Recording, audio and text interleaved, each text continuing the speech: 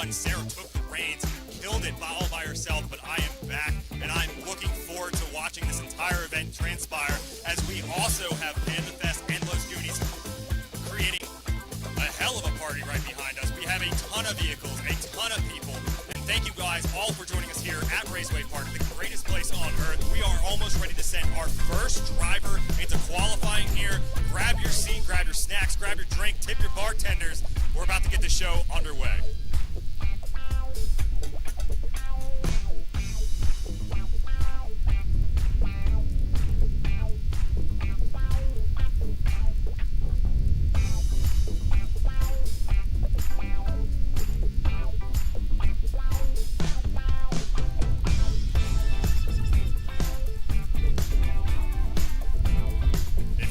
Joining us on the internet, welcome. We have a line of spectators still trying to get their way into Raceway Park. Thank you all of you that showed up early, got in here, got extra, parked up, all these amazing builds. I've never seen so many shiny vehicles out here in the paddock. We have all our drivers in the hot pit. They're ready to go, lined up, waiting right behind that bark box to warm up their tires. We have accumulated all of 3 of our judges here for round 2 of the Gambler. We just need you. Thank you for joining us on the internet. Thank you for joining us here at Raceway Park. As always, tip your bartender.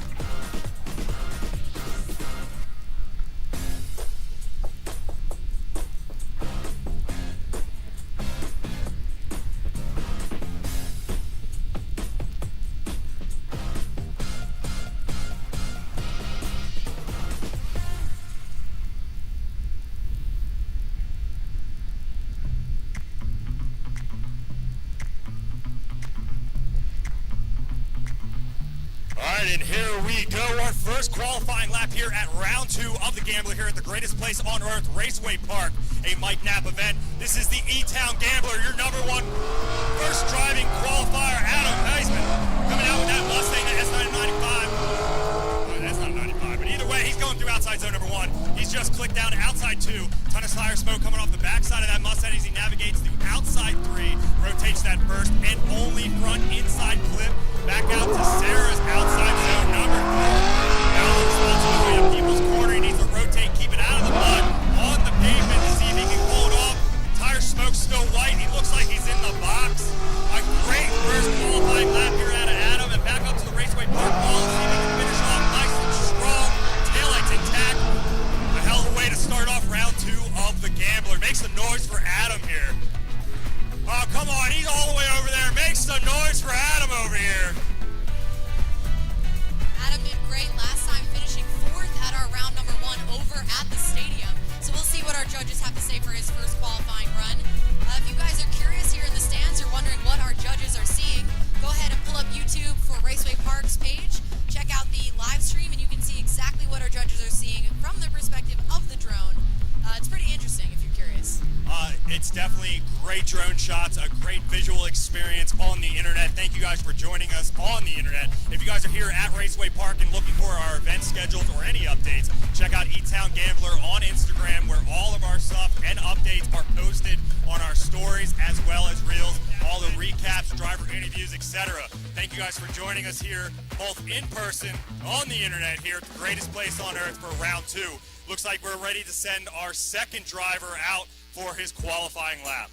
Before we do that, we have a score for Adam Heichman. That's a 79.3 for his first qualifying run, a 79.3.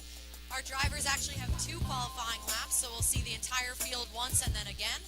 So he does have a second opportunity to clean up some of that run, maybe get some more points on the board. But yeah, let's go ahead to our second qualifying driver.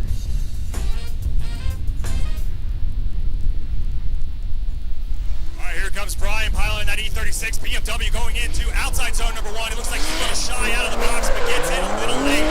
Better late than never, but he's locked in now as he rotates over to outside zone number 2.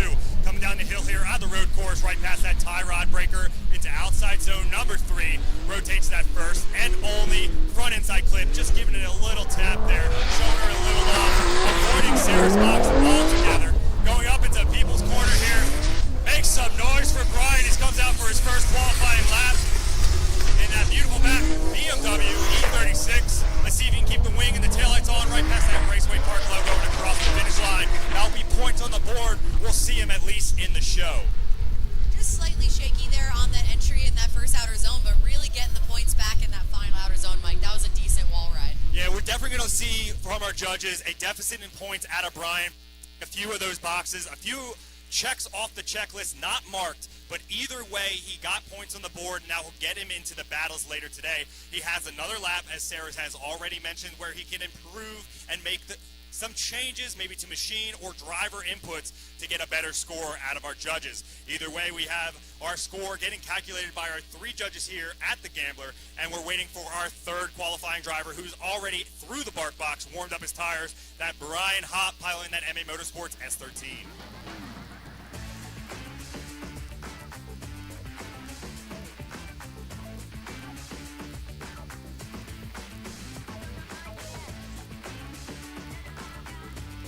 Waiting for Gaughan's final first qualifying score here. Give us just a moment as we do the math. And it's 67.6, a 67.6 for Brian Gaughan.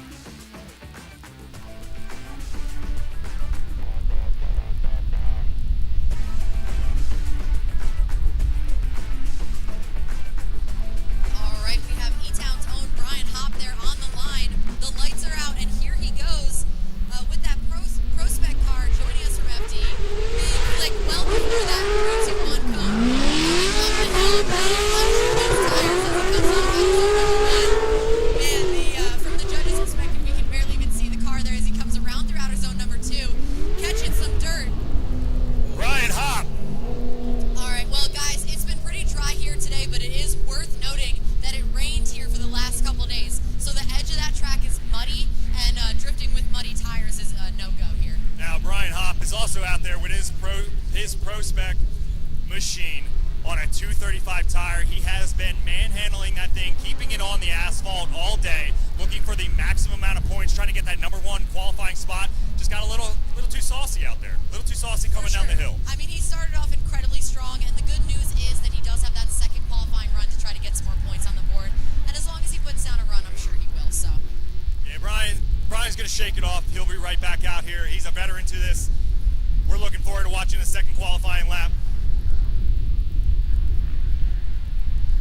Our next qualifying driver, unfortunately, Brian Hopp getting a 0 in that qualifying run. Unfortunately, gravity taking the reign as it comes down the hill. But our next driver, Burak Ozar, piloting that 1 Series. Look at that dude, upgraded out here.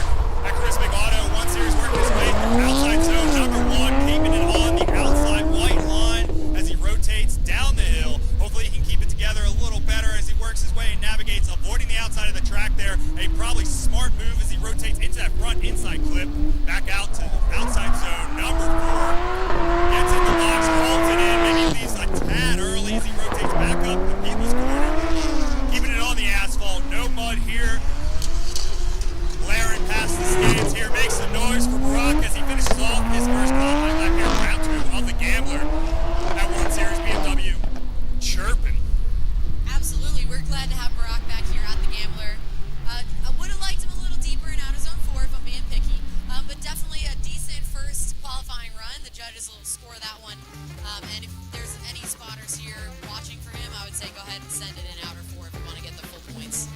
a smart move, maybe a little bit strategic, making sure that he's got points to make it into our battle brackets later today. We have a top 32, a 32 drivers potentially for a top 32, but they got to get at least some points. Those points we'll use to place them into our battle brackets where they'll get faced off all the way down until we'll have a single winner down to the podium where he'll get the big checks today. Once again, thank you guys for joining us here at Raceway Park for round 2 of the Gambler. If you guys are just making it into the gate, welcome to the combination of Los Goonies Panda Fest as well as the E-Town Gambler, a Mike Knapp event. We're here partying all day. Beautiful weather here on Sunday. It is gorgeous out here. Nice, subtle breeze. Great cloud cover. I'm having a great time already. I've already stopped in the Sneaky Pete's. I've tipped my bartenders. I hope you guys are as well. And that's going to be a 65.6 for Barack. I would definitely say, clean up that run a little bit. Definitely shaking off those cobwebs from driving here. A little deeper in 4, maybe a little more angle coming down the hill. But we already have our next driver here on the line, heading out for his first qualifying run. Chris Stevens, one of our judges joining us from last round. He can also reel, guys, as we can see. Doing a great job putting that rear in that zone. Transitioning around to outer zone number 2. Doing a great job kissing that zone as well. Coming down the hill. Would have liked him a little deeper in 3, but he's doing a great job on that inner clip. Coming around, there's outer zone number 4. That's what we're talking about. Chris Stevens coming around outer zone number 5. Giving the people what they want to see as he transitions around. The crowd is stoked to see it. Coming up to that wall rider, outer zone number 6. Give it up for him, guys. An excellent first qualifying run here for Chris Stevens. Definitely a solid first qualifying lap out of Stevens. Stoked to see him back out on track, especially here on the road course. The dude is a killer. Keep an eye on Chris all day today. He's already got some points in. We're going to wait for our judges for that final numerical score as we wait for our next driver. Already warming up his tires, waiting for those lights to extinguish. Chris Meyer piloting that E46 BMW. And for Chris Stevens, that is an 81.6 and 81.6, currently sitting at the top of our qualifying order. Really, really well done here. And again, Chris is no stranger to the Gambler or this track, so I would expect nothing less. Back-to-back Chris's. Here we go. Chris Meyer's lights are illuminated. That repurposed drag tree on the backside of the road course. That long drive as he starts rowing through gears. And here we go. Chris Meyer initiating in well before that last initiation point, getting into outside zone number 1. Getting that E46 exactly where the judges want to see it as he rotates back on throttle into outside zone 2. A little bit of gravity as he comes down the hill here into outside 3. Good crank out of Meyer as he rotates into that front inside clip. Getting that E46 exactly where the judges want to see. Right smack into the middle of the straight. Outside zone 4. Rotates back up that corner. Makes some noise from Chris Meyer as he blares by you here. This is why it's the people's corner going into that reference point and back up that last final zone. Chris doing a fantastic job. Definitely going to get our judges paid tonight. We're looking forward to seeing the numerical judged score for Chris Meyer's first qualifying lap.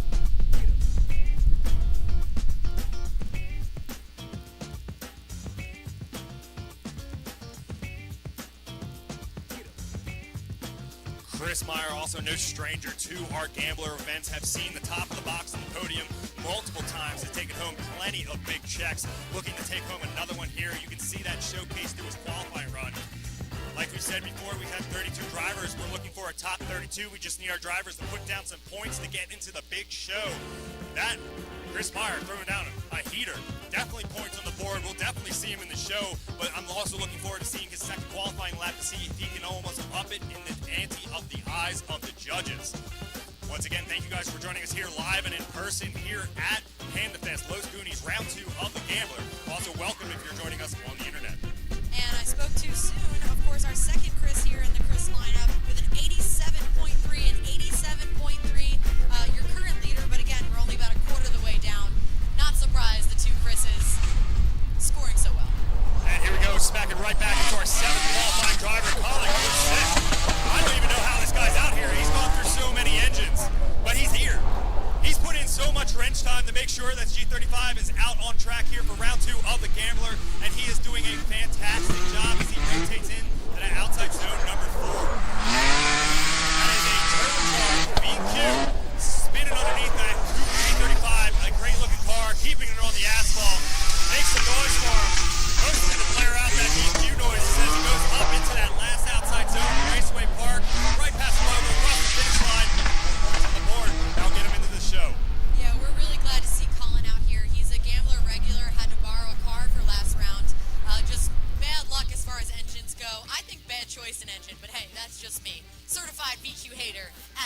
this? You know, I'm not a big trumpet guy, but he put a whistle on it, so like it's kind of jazzy, you know? It's okay for me to say that. I went through 3 myself, so. That's fine. You got some PTSD. We all do, you know? Jay-Z's hurt me too.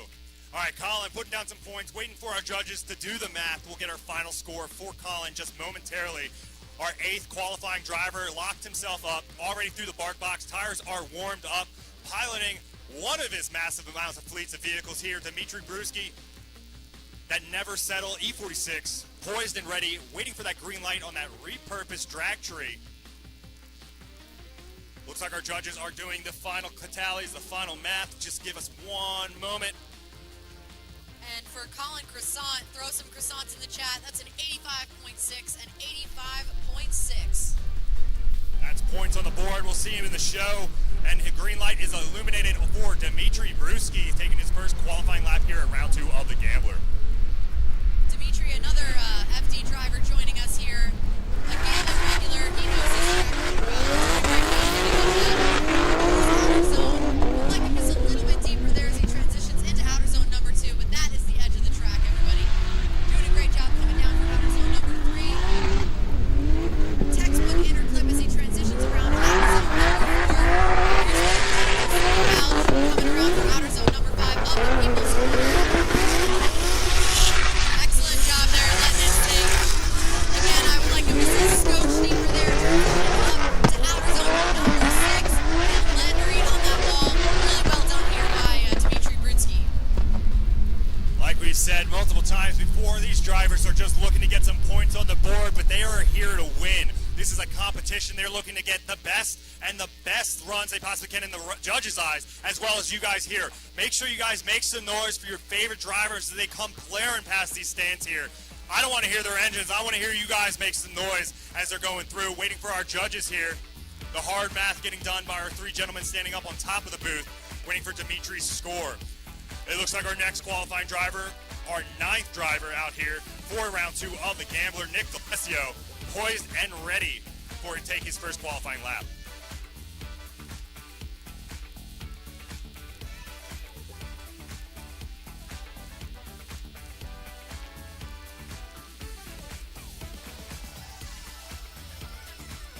And an 82 for Dimitri Bruski and 82 for his first qualifying run.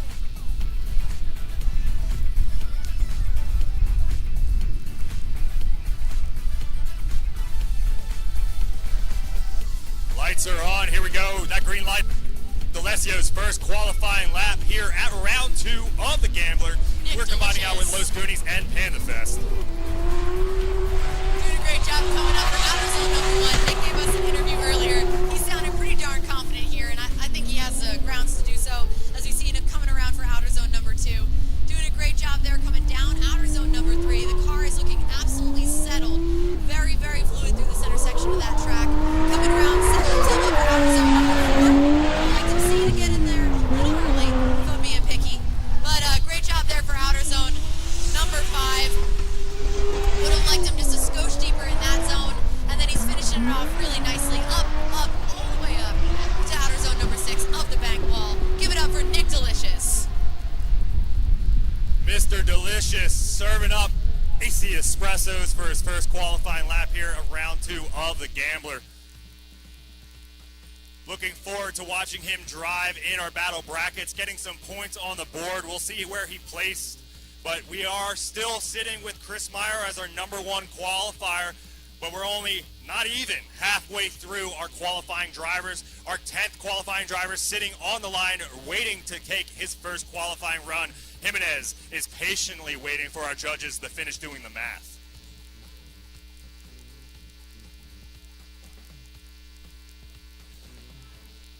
Once again, thank you guys for joining us here at Raceway Park, the greatest place on earth. If you guys are just getting through the gate, welcome. This is round 2 of the Gambler with a combination of Los Goonies Panda Fest. It looks like we have some scores there. Take the reins. We do. That is going to be a 78.6 for Nick D'Alessio, a 78.6. That's a pretty delicious score, Mike. Yeah, he's definitely up there in the top tier of our list. Maybe get a couple more points on the board, see if he can get that number 1 spot and take it away from Chris Meyer in that black E46.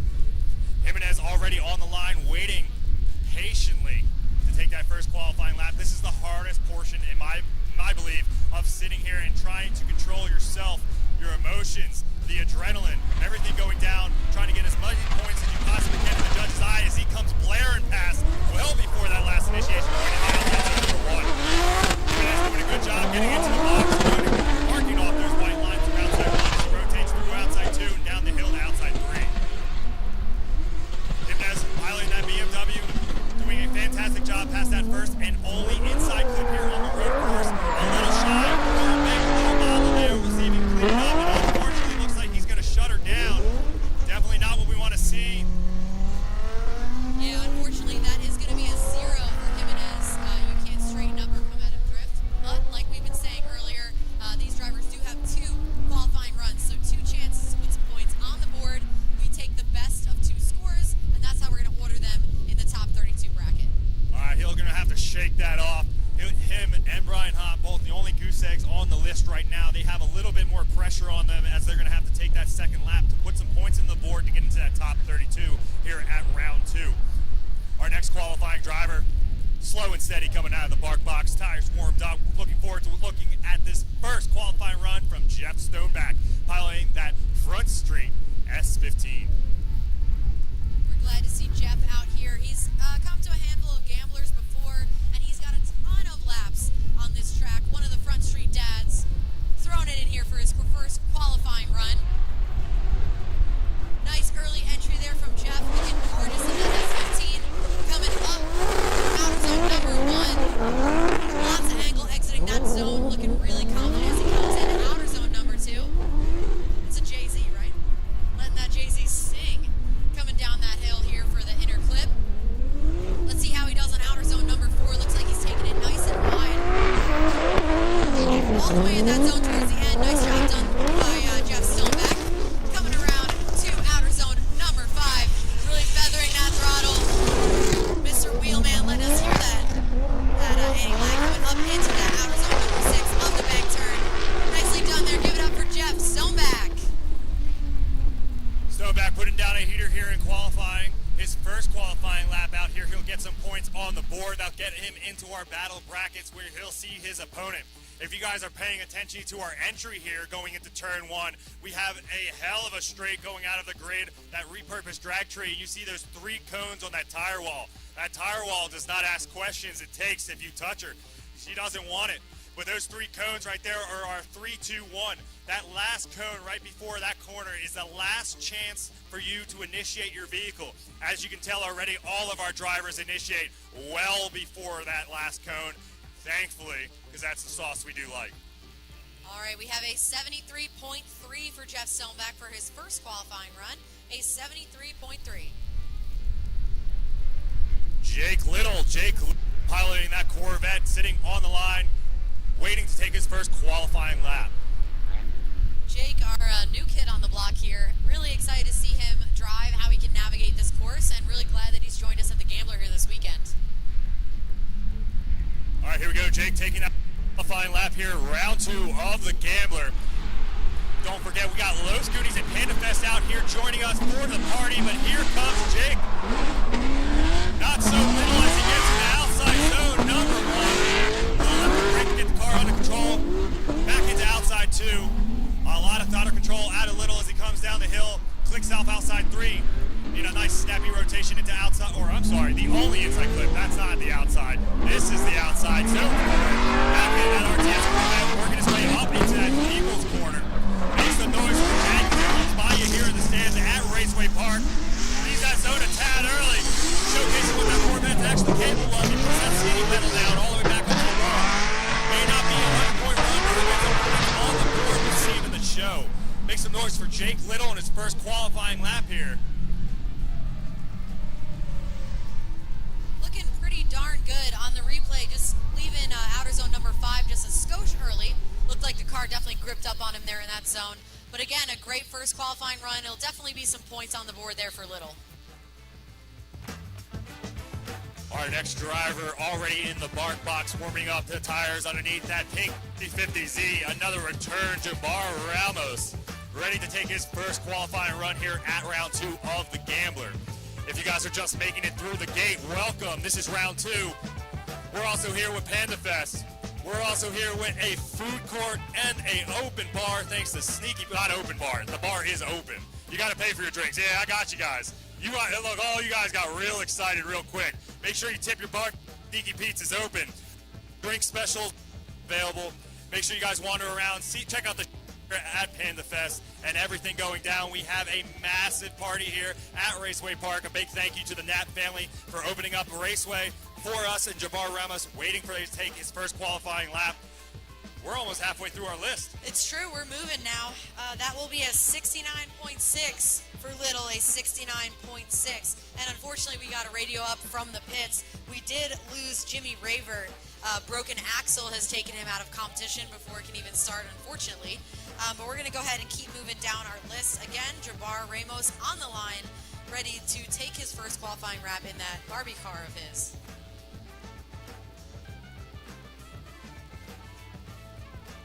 All right, hopefully Jabbar can't hear me. Don't mess it, bud. You're waiting to take your first qualifying lap. We need points on the board. We'd like to see you in our battle brackets here later today.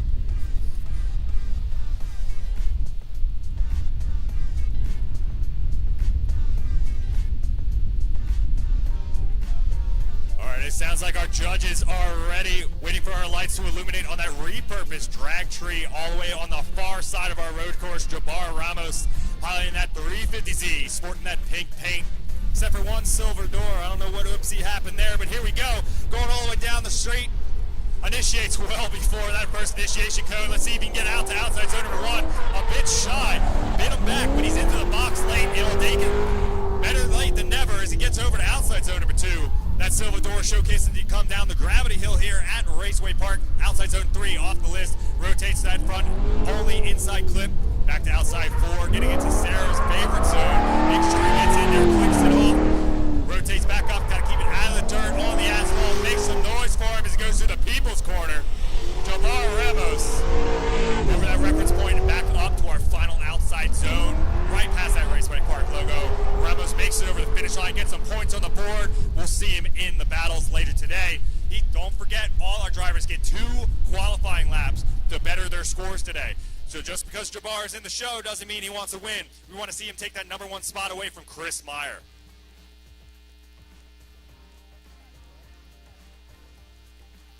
Our next qualifying driver already in the box, warming up his tires. Jake Bull highlighting that looks like a 1 Series all over from here. Great looking car from what I can see, but I'm definitely like 50 feet away from that thing. But it looked cool. Waiting for Jake to take his first qualifying lap here. If you guys are wandering into a venue just now, welcome to Raceway Park. This is Panda Fest and round 2 of the Gambler. We have combined forces to create a massive party event for you guys to enjoy here in New Jersey. We have a beautiful breeze here and at the park, at Raceway Park, at the track. Waiting for our judges to finish off the last little bit of math from Jabbar Ramos' first qualifying lap, and then we'll see Jake take his.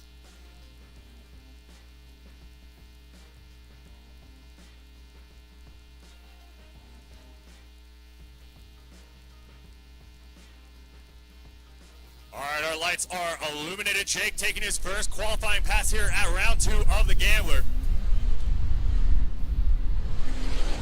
Jake initiates well before our last initiation point, but gets out nice and wide for outside zone number 1. Makes it nice and early, a little bit of a bobble there as he tries to navigate up the hill and across out to outside zone number 2. A little bit of handbrake there, drag as he comes down the hill, using gravity to get to outside zone number 3. Rotates that 1 Series BMW out past that front inside clip, back out to outside 4. We like to see him nice and wide here, nice and fluid, all the way back into Needles corner, outside 5. We'd like to see him get back on the throttle, maybe a tad scotch sooner, but otherwise that 1 Series looking great. That fade paint job over that reference, back up into our outside zone, right past the logo, nice and tight, keeping the wing and the taillights on the vehicle. That'll put points on the board. We'll see him in the show. Make some noise for Jake Bull. As already stated, our 15th qualifying driver, unfortunately Jimmy Revert, due to an axle failure, is not going to bow out of his first qualifying lap. That will be a 0 for Jimmy. We're waiting for Jake's score, so don't confuse the two. Jimmy Revert bowing out of his first qualifying lap, he will see a 0, but we're waiting for the judges for Jake Bull's final qualifying score for his first lap. Another gentleman taking some hits during practice, Kevin Rosowski piloting that E30 BMW, another friend out from the mountain. Definitely a heater, a killer out there behind the machine of that turbocharged BMW. He already ripped the wheel off once coming through the outside zone 5 through the People's Corner. Already looking forward to watching him compete later today. This dude is an animal. Make sure you make some noise for Kevin Rosowski as he works his way through his first qualifying lap. Still waiting on the math for Jake's first qualifying score here. Don't worry, we will announce it. Waiting for the lights to illuminate. And a 70.6 for Jake Mole. As I say that, the lights illuminate for Rosowski. Kevin taking his first qualifying lap here at round 2 of the Gambler. Paired up with Los Goonies Panda Fest. Already the party's getting started. We're just in qualifying as Kevin Rosowski piloting that turbocharged BMW all the way up the hill. Screaming through outside zone number 1. Got the wheels back underneath of this thing. Let's see if we can keep it down under. All the way down the hill through outside zone number 3. Kevin Rosowski doing a great job. Nice and fluid through the front inside clip. Back out to outside zone number 4 on the wide line. Exactly what I want to see through it. Back up. A little bit of a hesitation in the line to keep it out of the dirt, but then he's back on it hard. Gave that skinny pedal exactly what it was asking for over that reference point and back up to the Raceway Park logo. Shoves those taillights at it and across the finish line. Makes some noise for Kevin Rosowski.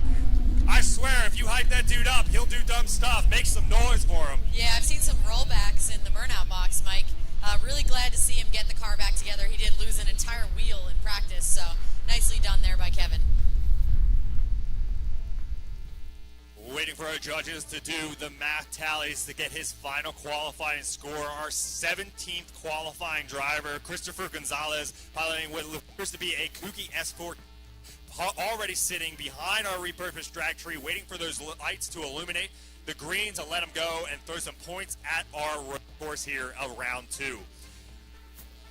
That is going to be an 88.3 for Kevin Rosowski, an 88.3, and that is going to put him in the lead by 1 point. Our second place at this current time is Chris Meyer with an 87.3. I'm still watching a ton of people funnel into Raceway Park. I love to see the energy here. I love to see each and every one of you out here for Los Goonies Panda Fest as well as round 2 of the Gambler. We have 32 drivers registered, hoping that they can put down some qualifying points so we can see them into the big show momentarily as we finish. But here we go into the first qual lap for Christopher Gonzalez.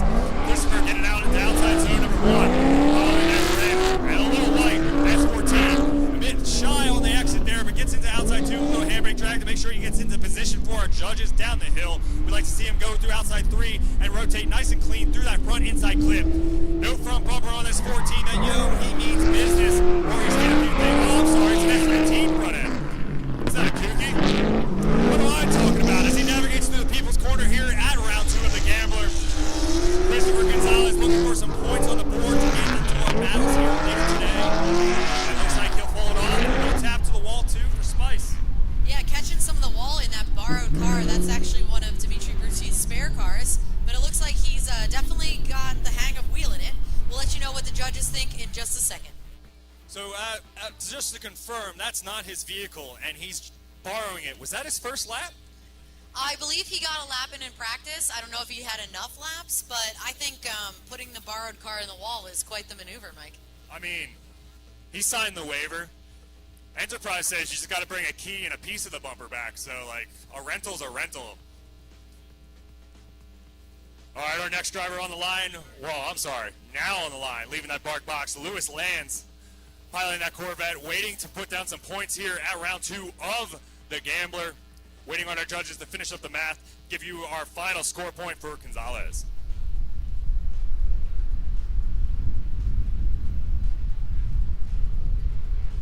Lewis patiently waiting to take his first qualifying lap here. As a driver perspective, this is where all the nerves and that mental control comes down. It's just you out there, you and your machine. You have one task and one task only. Get through these 7 zones and make our judges' pants tighter. Here goes Lewis Lanes coming down the straight here as he initiates well before that last initiation point. And making sure that Corvette's singing going to the outside zone. It's all the way up the hill. Whites out with all that tire smoke here on the outside too. A little left foot brake as he gets down the hill to keep that thing rotating, going through outside 3. Snaps back for that first and only inside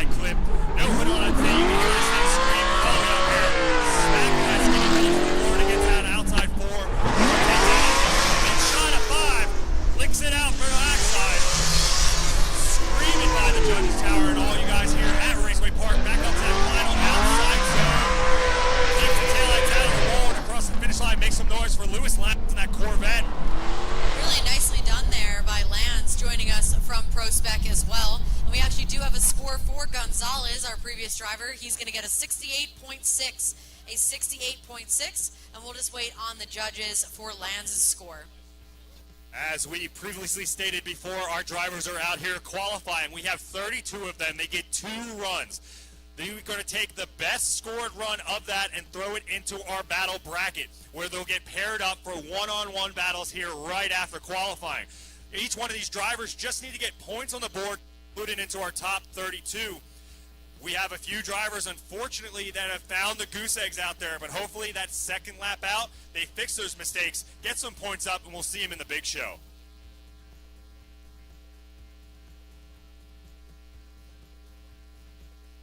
Our next driver, tires already warmed up. Luke Danner waiting to pilot that GS 300. Just 300, right? Maybe a 4. Either way, beautiful big body GS, all 4 doors, and his first. All right, that's a 76.3 for Lewis Lanz, a 76.3 for Lanz. Up next, we have Luke Danner, one of those looking cowboys here with that livery coming up. Outer zone number 1. Not quite as deep as we'd like to see, but all the way at the edge of track, maybe even dipping a tire into 2. Coming down the hill, grabbing outer zone number 3 and the edge of the track as he comes around that inner clip. Coming around to outer zone number 4, make us proud. And he does, all the way to the edge of that zone. Well done by Luke. Big e-brake pull coming in outer zone number 5 of the hairpin. Clutch kick to get him around. Couple of clutch kicks here for that machine, transitioning around that reference point and up into outer zone number 6 of the bank. Nicely done here for Luke Danner.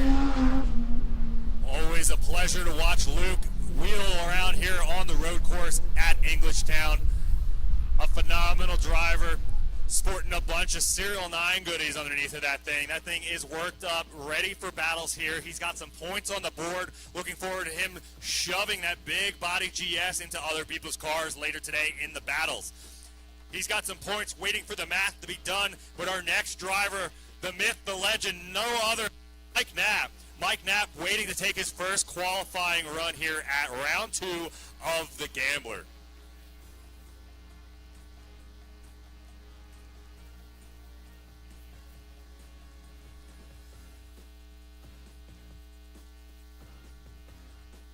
Mike Knapp sporting that 1J powered S13. Already through our bark box, warmed up his rear tires, front tires scrubbed out, waiting for those lights to illuminate.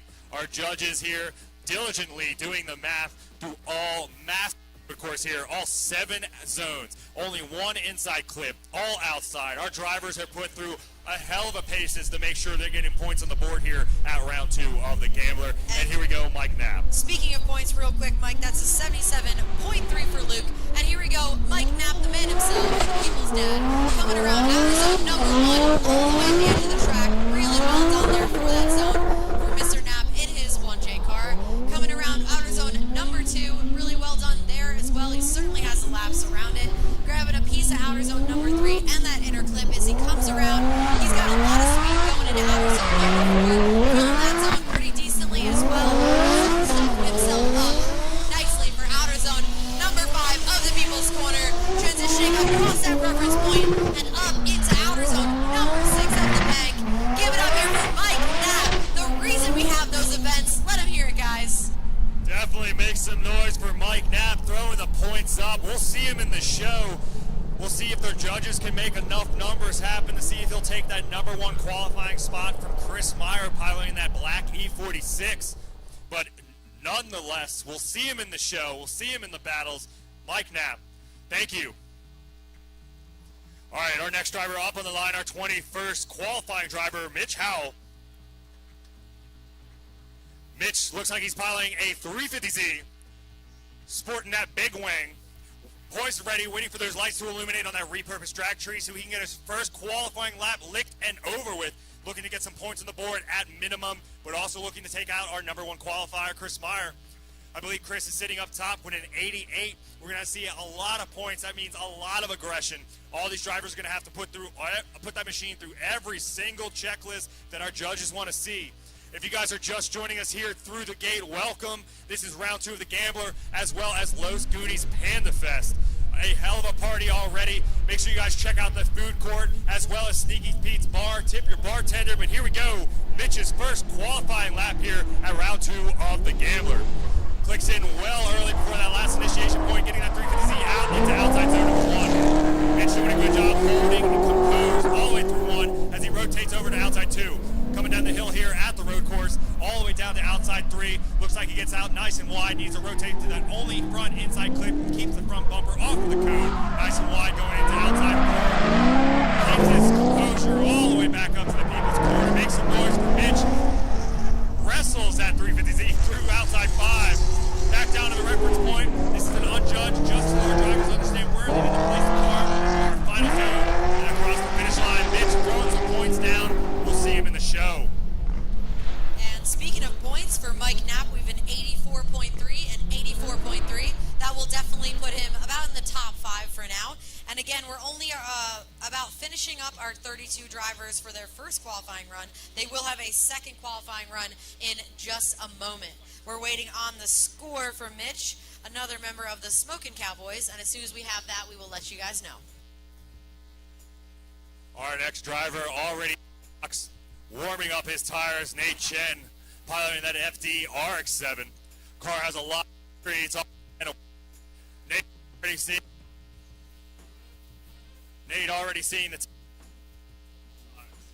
We've got Nate Chen on the line here. Nate finishing 3rd, I believe, at our last Gambler here.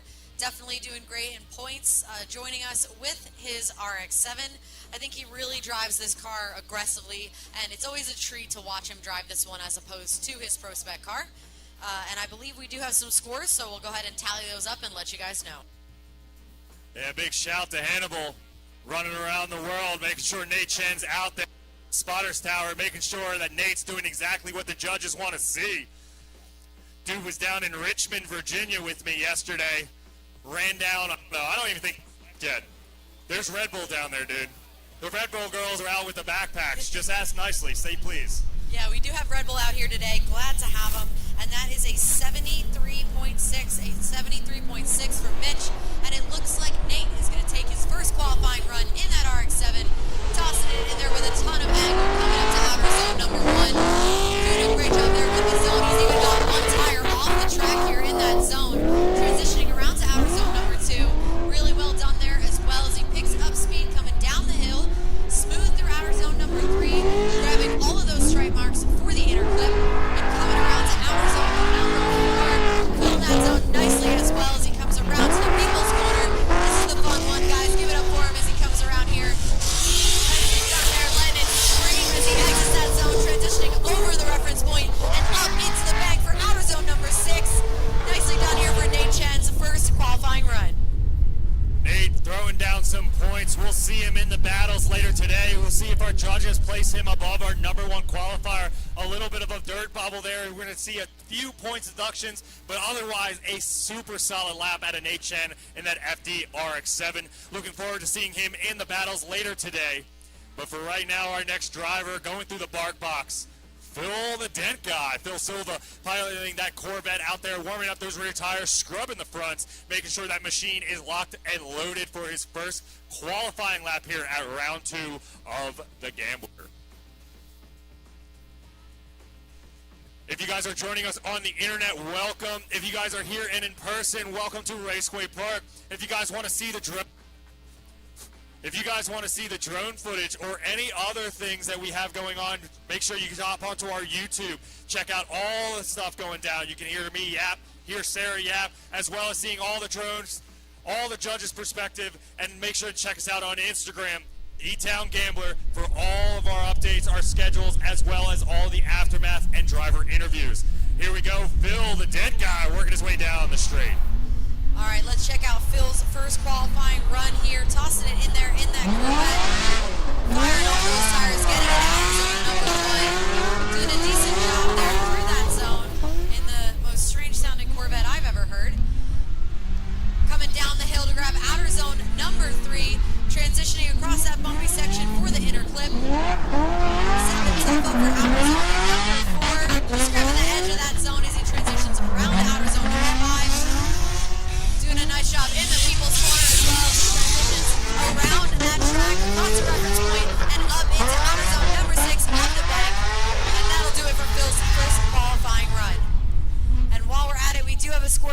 Chen, and 86.3 for Nate Chen, and 86.3.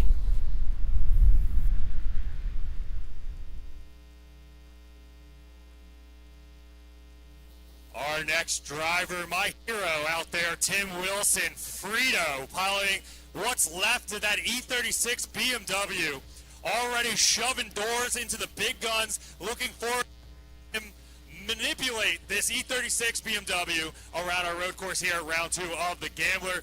Already warmed up. You know, I think he's singing in there. I can only imagine that he's singing songs to himself in his helmet. Tim is a great guy, a great amount of energy. Love to watch him drive. Looking forward to watching his first qualifying lap here at round 2 of the Gambler.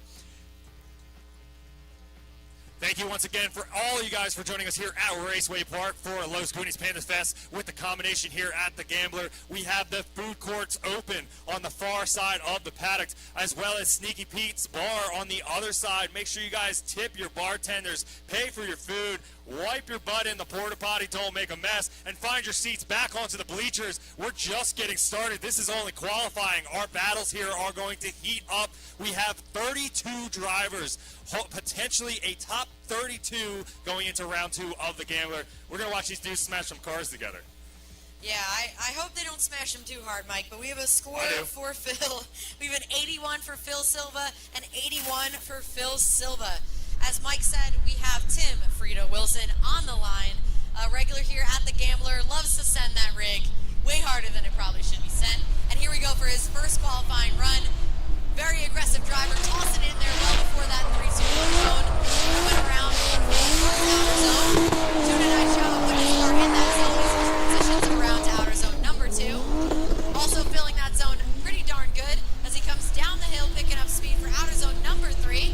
Transitioning across the track to grab that inner clip and staying nice and wide for outer zone number 4. Just at the edge of that zone, Tim. We're not going to forget that, buddy.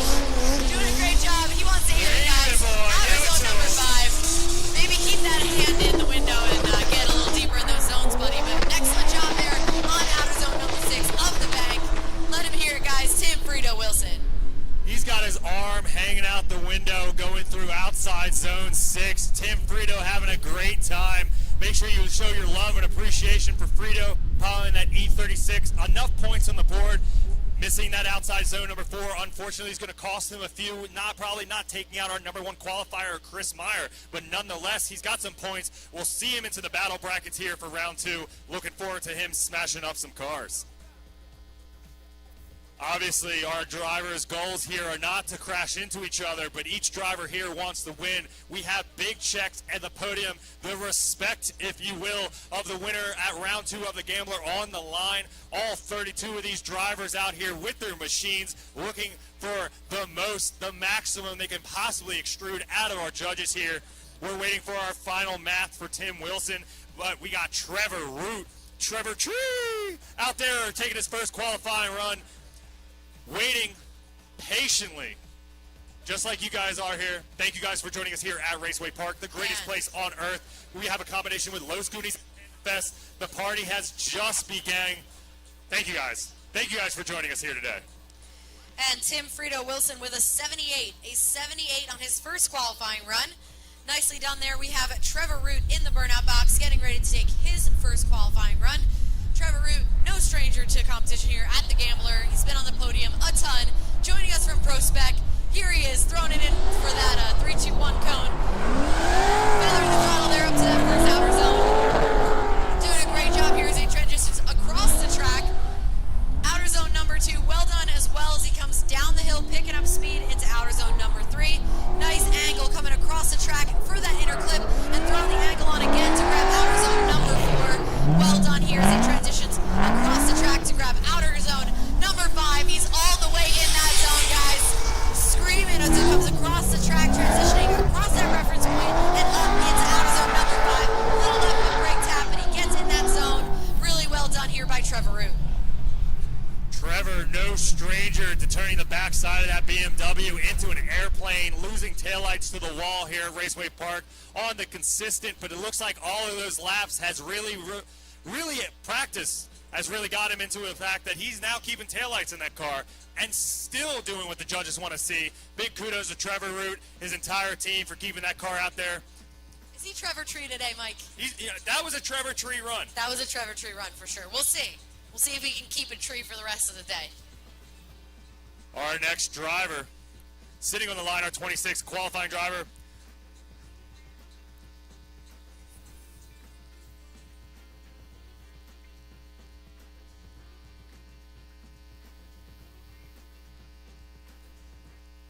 Letterman Suss piloting. What is that? What kind of car is that? E46. Ah, he's got a lot of stickers on it. It's real Lightning McQueen. Is there an eye doctor in the house? I think Mike needs a better prescription. Yeah, I would love a contact sponsor. Like, I hate the fact that I gotta pay to see. Y'all who don't have to pay to see in life, you really are making out. You guys are really making out. I hope you understand how well you have it. And we have an 85.6 and 85.6 for Trevor Root. I believe he is actually tied with Colin Crissette at this current time.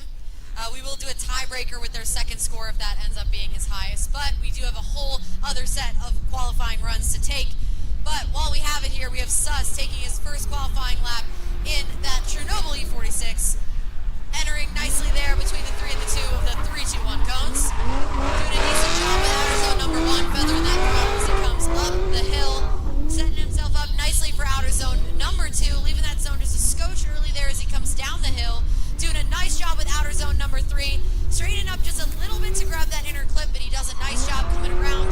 Setting himself up for outer zone number 4. Get in that zone. I'm watching. Alright, outer zone number 5 of the hairpin. Tire all the way at the edge of the track. Really well done there for Suss as he transitions across that reference point and up into the back for number 6. Really well done there by Suss. Suss getting the points down. We'll see him in the show later today here at round 2 of the Gambler. It looks like our next driver, Burgess, already in the bark box. William piloting that 350Z, waiting to take that first qualifying lap here at the Gambler. If you guys are just making your way through the gate here at Raceway Park, welcome to Los Goonies Panda Fest, paired up with the E-Town Gambler, a Mike Knapp event.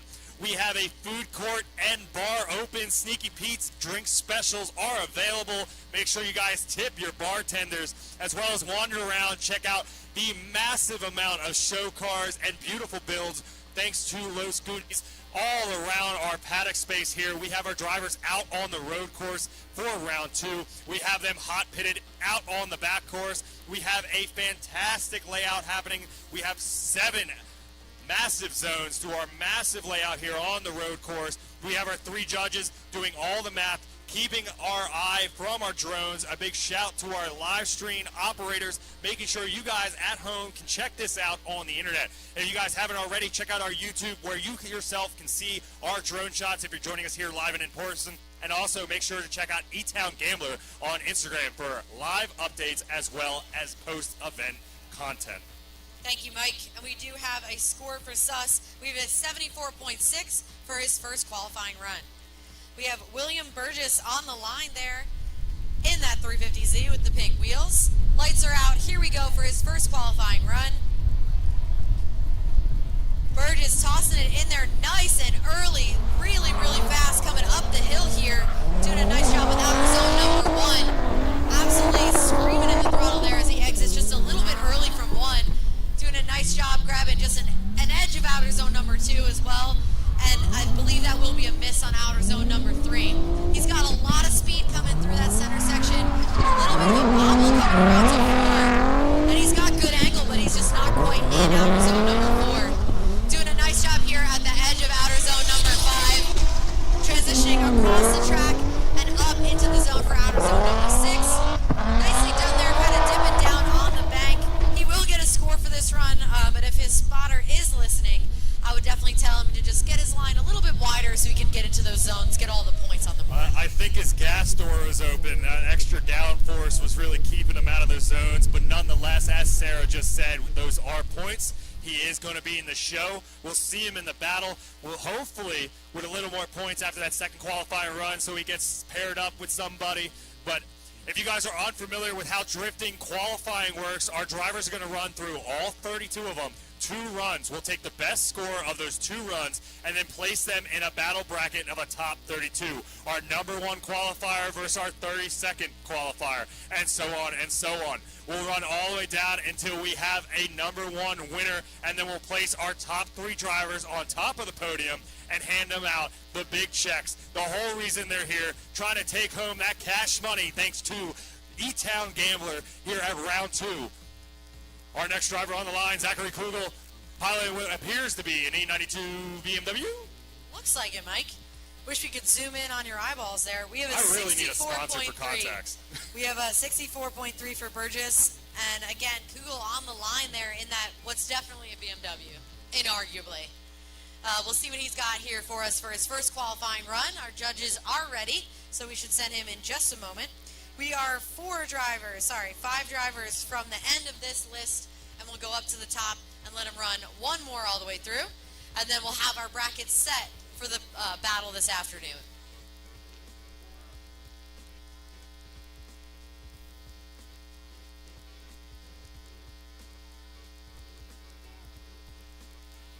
Patiently waiting for Zach's first qualifying lap here at round 2 here at Raceway Park, the greatest place on earth. Thank you guys for joining us here live and in person for Los Goonies Panda Fest. Already having a great time, and this is just qualifying. If you guys have never seen drifting before, this is the boring part. We're going to ramp this thing all the way up all day. But here we go, Zach taking his first qualifying lap here at round 2 of the Gambler, our 28th qualifying driver, piloting that BMW down into outside zone. Zach getting the backside of the BMW. Zach maybe a bit shy on the exit there. Definitely pulls out early as he rotates down to outside zone number 2. Getting that tire smoke churching as he goes back down the hill to outside 3. Needs to keep that car under control past that front inside clip. A little bit of bounce there through that little wobble here in the road course. Gets out to outside zone number 4. Looks like he does a good job through there as he rotates back up to 5. Let's see minimal corrections out of his front wheels. A lot of throttle input as he gets through the people's corner. All the way down to that reference point and back up to that last outside zone. It looks like he's nailing to the wall. Ain't scared to lift it off. And Zach putting down some points here to get him into the big show later today. Make some noise for our 28th qualifying driver, Zachary Kugel.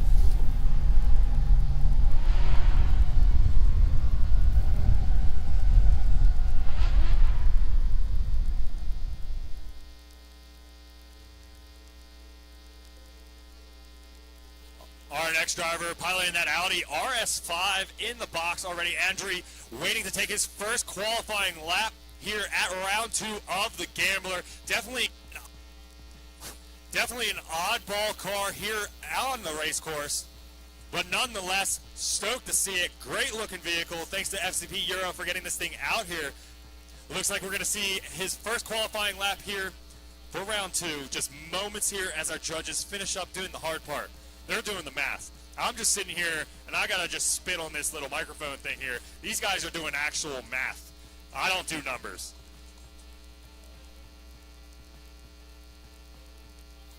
Hell, I can barely read.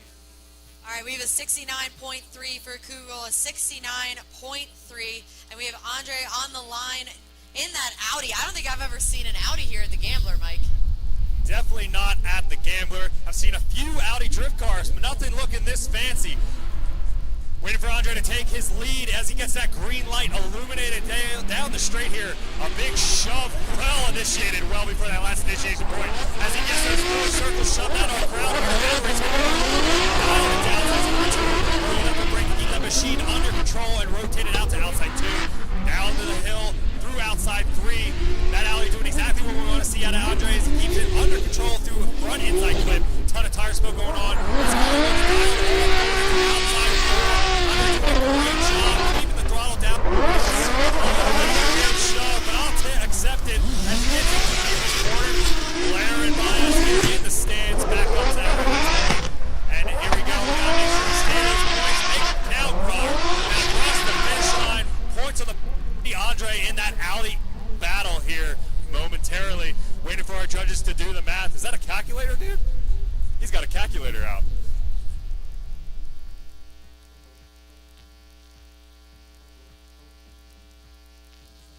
Once again, thank you guys for joining us here at Raceway Park. We still have guys and spectators. Thank you guys for joining us through Raceway Park. Thank you for your patience at the gate, working your way through that line. If you guys are just joining us, there is a food court, Sneaky Pete's bar, drink specials, tip your bartenders, as well as a magnitude of show cars and quality builds scattered throughout the complex here, thanks to Los Goonies, with a combination of Panda Fest joining us for this gambler round.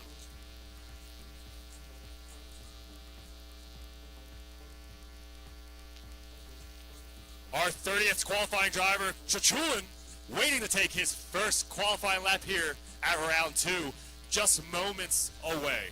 Waiting for those lights to illuminate on that repurposed drag tree. Cars still flowing into here. Love to see it. Thank you guys for joining us here at Raceway Park. And thank you guys for joining us on YouTube, on the internet. Make sure you blow up the chat. Make sure you blow up the Instagram. Show your love to our partners on social. They help make this event happen, as well as show love to each and every driver out here competing. We have a massive amount of 32 drivers looking for points. We have a few goose eggs, so these second laps are definitely going to count. And we have a 91 for Andre, which I believe, 91.3, which I believe is our new #1 qualifier. It is confirmed our Andre in that Audi is our new #1 qualifier, taking out Chris Meyer. But here we go, Chachulin, making it weird. And that's not going to cut in the judge's eyes. That's an unchaseable run. If you guys are new to drifting, let me update you. Our drivers are out here trying to put down a lead lap that is chaseable by a chase driver. There is no chase driver out there at the current moment. But Chachulin demonstrating what happens with a bit of input error, if you will, making it a little harder, almost impossible for that chase driver to chase. Nonetheless, Chachulin getting his licks in, making sure he feels more comfortable. He'll have another chance, his second lap, to get some points on the board in the judge's eyes to get himself into the bracket for our top 32 of round 2. Hate to see it. At least he got his roof rack on there. Take the kayak out. I think you put the kayak on there and probably settle the car down, a little more downforce, keep the rear wheels where they're pointing. I believe the official rule is 3 tires off, and he did go 3 tires off on entry. So unfortunately, it won't be scored, but he does have another opportunity to get some points. And now on the line, you are not seeing double. This is actually Jacob Brudsky, Dimitri's son, in the same car. So we have 2 drivers sharing that chassis here today, and we'll see what he's got for us for his first qualifying run. Again, this is Jacob Brudsky. Yeah, definitely going to make the holidays a little weird at home if Jacob starts taking out his father. But here we go, Jake taking out that first outside zone. Maybe a shot late, but gets in the box nonetheless. Brudsky works his way into outside 2. That is Jacob Brudsky, not Dimitri. Jacob Brudsky piling all the way down to outside zone 3. Jacob rotating past that inside clip, doing a good job, calm and composed as he works his way to the outside zone. Maybe a tad shy off the line, but his corner, and keep him out of the dirt on the asphalt. Jacob looks like he does exactly that. Throwing that thing over the reference point and back up to that last outside zone, right past that Raceway Park logo and across the line. Brudsky, Jacob getting the points that he needs to put himself into the battle. We'll see how the judges weigh it to see where he gets placed, but nonetheless, we'll see him in the show.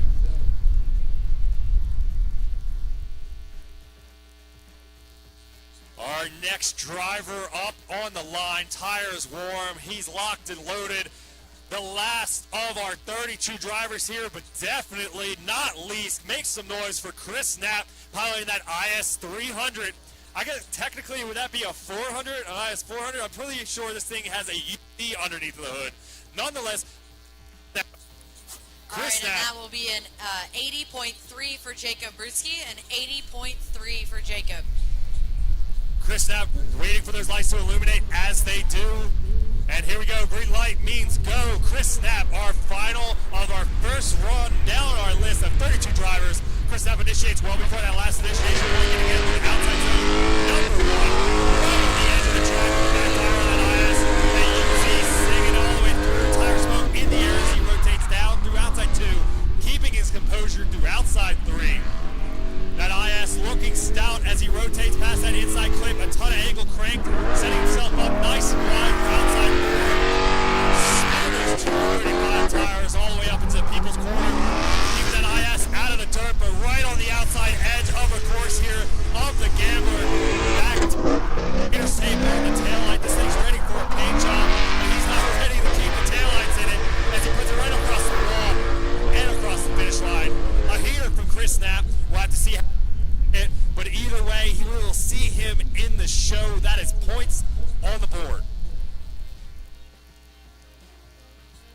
guys are just joining us, that concluded our first runs of our 32 drivers, but don't go anywhere. We're going to send them all again. We have a few drivers with a couple of goose eggs. Definitely going to get weird here. It's starting to feel a little bit of a drizzle, but nonetheless, our drivers and machines, we don't stop. They have to now manipulate themselves in order to continue to get the points that they need to be in the show. Most of our drivers already sitting on some points, are already locked themselves in. Those few drivers that had a few hiccups in our first laps, unfortunately, the pressure is on. They have to figure it out. It's now or never to get into the big show later, to get those big checks and all the glory of sitting on the podium at the end of the event. That's right, and that will be an 82.3 for Chris Snap, an 82.3. We're going to go ahead back up to the top of the order. We're going to take a quick 2-minute break here so the judges can use the bathroom, and then we'll be right back here with you for our second half of qualifying here today. With that being said, this will be a great time to wander over, check out that food court, thanks to Panda Fest and Los Goonies, as well as Sneaky Pete's Bar, thanks to Raceway Park. There's drink specials available. Make sure you tip your bartenders, wander around, check out these beautiful builds littered through all of Raceway Park right now, and then make sure if you see your drivers out and about, show them some love. Let them know what's up, hype them up. You want to get these guys really, really jazzed up, because then they start doing some wild stuff. Thank you guys once again for joining us here at round 2 of the Gambler, combined here with Los Goonies Panda Fest. We'll take a short break, take some bathrooms, get some snacks. We'll see you guys here in a minute.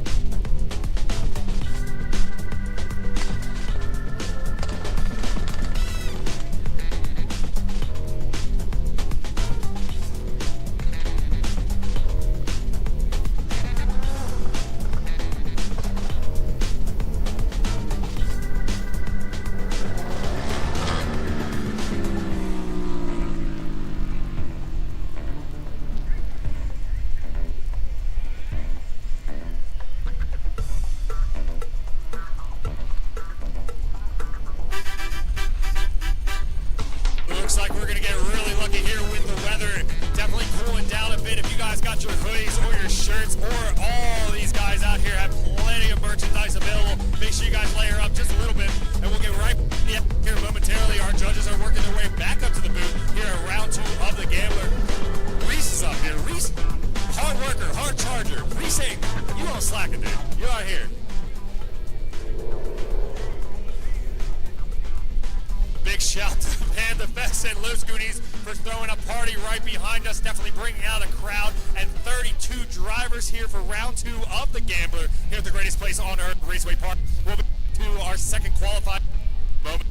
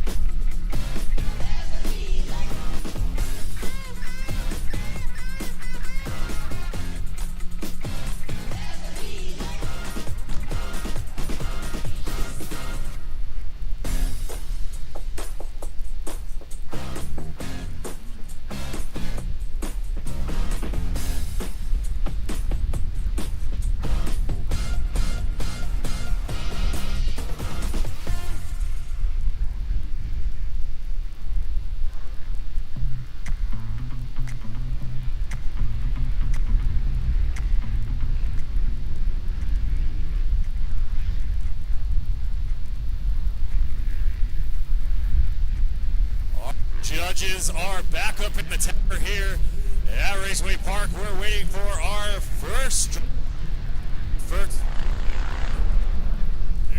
We have Adam Heichman heading back into the burnout box.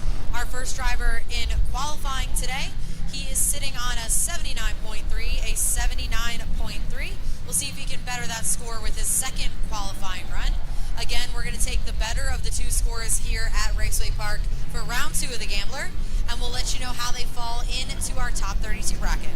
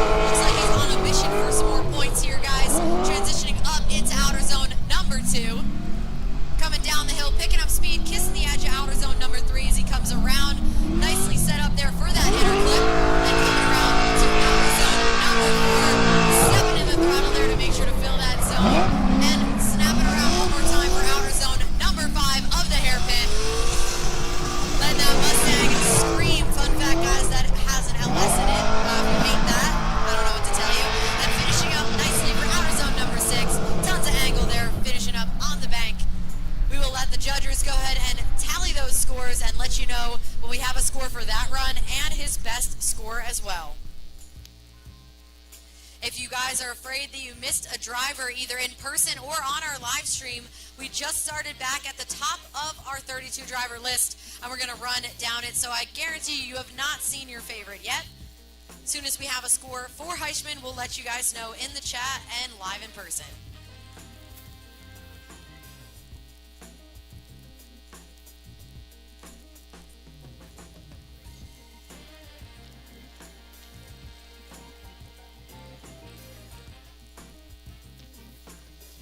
All right, and Adam is going to keep his first score. He gets a 77.3 on his second run, so he will keep that 79.3 of his first run. Up next in the box, we have Brian Gaughan. Brian Gaughan on the line there, ready to take his second qualifying run.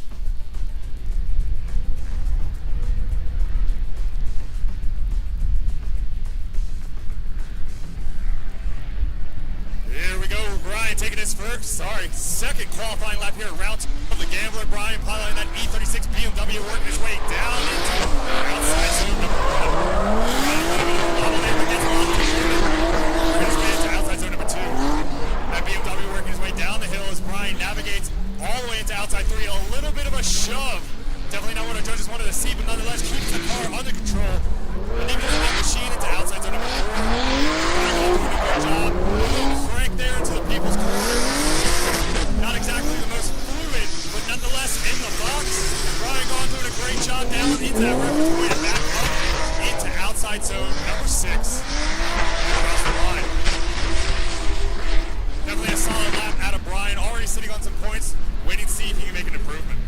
Yeah, he's got a 67.6. We'll see if he can pick up any more points from his first qualifying run. We're going to wait on the judges there to let them know what they think. We're reading some of the comments here in the chat of the live stream. Elmira, I wish FD was on this track as well, but unfortunately, drifting is so popular, kind of a good problem to have. We just don't have the stands on this side of the track to be able to fill every fan. If you're listening and you got a bunch of grandstands you want to just give the Raceway, I mean, spit them our direction. We want more seats, more butts over here. We'd like to get you guys out and about, see everything. Make sure you give your support to Raceway Park for putting on such a solid event. Also a big shout out to Panda Fest and Los Goonies for throwing out a party as well. Our next qualifying driver sitting on the line waiting to take his second qualifying run. The pressure is on. Yeah, so that's going to be a 61.3 for Gaughan, so he's going to keep that 67. And what Mike is referring to is that Brian Hop unfortunately caught some mud and has a 0 on his first run. So it's kind of do or die for Hop, but I think he can handle it. I've seen him do a ton of laps here at E-Town, so let's go ahead for his second qualifying run. Super aggressive entry there, taking some cones out. It's okay, guys. You're allowed to go 2 tires off here. It will be a points deduction, but as long as he can make it around the track, and it looks like he's doing just that. Let's get down the hill. He was absolutely cooking here the first time and hit that mud. No problem here on his second go-around. Tons of aggression coming through the center section of this track. Coming around in outer zone number 4. Really nicely done there for Brian. Salvaging this run. Coming around outer zone number 5 of the hairpin. Looking absolutely settled as he transitions across that reference point and up into that 6th and final outer zone of the bend turn. Really well done here. That'll definitely be some points, and honestly, props to Brian coming in with a ton of aggression, but managing to reel it back in and finish that run. Yeah, this car normally on a 255 sticky compound tire for Pro Spec. He's out here on the 235 limited tire, and he's managing. He's getting that thing, he's wrestling that machine around a little bit. He's figuring out this new spectrum of use, but nonetheless, he's got the points. He'll be in the show. That goose egg from round 1, not really going to be a mental hurdle anymore. He's here. He's ready to party. The battles are a different story. That target projection of having somebody lead and that aggression and adrenaline from a battle really cleans up the drive. Qualifying is a large mental hurdle.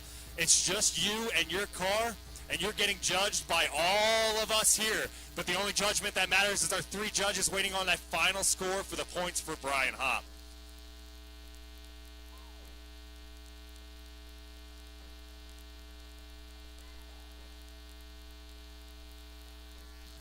That's going to be a 68 for Brian Hop, a 68. It looks like the judges are holding him a little bit harsh for that entry. It was definitely probably about 2 tires off, but still, points on the board. And honestly, once we're in the bracket, I don't think he's going to have any trouble with the tandem competition. Again, that's a 68 for Brian Hop. All he needed was the points. Sitting with some points already, showed a little more aggression going into his next qualifying lap. Running that 1 Series BMW. Getting his way down through outside 2. Needs to get into the checklist box of 3. Does a good job, maybe a tad late, but nonetheless, that BMW doing exactly what it needs to do. Rotating into outside 4. See if he can keep it on the wide line as he does. Breaking the angle up, rotating into the people's corner. Outside 5, the hairpin here on the road course. All in the box. That BMW's hood's off. The engine's screaming through. That thing's been treating him well.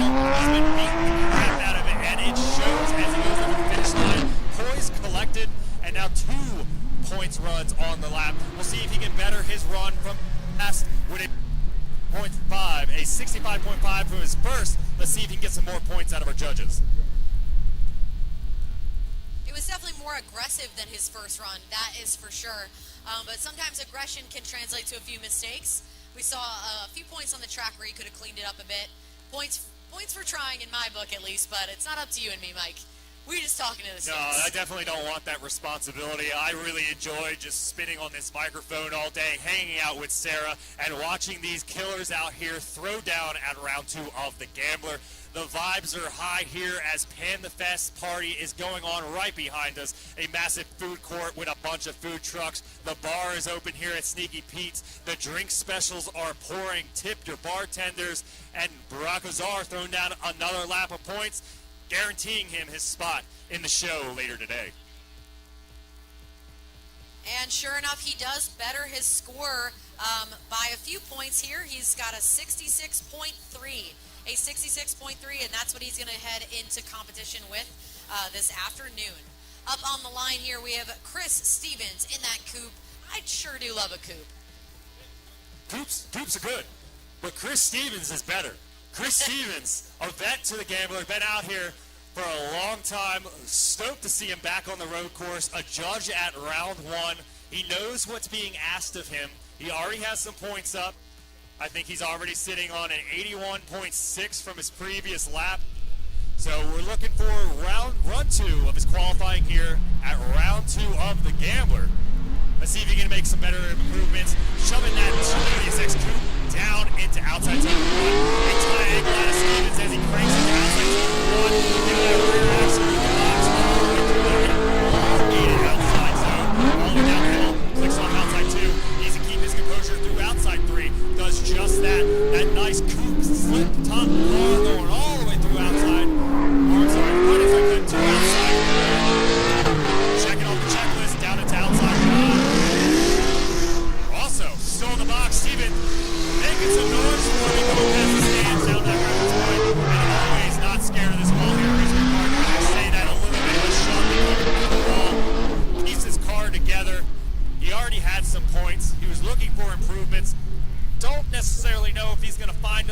nonetheless, he's got points. Yeah, it's going to hard to beat that 81.6 that he started with. And that run was good. I just don't know if it was that much better than his first run, which is kind of speaking to his consistent driving. So I'm going to leave it up to the judges. As soon as they have their scores, we'll let you guys know. And we're moving on through the second round of our qualifying here. Up next on the line, Chris Meyer. He was our number one qualifier at one point. I believe he is sitting P2 or P3 now. But we're not done yet, folks. So I have a feeling he's going to sauce it up for this second qualifying run, and I'm stoked to see it. This is where your energy feeds these drivers to do reckless and wild things. I know you guys came down here to see something crazy, so make sure you make some noise for them. They can see you going through the people's corner. That's why we've dubbed it that. This outside zone 5, the hairpin here at the road course, is a visual experience not only for you guys here at Raceway Park, but as well as those drivers. There is so much energy coming through. I need you guys to hype them up. Chris Meyer is definitely a showman. Let's see what he's got for his second lap here of round 2 of the Gambler. And that is going to be an 80.3 for Chris Stevens, so he's going to hang on to that 81.6. And don't worry, guys, we don't expect you to do math. We're going to announce our qualifying results after this. We do have another driver's meeting. But the lights are out. Away we go. Here's Chris Meyer for his second qualifying run.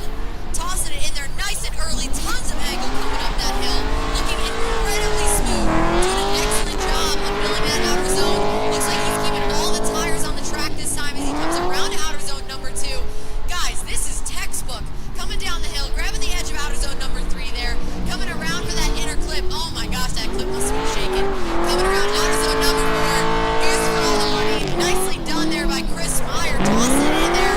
Looking super smooth coming through outer zone number 5. He's like, you guys want a 100-point run? Here you go.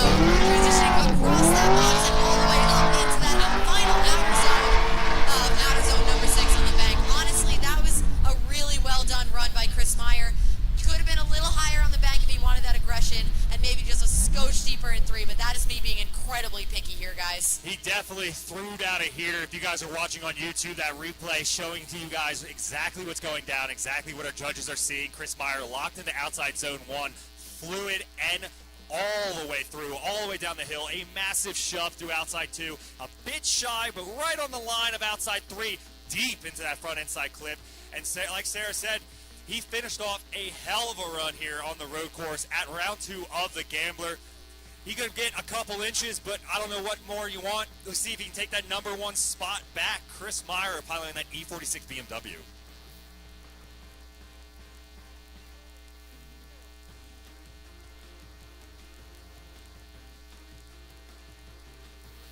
If you guys are just wandering into the complex, welcome. This is round 2 of the Gambler, as well as Los Goonies Panda Fest. The food court is open. Sneaky Pete's bar is open. Make sure you tip your bartenders, wander around, respect the venue, respect each other, and I hope you guys have a great time here at Raceway Park, the greatest place on earth. All right, so that's going to be an 83.6 and 83.6 for Chris Meyer, so he's going to hang on to that 87.3 of his first qualifying run. We'll get into our next driver, Colin Cressette here on the line. Throw those croissants in the chat, guys. He has managed to keep a motor together for the last hour at the very least. And here he goes for his second qualifying run. Colin sitting on 85.6. Looking great here as he comes up the hill and out of zone number 1. That doesn't sound too good, guys, as he comes around outer zone number 2. Oh dear. Coming down the hill to grab outer zone number 3. At least he looks good if he doesn't sound that great. Coming around for outer zone number 4 here. Nice job on that hill. I'm proud of you, Colin. Transitioning around for outer zone number 5. This is for you guys, the people's corner. Coming around across that reference point and up into outer zone number 6 of the bank. Hey, he's looking solid. He's making the best of that run. And there is his second qualifying run. Let's see if he can do any better than that 85.6. Colin throwing down once again. Already points on the board. He's guaranteed a spot in the battles. He's trying to improve his position here. You guys at home on YouTube are watching that replay. Colin locks in the outside zone nice and early. You can see that G35 just riding on the outside edge of the track. He starts to pearl out to outside 2. A nice fluid transition down the hill. That G35 coupe taillights. That VQ killer of a machine, keeping that car under control on that second hashtag to that front inside clip. keeping it nice and wide. A good line going into outside 4, rotates into that people's corner outside 5. He's doing a fantastic job keeping it out of the dirt. You can see the stands here, all those people hanging out here with Panda Fest, as well as the gambler is Colin throwing down, putting on a show to that final outside zone and across the finish line. Colin already sitting on the points, looking for some improvements here, waiting for our judges to finish up the math.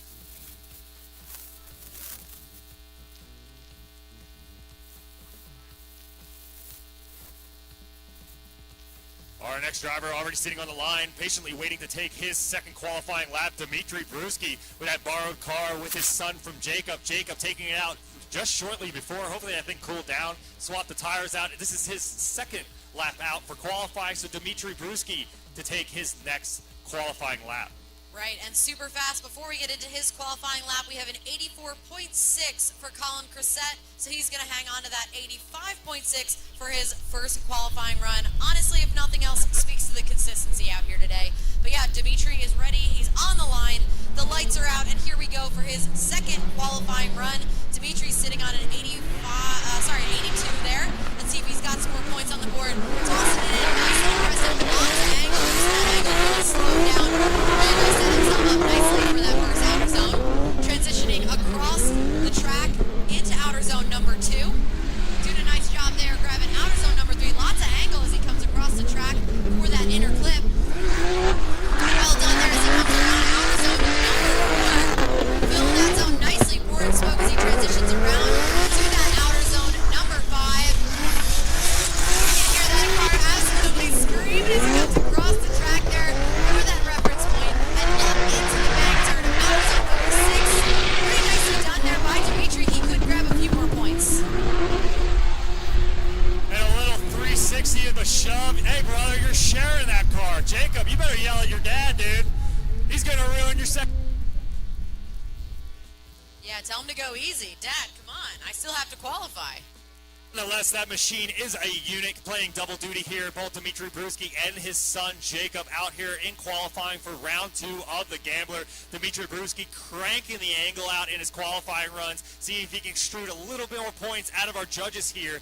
But if you guys are watching on YouTube, you're seeing this replay, he's on the wide line. His throttle's down. He's cranked. He's ready to roll. Dmitry Brusky putting down some more points, waiting for our judges to finish up doing their math. The calculators are out. The pens are scribbling. What is that guy doing? What are you, he's doodling?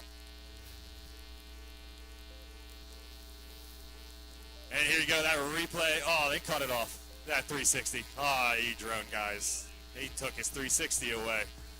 Waiting on our judges' final points of Dmitry Brusky here at round 2 of the Gambler. And sure enough, Mike, we were right again. We're often right. That is going to be an 89.6 for Dmitry Brusky, grabbing some more points on the board. 89.6. Up next on the line, we have Nick Delicious in another coupe with those brick lights up front. We're cooped out today. I'm pretty sure this coupe was around when XDCFD was around. D'Alessio is a OG to everything and everything. I bought a pallet of dips off this man years ago. If you're going to say qualifying lap, he's a little shy on the box, but gets in there late. Doing a great job here in the backside of that S13, exactly where it needs to be. Gets down the hill right into outside 3, checks off the checklist, rotates to that only front inside clip, keeping that S13 exactly where it needs to go. Try off the edge, can't save that thing, but nonetheless, keeping him here. These are points a bit weird there, I'm not going to lie. Maybe, he needs another espresso, wake him up, get back on that throttle a little hammered, but there he goes. Back. Big park, go, a bit shy off the wall here, keeping the car nice and safe. He's already in the show. He doesn't need the points. I think maybe machine longevity here was a strategy. It's possible. Nick's also just an incredibly consistent driver. He's sitting on a 78.6, and I'd probably expect a similar score for that second run. We can check out the replay here, and if you guys are watching in person, you're curious what we're looking at up here in the tower and what everyone's seeing back home, head over to Raceway Park's YouTube channel, and you can check out the live stream with drone footage, courtesy of our amazing drone team. Thank you guys so much. We'll take a quick second to thank all of our drone pilots, all of our media, and our track workers. We could not put this event on without you guys, and nobody would look cool on the internet without our media, so make sure you thank your media, hook them up, pay for some footage. support media here at Raceway Park.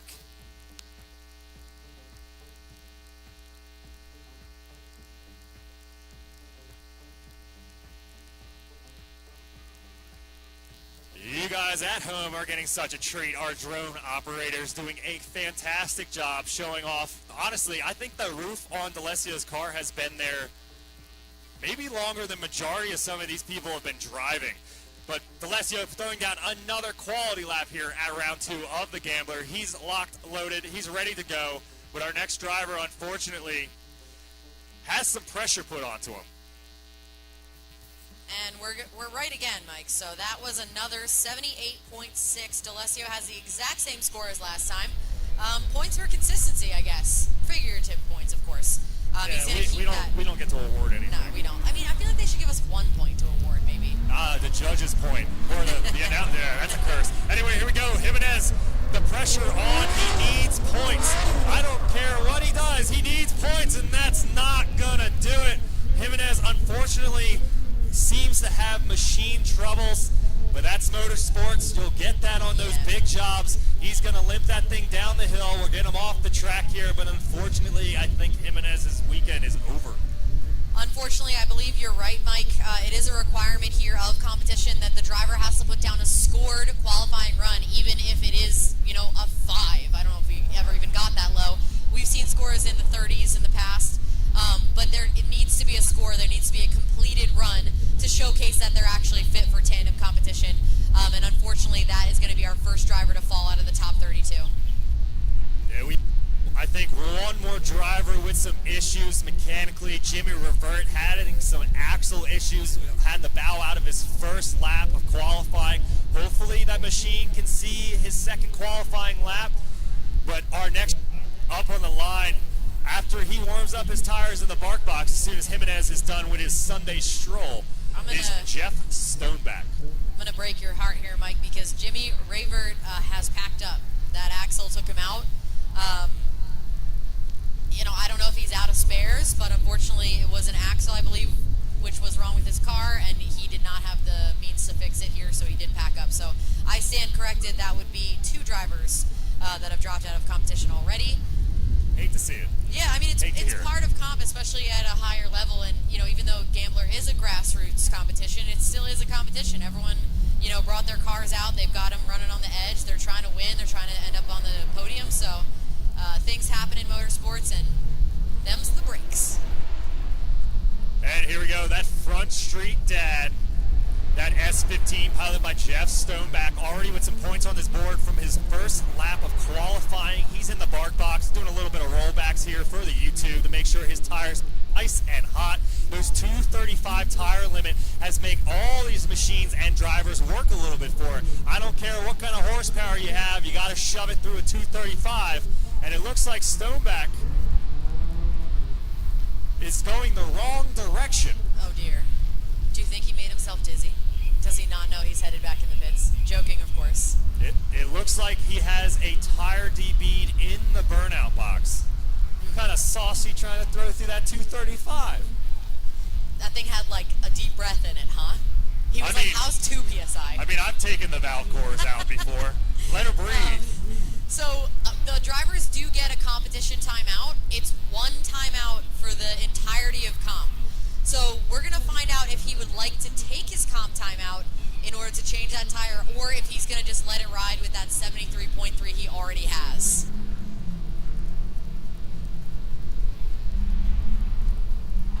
All right, it looks like we got confirmation. He's going to bow out of his second qualifying run. Make sure that his car is up to our requirements of both safety and use, so he can get it back out to the battles. He's already sitting on points, so he didn't need to take that run. An unfortunate turn of events, always a pleasure to watch Stoneback drive, but he's going to bow out that time. We'll see him into our battles here in the bracket of our top 32. Our next driver warming up his tires, hopefully keep those things on, is Jake Little, piloting that RTS Corvette. If you guys are joining us on the live stream on YouTube, thank you once again. Blow up the chat, make Sarah read a little bit, but also you see those sponsors on the bottom right hand side. Make sure you show them some love on the internet. They help make these amazing events happen here at Raceway Park. But here we go, Jake Little taking his second qualifying lap here as we're starting to get a little bit of a spritz coming out as Jake throws it well early before that last initiation point, getting into outside zone number one. One tire in the box, one tire out, and outside line as he works his way to outside two. That RTS logo nice and prominent as he works his way down the hill and shuts it off. A big wobble there. Jake, unfortunately, that's not what we want to see when he has points.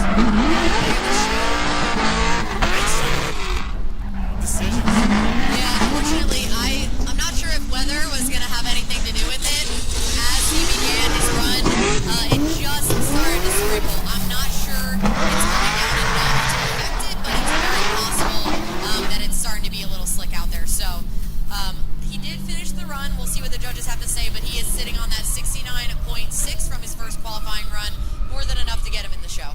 Yeah, maybe some sure strategy here as well, because the rain hits your windshield, your mental goes up, and you understand that it's not worth the extra points to write the car off in qualifying. These guys have a top 32 battle bracket ahead of them. They have plenty of seat time left. Unfortunately, taking that goose egg on run number 2. Luckily, he will hang on to that 69.6. That's one of the good reasons we run 2 qualifying runs here, to let everyone have a chance. Because things happen, a lot of stuff can be fixed. There's oopsies out there. So it's good that he's got some points. We will see him in the show. Up next on the line, and it actually is coming down a bit here, is Jabbar Ramos. Jabbar joining us after taking a bit of a hiatus from the Gambler. We're glad to see him back there in that Barbie car. You know, he's just a Barbie girl in a Barbie world.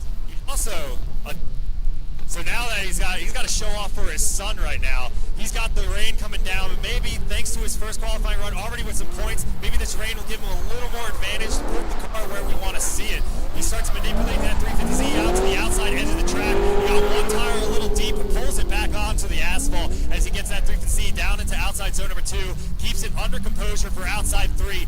Definitely the most wild part of this track here, especially with the weather change. Between the hill, the gravity helping you out, and the car goes super deep, taking a clip in the ride. Hey man, we need that back. Ooh, he's stealing. Yeah, we're going to have to charge him for that. That'll come out of your winnings, buddy. Nonetheless, Jabbar finishes off his lap here in the drizzle here at Raceway Park. Our drone taking the loop back. Jabbar getting a couple more points. Also a clip. We're going to need that cone back, brother.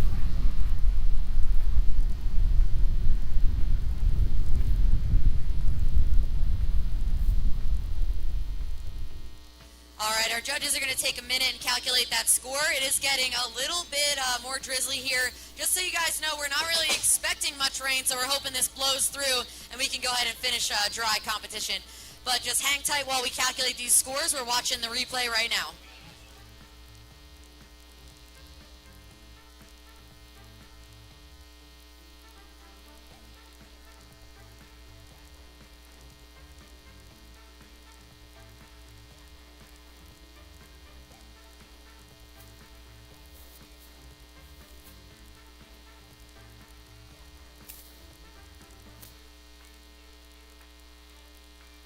Our next qualifying driver sitting on the line waiting to take his second lap here at round 2 of the Gambler. Jake Mole piloting that 1 Series BMW with that fade paint job, patiently waiting for those lights to illuminate to give him the green to take his second qualifying lap.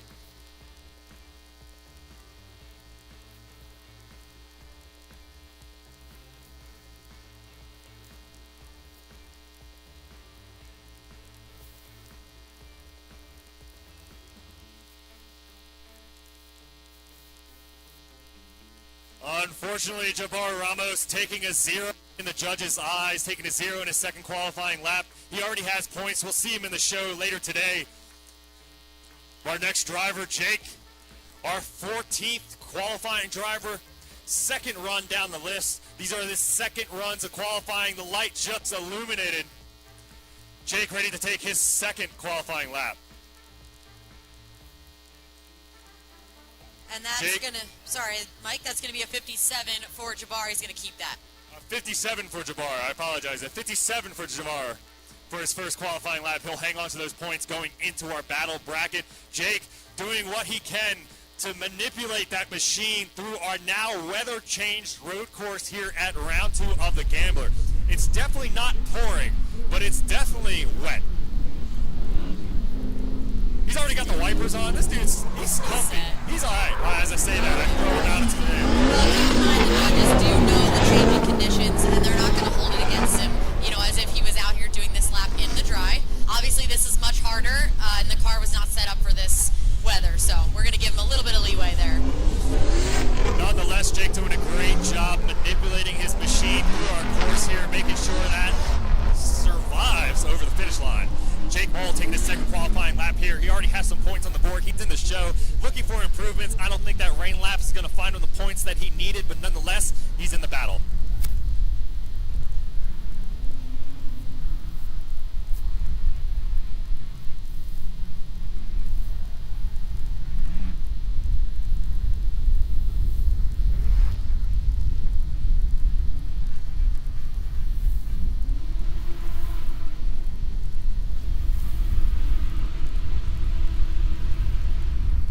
Might stand corrected.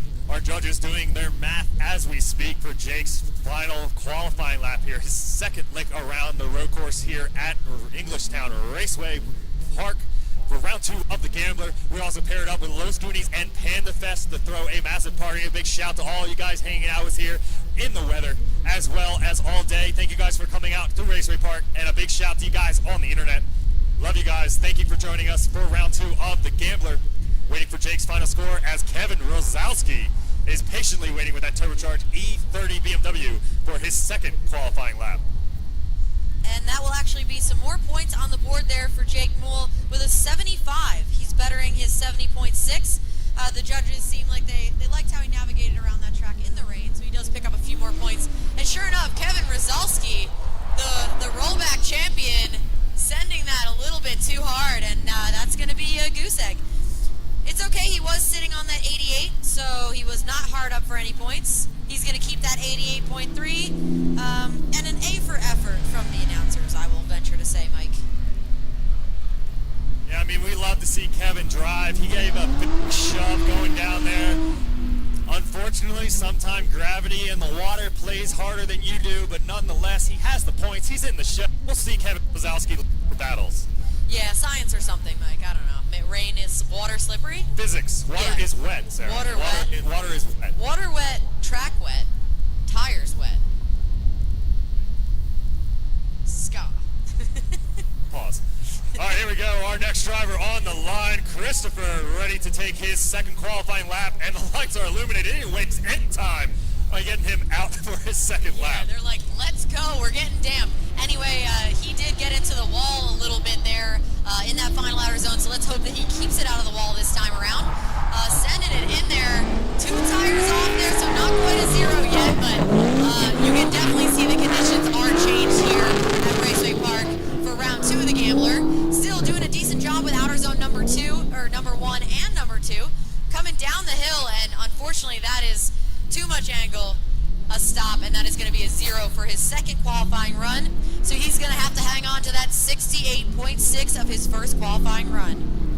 It's a real shame to see these guys go through an entire morning of practice, really dialing themselves and their machines in, getting all those inputs and muscle memory locked up, but the rain really showcases who's capable of manipulating both themselves and their machine to get it done here at round 2 of the Gambler. This rain isn't going to be all day. Some of the battles, most likely, hopefully, will be super dry. So these guys have a lot of stuff to do. A lot of these dudes already have points. They're already in the show. So really, I take it as science labs. This is where you R&D. You test it out, because if you get stuck in the rain, you got to understand what it's going to do. Right, and it's worth noting that although we're expecting this system to pass through, it is possible the track might be damp for competition.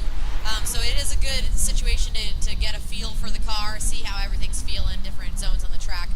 That way you have that in your head for when comp comes up. But I am, fingers crossed, doing a rain dance that it's dry. I'm a big floor it and find out kind of guy. Yeah, we know, Mike. Yeah, I know. That's why I'm not out there right now. Lewis Lons is. He's waiting for his second qualifying lap here at round 2 of the Gambler. We got a combination party going on with Low Scooties and Panda Fest. Make sure you guys wander around. Hope you guys are staying slightly dry. Just a small drizzle, just enough to get the track wet as Lewis and his Corvette shoves a crank of angle and down into outside zone number 1. Starts crowd walking that Corvette out into the box. This rain definitely slowing the drivers down. You can see him manipulating that exactly what he needs to do. A little left foot brake, staying on the gas. He's got to manipulate that car down the hill, keep his composure, balance that thing between the both axles, keeping the traction. I mean, I can't even so slow at this point. Unfortunately, wet conditions are going to cause speed and style, some of the more fun parts of drifting to go out the window. I personally do not like rain drifting at all. I don't like doing it. I don't like watching it. And I definitely feel for the drivers out here today having to navigate around. We don't control the weather, you know? This is where and preemptive line choice really come into a factor here. You can see some of these drivers are really standing on the throttle, making sure the machine's getting out to where they want to be, making decisions after because they're uncertain what actually is going to be served to them. They have no idea if the tires are going to stick to the pavement. They have no idea if gravity is going to leave the chat and they exit. They have no idea. So they're out here with a guessing game. They're doing their best. The majority of them already have points. They're in the show. We just got to get through the rest of this qualifying so we can move on to the party here out of our top 32. Our next driver sitting on the line waiting to take his second qualifying run, Luke Danner piloting that GS, that big body 4-door. You know what they say, more doors. What do they say about more doors, Mike? Just kidding. Do not say that into the There's mic. 4 door handles, Sarah. All right, we got a 73.3 for Lance. Nicely done there, but he is going to keep that 76.3 of his first qualifying run. But as we said before, at least he knows, you know, a little bit of how it feels out there. Got some wet laps in just in case. And we've got Luke Danner on the line here. Luke's got a ton of laps, and anybody who's used to driving a car that's set up a little more loose is probably going to do well here in the rain because it's all of a sudden, oops, no alignment specs, you know? All right, tossing it in there, Danner doing a great job keeping it together as he comes up the hill for outer zone number 1. Not a ton of angle, but it looks like he's feathering that throttle, trying to keep that thing sideways, keeping it drift in those wet conditions. Coming around outer zone number 2 and down the hill to grab outer zone number 3. A little wide there. That was going to be probably 2 off, but again, that's just a deduction, not a 0. So he comes around the track for outer zone number 4. Definitely moving slowly, so his first lap nicely done. Looking fluid for outer zone number 4. As he transitions around to outer zone 5 of the People's Corner, he's got that tire just kissing the edge of that zone, feathering that throttle all the way through. Wheel speed's going crazy right now. And transitioning up across that reference point and into the bank, kind of playing it safe there so it doesn't leave the car, and across the line. In the rain is definitely something to be said with the weight of the chassis, and that GS is definitely no lightweight contender here. All those doors on there weigh something, so he needs to make sure his decisions are confident and the car sticks, otherwise that thing's going for a ride. Our next driver already sitting on the line waiting to take his next qualifying lap. The myth, the legend, Mike Knapp is ready to take his second qualifying lap, already sitting on some points on the board. He's already in the party later today in our top 32, just looking to make some improvements here. We'll see if he can make some line choices, keep himself under control, stay on the asphalt, and see if he can extrude a little more points out of our judges here today at round 2 of the Gambler. All right, we have a score for Luke Danner. It is a 74.6. That means he's going to keep his 77.3 and roll into competition with that score. Like Mike said, we have Mr. Knapp himself on the line, sitting with an 84.3. He put on pretty much a clinic of a run the first time around. Let's see how he does in these damp conditions. We're going to get our track reset up here. Those clips and cones taken for a ride. Jabbar Ramos finally returning what he stole from us. We'll get back into position. Mike Knapp will get to see his second qualifying lap here. Thank you guys for joining here live and in person in Raceway Park. Thank you guys for being troopers through this little bit of a wet downer, but it's going to clear up. We're going to see our battles here momentarily. We're getting through what I call the boring part here of qualifying, and then we get to see all 32 of these drivers battle it out to see who's going to take home the big check. Once again, if you guys are hanging out here at Raceway Park, make sure you respect the venue in and out. We don't want you to see the local township here. They start handing out fun tickets. They're not cheap.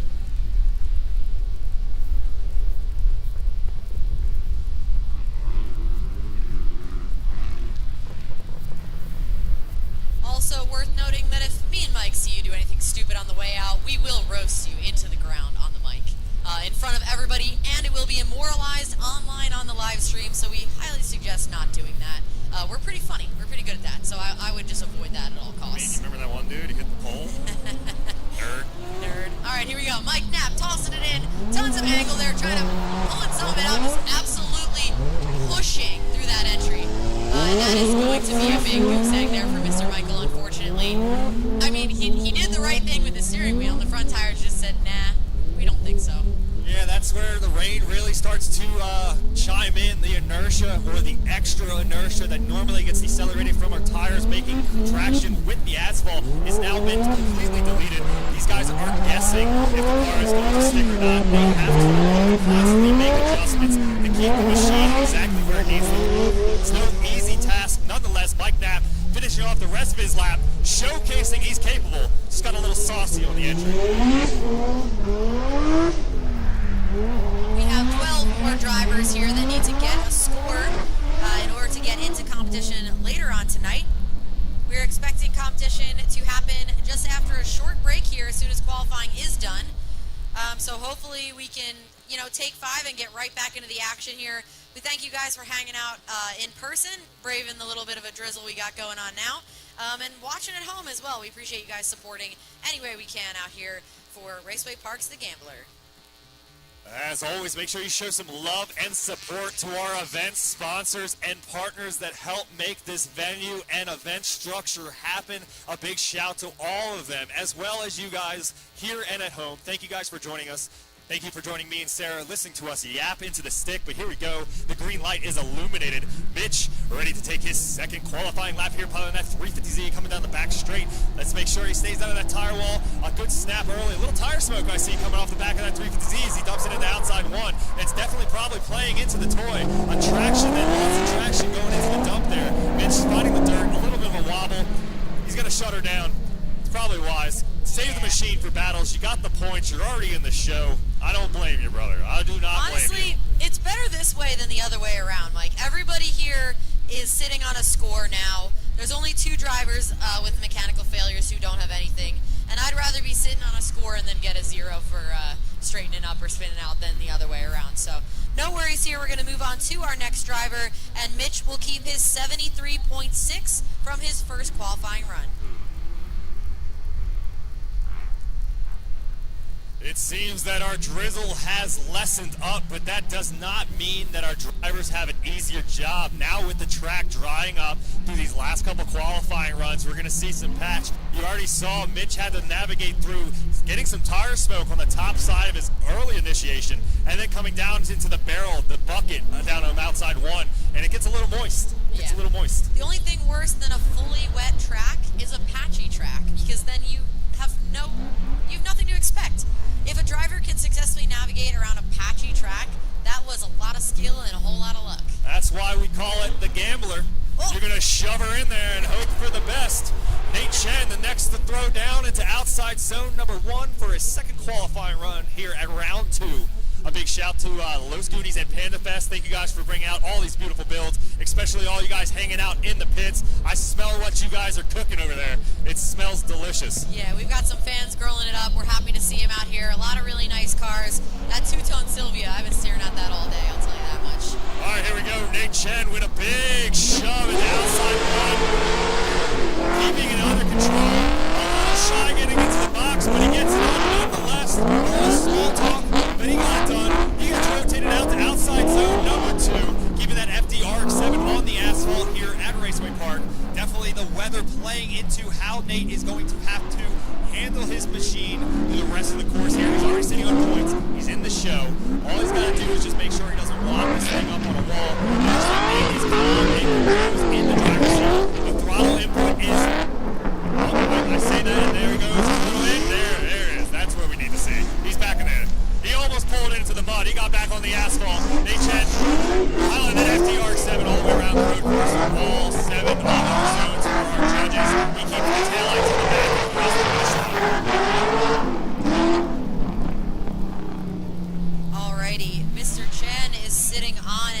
86.3. I believe the judges are tallying his score. I'm not sure he can better that in the wet conditions, but we will let you guys know. Our next qualifying driver in the bark box, warming up his tires as we speak. Phil Silva, Phil the Dent guy. That Corvette locked and loaded, rolling up right behind that repurposed drag tree, waiting for those lights to illuminate and the green to send him down on his second qualifying lap. Phil already has some points in the game. I believe he is sitting on an 81 already, looking to see if he can make an improvement with this patchy track here on the road course at Raceway Park. Well, he doesn't make an improvement. However, he does get an 85, so nicely done here in the wet for Mr. Chen. He's going to hang on to that 86.3 from his first qualifying run and head into comp with that score. So, but still, an 85 in the wet's nothing to sneeze at. No, he definitely placed the vehicle where it needed to be. He kept his composure coming down the hill into outside zone number 1, which seems to be the write-off for a lot of these drivers in their second laps. We're going to see how Phil Silva does as he navigates his Corvette through his second qualifying lap.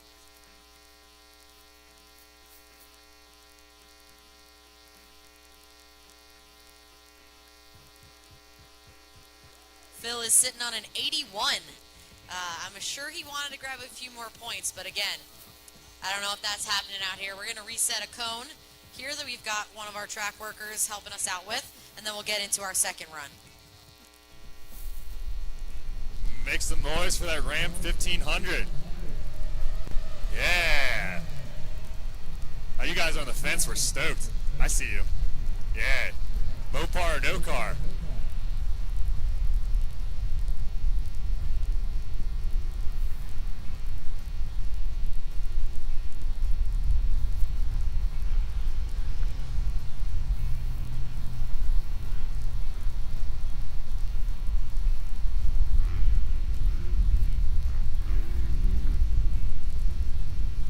Phil patiently waiting for his lights to illuminate to take that second qualifying lap. It looks like he's going to get his wish, and the green is illuminated. Phil the Dent guy coming down the straight here at Raceway Park for round 2 of the Gambler.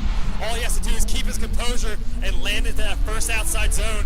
He looks like cautious as Phil navigates that Corvette into outside zone number 1, keeping on the asphalt, doing a fantastic job. Keeping that Corvette on the outside edge of our track as he rotates into outside zone number 2. Rotates down the hill, keeping the car at angle. Very light throttle inputs as he navigates through our wet track on our road course. Phil doing a good job. The wipers wiping. The wipers beat wiping. And Phil's still out there, still on course. A little deep, pulls the tire back onto the course. Doesn't seal or clips like Javar Ramos. Gets back into the people's corner. Makes some noise for definitely hear you out here. Scream into his window. Yeah, especially with the car not on throttle, he can hear us through the mic there. Is managing to keep it together around the track here. Really nicely done in these conditions. Again, Phil with one of the weirdest Corvettes I've ever heard, but we'll let him get a pass here. Phil doing a fantastic job, even showcasing, going past the fans, how much little throttle he was using to manipulate around our course here, and then giving a little showboat as he goes past our stands. Thank you guys for joining us here in the rain at Raceway Park. It looks like it is lightening up. Our track is drying up. That doesn't mean your drinks have to. Make sure you wander over to Sneaky Pete's bar for our drinks. Make sure you tip your bartender. We also have our food court with plenty of food trucks open and willing to serve you snacks and beverages. Make sure you wander over there, get yourself something good to eat, as well as a big shout to Los Goonies Panda Fest for still keeping this paddock full with a ton of quality builds, shiny builds. A lot of these things are like wicking water off of there. I need their detail guy's number because my windshield is dirty. Speaking of dirty, here comes Tim Frito for his second qualifying lap. The man, this dude has done a ton of laps around here. He is a maniac behind the wheel of this turbocharged E36 with zero remorse for his entire body structure. It is a pleasure to watch drive. Looking forward to his second qualifying lap, but more importantly, with already some points on the board, looking forward to him getting into battles. All right, and he does get some points on the board here. Bettering his first score of an 81, Phil Silva with an 89.6. The judges really appreciated him navigating the track that well in the wet. So really nicely done there. Not quite our #1 qualifier, but nothing Nothing to sneeze at, as I said before. We've got the lights out. Here comes Tim Frito Wilson, one of the gnarlier drivers here from Club Loose and a Gambler regular, showing us how it's done. The wipers are on full speed, coming around outer zone number 1. Really nicely done here by Tim. I'm not even sure the track's wet right now with this line. Pretty aggressive into outer zone number 2. Looking smooth and consistent. Maybe a little correction there, but grabs all of outer zone number 3. Well done there, coming across that inner clip. Pulling just a little bit of angle out, but comes around to outer zone number 4. One tire off, which is just a deduction, not a 0. And transitioning around to the people's corner of outer zone number 5. Really well done here. Make some noise for him. Yeah, give it up, guys. Let him know you hear him around here. Across that reference point and up into the wall for outer zone number 6. He's got to be stoked on that. Really well done here for his second qualifying run at round 2 of the Gambler. Tim Frito Wilson showcasing why he's usually the only dude out on track in any condition here at any Club Loose event. Frito is always throwing down. You can see he's comfortable with any adverse. Honestly, Tim Frito is a weapon. You put that boy in a pro car, I'm curious to see what he's capable of. But he's got the points. He's looking for an improvement here. Our judges are doing the math. Sarah will be back with his second qualifying score in just a moment. But our next qualifying driver is already in the burnout box. Trevor Root piloting that supercharged LSA-powered BMW E36. And Tim picking up some more points on the board. Originally with a 78, now has an 83.6. Really well done there by Tim. And let's see what Trevor Root, Mr. Tree, has for us in the wet. Trevor Tree taking his second qualifying lap here at round 2 of the Gambler, paired up with Los Goonies Panda Fest. Trevor working that E36 BMW down into outside zone number 1, keeping it on the asphalt. We want to see him on that outside line, but keeping the circles inside on track limits. He does a great job navigating to outside zone number 2. Looks like he got a little rotation out of that front axle, but he manipulates it back under control into outside zone number 3. Trevor Root doing a good job as he rotates, matching his wipers energy as he comes back through that first and only inside clip down into outside zone number 4. A bit deep, 2 tires off. Just a deduction to Sarah Smith about in the last run, but nonetheless he's back on it. Got to stay out of the mud here. And it makes some noise for Trevor Tree as he comes around the people's corner. I love how these guys can start hearing me yapping. They smack the throttle down and they throw it back up into the outside zone. A bit shy of the wall, but you know, he's got something to do later. Yeah, really well done there. Proud of Trevor for navigating this course in these conditions. We're going to let the judges calculate that run, and we'll let you know when we have a final score. We're almost all the way through qualifying here, guys. We've got about 7 more drivers here. And we'll head into tandem competition after a short break after this. I know we're all stoked to see the tandem, and I really, really hope it gets dry for that, Mike. I'm looking forward to it no matter what. These drivers seem locked and loaded. All of our guys had plenty of practice earlier today. They look pretty solid in qualifying, now understanding what they're kind of signing up for with that first initiation. These guys wanted to come in with a lot of oomph, and they're just getting slid right off stage left, exiting the track before they even get to start the qualifying laps here. It looks like we're getting a little bit of a drizzle here, so our next qualifying driver is definitely going to have a little bit of work as Sus now gets a sus track to deal with. All right, and Trevor Root, we do have a score for him, a 77.3, so he's going to hang on to that 85.6 of his first qualifying run. Well done there. Let's go ahead and go to our next driver, Mr. Sus in that Chernobyl E46. See what he's got for us.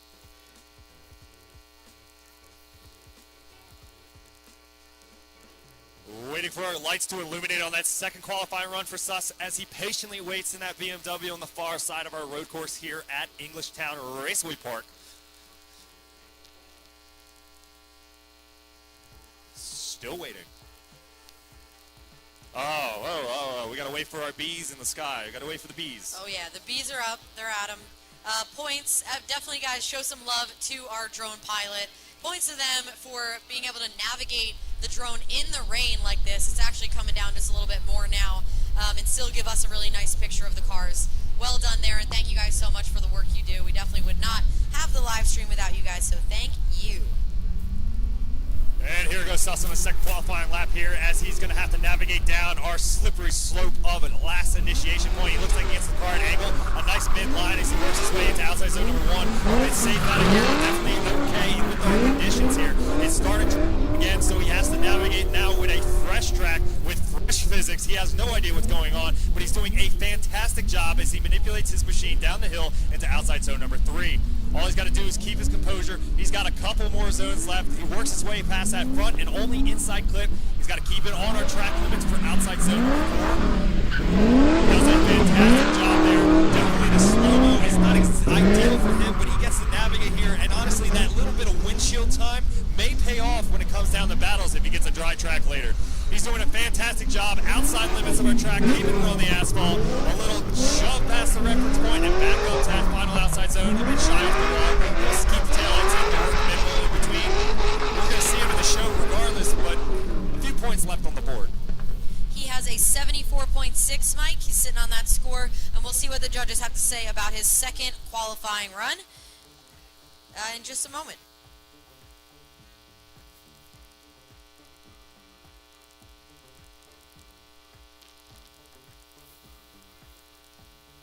Our next driver already sitting on the line, patiently waiting in this moist track conditions for his second qualifying lap. William Burge piloting that 350Z. Great color on that car. Looks fantastic navigating through our road course, but we're going to have to see how he can handle this new conditions coming down. The slip and slide through outside 1. He's got to land. He's got to even survive to get into the start of our road course here. If he can get past that, he's got that checklist of our judges. He's got a few points that he would like to click through, but regardless, he's already in the show. He'll see the battles later today. All right, we do have a score for Suss. We've got a 68.3, so he's going to hang on to that 74.6 of his first qualifying run. And let's move on to our next driver. I see the lights are out, and away we go. This time, William Burgess there in that 350Z. I think pretty well equipped for the rain. Stock-ish 350Z. He's going to do pretty all right. Again, though, all the practice laps have been dry, so we'll see what he's got for us here. Maybe toned it down just slightly. When I say stock, I hear turbo. All right, doing a nice job. Outer zone number 1, leaving it just a bit early, though, as he comes around slightly straight as he comes into outer zone number 2, but doing a nice job coming down the hill there with outer zone number 3. You can definitely tell down the hill and past outer zone 3 is really slick on that pavement there.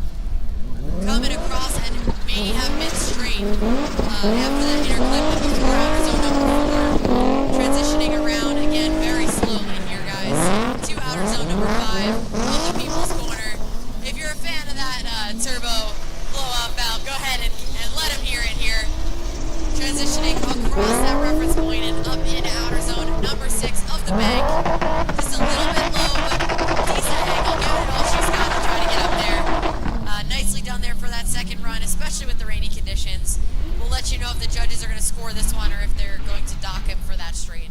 It's like a jazz trumpet getting in a fight with a soccer coach. All you hear is the thing screaming. He's doing a fantastic job. He navigated through our course here over the finish line, survived to fight another day. We'll see him in our battles here later. But our next driver up on the line, Zachary Kugel, piloting that E92 BMW, patiently waiting for the lights to illuminate for his second qualifying run here at round 2 of the Gambler.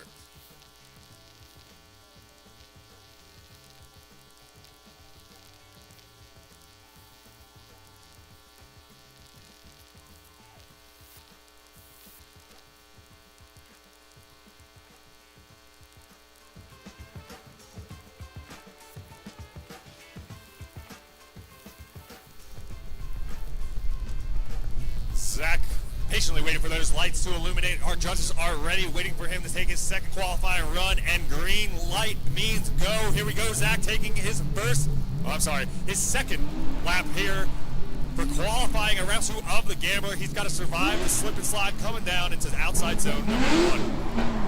Cranking that BMW out. It looks like he's going to make it. Staying on the asphalt, he's going to stay out of the mud. Doing a good job navigating through outside zone number 1. Zach rotating that big BMW out into outside zone number 2.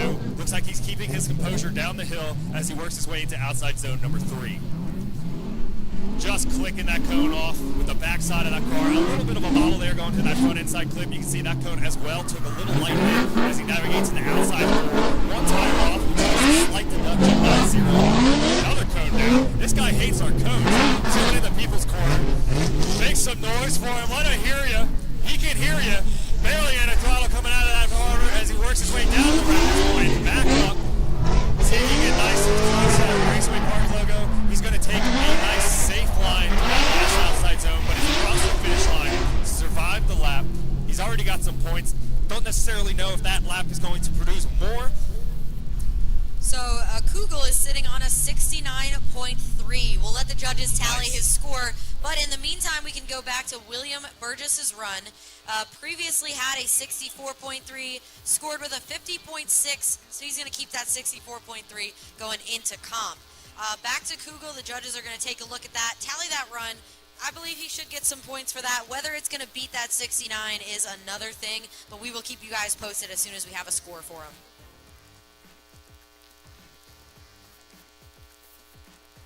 Our next qualifying driver down on 29th position here in qualifying is Andre in that Audi that Audi RS5. It's not a BMW. Thanks to FCP Euro stickered on the door. Looking forward to watching him take his second qualifying run as well as getting to the battles as he's already sitting on some points. He's looking to make some improvements here. Maybe dial in himself, trajectory, line, and choices for his battles here. And just honestly, we're close. We're almost done. We're really close. We're going to take a short break after qualifying and before comp just to get everything set up, but we'll head right into comp after this. So for Kugel, he's got a 68.6, so he's going to keep his 69.3 into competition here. We got four more drivers. Andre on the track right now in that Audi. That's an interesting sight to see. We'll see what he can do here. He is currently sitting on a 91.3. Really nicely done there. So let's see if he can do any better with his second qualifying run. But that one's going to be really hard to beat, especially in these conditions.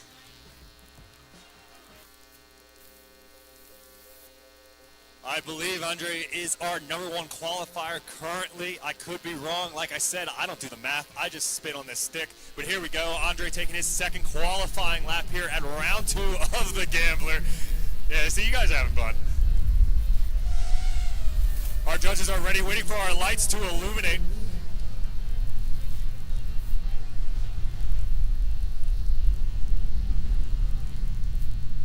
If you guys are unaware, Audis are normally all-wheel drive, so maybe he's switching that on right now as he's going to take his wet lap here on the road course. That's a funny one, Mike.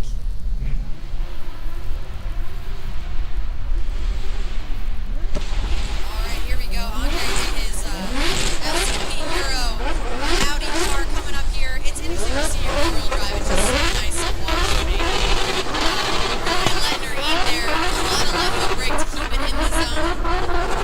Normally that'd be a little much, but given the conditions, the judges might give him a break on that. He's basically just doing a rolling burnout here down the hill. Doing a great job hitting the zones though. Outer zone number 3, albeit a little slow. Nicely done here on that inner clip. Transitioning around to outer zone number 4. Make me proud here, Mr. Audi. Andre doing a nice job. I mean, he's doing good. It's extremely slow, but it's where he needs to be. If I'm not mistaken, a little bit of bite there going into that outer zone number 5 of the People's Corner. Let him hear it. Let him know that you really love watching an Audi drifting around the track, guys. The back turn direction there. He really is just pressing all the pedals at once, I think. Screenshot.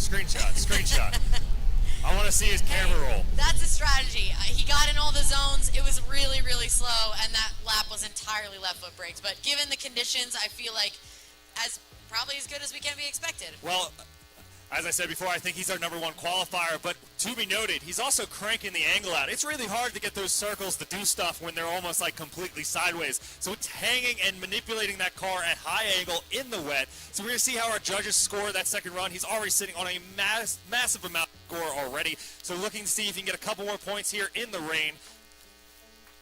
It looks like our scores are getting entered as I speak. Give us just a moment to calculate all of his scores. for all 7 of these zones by all 3 of our judges here at round 2 of the Gambler. Thank you once again for you guys joining us here live and in person at Raceway Park. Make sure you guys both respect your facility and yourselves and each other. Make sure you tip your bartenders. Make sure you wander around, say hello to everybody. Be friendly. We're here for a good time, not a long time. Thank you, Mike. All right, Andre with an 82 on his second qualifying run. I think that's darn good given the conditions, but he will keep that 91.3 of his first qualifying run, and I believe that is our number 1 qualifier as it sits now. Of course, we have to double check and calculate up the scores at the end, but we'll let Mike tell you about this lap. As we say this, Chichulin with that getting some redemption here, already having an issue in his first lap. He's making sure that he stays on the asphalt, and it looks like the rain is helping out whatever mechanicals he was having some issues with. It looks like he's going to navigate through. All he has to do is keep his composure. I was close, Chichulin. I see you. That was close. That's 2. Keep it together, brother. Stand up. Put the skinny pedal down. That might be too much. Hate to see it. That's so close. I'm not going to speak because I'm going to let the judges tell us what they see. But this is do or die for him because he does have a 0 for his first run, unfortunately. It's the roof racks. There's so much downforce. He does a great job finishing off across the finish line with a little bit of confidence there. Chichulin, hopefully getting the points through. We'll see what our judges weigh in on.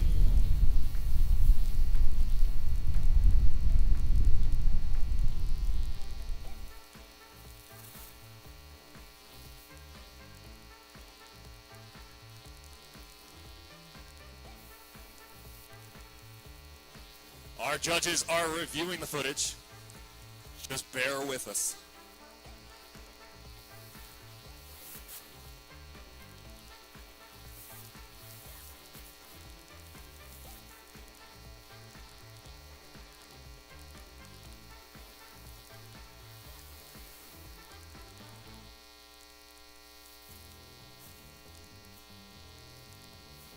And an unfortunate turn of events for Maxim Chichulin. That's little bobble going in, or the exit of outside 4.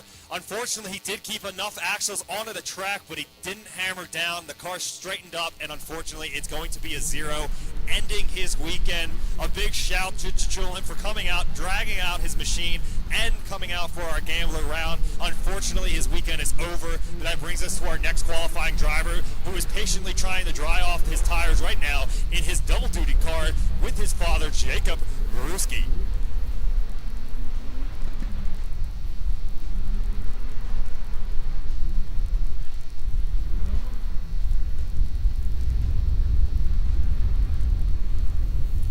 Jacob is our 31st qualifying driver.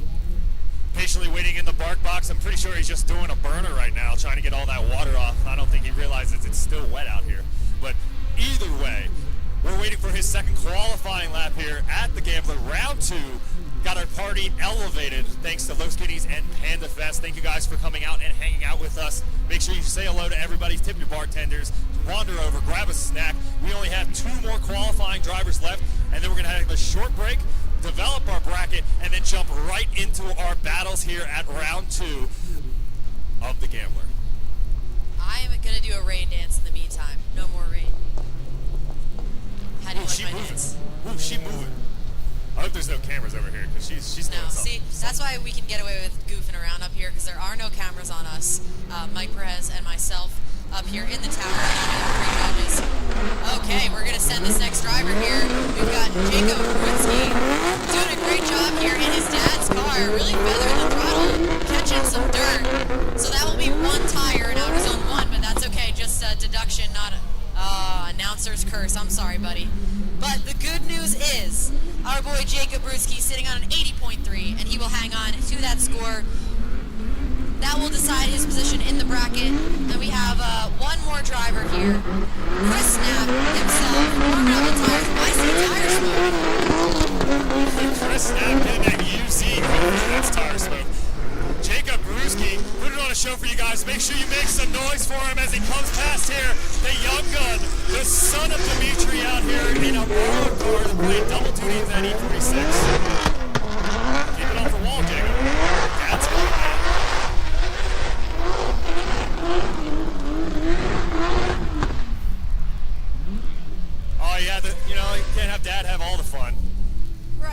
Dad didn't get to do it in the dry, so unfortunately he did get a little wet lap. And I would say, if any of Dimitri's crew guys are listening, secure the trunk, guys. Okay, that is going to be an automatic 0 if anything opens during the lap. Yeah, luckily he was past the finish line. Get the duct tape, secure that hatch, please. Rules, rules, rules. Listen, we don't like to enforce the rules, so don't make us, is what I will say on that. But just so you guys know, if a driver does break the rules during comp, the other driver's crew are up here with their hands crossed like a disappointed father until we enforce the rules. So don't make us do it. Double check those cars. Make sure you don't DB. Make sure all the hatches, doors, hoods are secured. Shout out to Mr. Denofa. And we'll keep it on the track for the competition. We won't have to even look at the rule book. Yeah, I don't make the rules, so whatever. But here we go. Chris Knapp, his second qualifying lap here, piloting that IS 300. I believe it has a UZ underneath the hood. I think that makes it an IS 400. Either way, he got some tire smoke in the bark box. Hopefully it wasn't oil. It looked a little white. It should be okay. Waiting for those lights to illuminate, waiting for our judges' final say, let them know they're ready. Chris Knapp, our final qualifying driver here of our 32 drivers of round 2 of the Gambler here at Raceway Park. We have a party elevation thanks to Los Goonies and Pan the Still a massive amount of car builds hanging out in the rain here. We got a wet track for qualifying the second half. Our drivers saw a dry track in the first half. It looks like our battles have a 50-50 shot of getting a dry, patchy, and I don't even know what's going to happen anymore. I don't care. I know these dudes are out here to throw down, and no matter what, there's big checks, the podium spot, everything is on the line. These guys are here to party. It doesn't matter what the weather's going to do. Right, and I have here weather app up right now. It says rain stopping in the next 30 minutes. So hopefully that means a dry comp for us. You know, but we're kind of like weathermen up here, Mike. We can say whatever we want. There's not really any. I make up everything I say. The cons is rarely quince up top here when you're speaking into the mic. We'll take a quick second before we send Chris to thank our sponsors here. 506 Wraps, Drift HQ, East Coast Drift School, Faction Motorsports, FDF Race Shop, Freedom Motorsports, Holiday Inn Express, of course the beautiful Raceway Park for hosting this event, Valino Tire, and Vital Focus Media. Of course, a special shout out to the guys at Los Goonies, and of course the Panda Festival going on right now. Also, a big shout to Grip Royal. A lot of these dudes gripping up on those Grip Royal steering wheels. A big shout to them. And now Chris Knapp's final qualifying lap here. The final qualifying of round 2 of the Gambler. And then we get into the good stuff, the battles. Here we go. Chris Knapp getting those green lights illuminated. He's already down the stretch. The water slide starting. He got a feint entry well before. He is cranked out. And that's not enough. He's shown us those beautiful painter's tape in taillights. I mean, those aren't Altezas, though. Those are painter's tape making them Altezas. Okay, sorry. This one's just for show here. Chris is going to have a 0 for his run. This is just for you guys, so make sure you let him hear it when he comes around the hairpin. We're going to take a minute, calculate the scores, take a quick break here, set up for competition. Probably going to be about a 30-minute break, so make sure you just, get dry somewhere. Visit the bar. It's not raining in there. We got some food trucks. There's several tents around the property where you can get some dry off for a little bit, take a quick 5-minute break, and we'll see you guys soon. Once again, thank you guys for joining us both on the internet and here and in person. Thank you. We enjoy you having you here. Make some noise for Chris Knapp as he finishes off the final lap of qualifying here.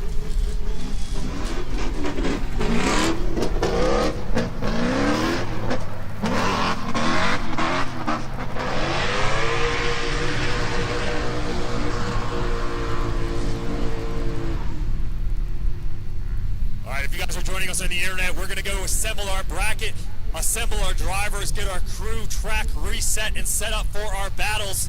Thank you for joining us. Loving the chat. I'm reading all of it as best as I can. I can't really read, but I'm reading as much as I can. We appreciate you guys on the internet. We'll be back here momentarily.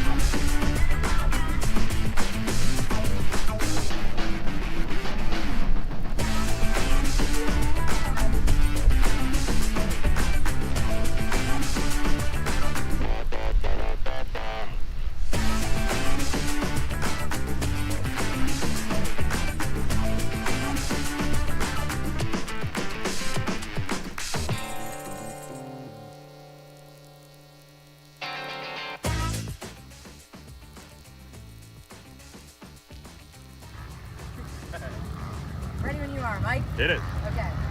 We got Kevin Brzezowski here. Had a little bit of an incident in practice. What's going on with the wheel? Hold on. Wheel's broken. Here it comes, here it comes. There it is. Does it hurt? Can't say that. Anyway, in all seriousness, you guys can get the car back together. Yeah. You know, I was thinking about Bobo losing his wheel last round. Right? It happened today. You manifested it in a negative way. But I think you got this. He's one of the drivers in the last man standing pool, so he's even got money on this. Yeah, hopefully I can fix it. Kind of. Maybe we'll see. And Kevin is joining us from a judge last round, so you know what they're looking for already. You're ready to rip. You have a million laps at this track. I know. I only did 3 laps. Brian Hoff is behind me. He definitely pushed me off. But we're not going to We'll definitely not put that on you. I don't know what he's doing with prospects on it at the end of it. Beats me. Look what happened. This is what happens. Look. He's over there. Hang on him. Hang on him. Hang on him. All right. Get some wrenches on that car. I expect.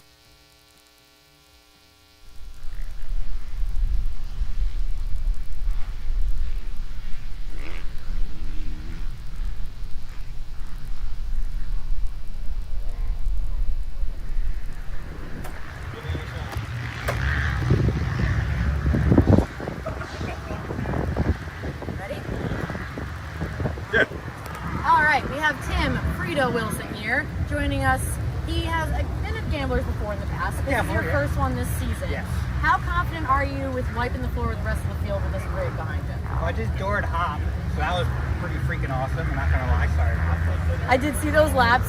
It's nice to see this type of car, very grassroots, just ripping behind a pro spec car. That was on scrubs. I had 0 towing in the rear. This car is not a top car. It's a party car. Drive the party, drive that fine car. Drive 11 pins and no one can yell at you for driving too hard. Exactly. We love how you drive. We appreciate it, and that's what the Gambler is all about. Go get it, Tiger. Hey!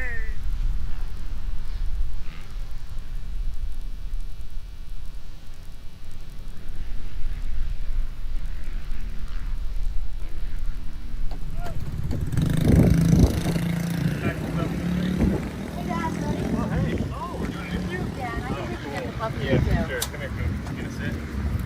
Come here. Look at me. I forgot how tall you are. I forgot. I'll just stand up. You can stand on the All right, we have the crew guy, Cooper, here, getting real friendly with the camera. And we're also going to talk to Cooper's dad, Mr. Stevens, our judge last round, now competing this round. Are you ready to show these boys how it's done? Oh yeah, we're putting these guys on the trailer. We're packing lunches today. That's what's happening. We're coming back. I think we have a podium streak to continue on the road course here. So I fully intend to show these guys that I know what I'm doing. I know what I'm doing with these things. So, All right, well, we'll let you converse with your crew chief. Thank Good you. luck out there. Kill it. Thank you.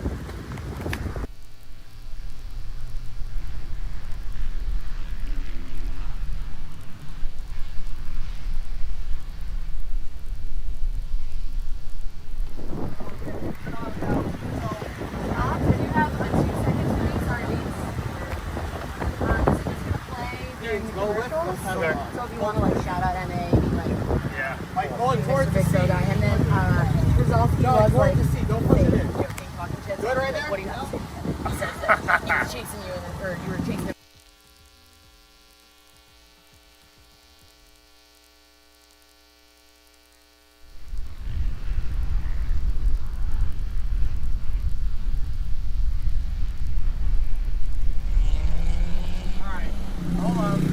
We found Brian Hopp joining us from Pro Spec. He brought the big boy car here, so he's not playing around. How's the car been today? Been good.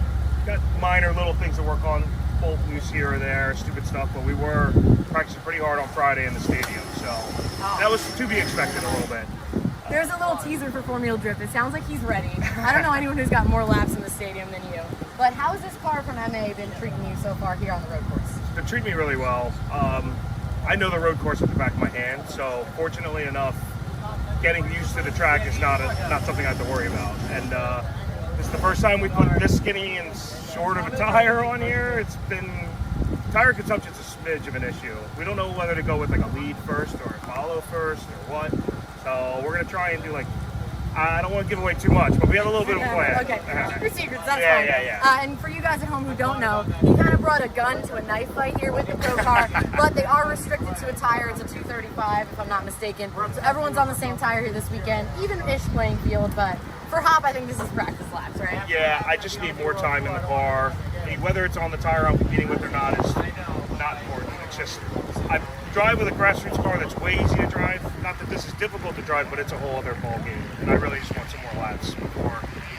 Absolutely, and we agree here at the Gambler, whether it's FD or fun events, seat time is king. So we'll let you go ahead and get some seat time. Thanks so much, buddy. Thank you, Sarah.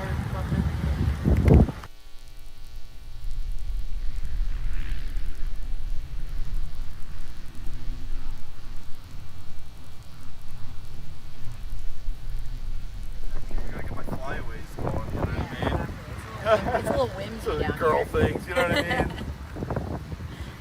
We're in the pits catching up with Nick D'Alessio. His rig is right behind us. Nick is no stranger to this track. Can you ballpark how many laps you think you got here? You can't even guess. Oh my god.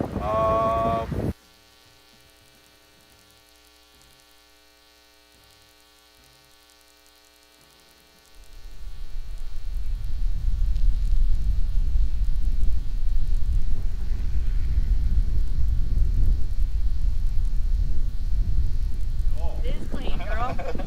Alright, you guys good? We caught up with Nick D'Alessio here in the pits. No stranger to the road course in E-Town. If you could ballpark it, how many laps did you have here? Oh man, I don't know. 2008, probably over 1,000 laps. Everybody else better watch out.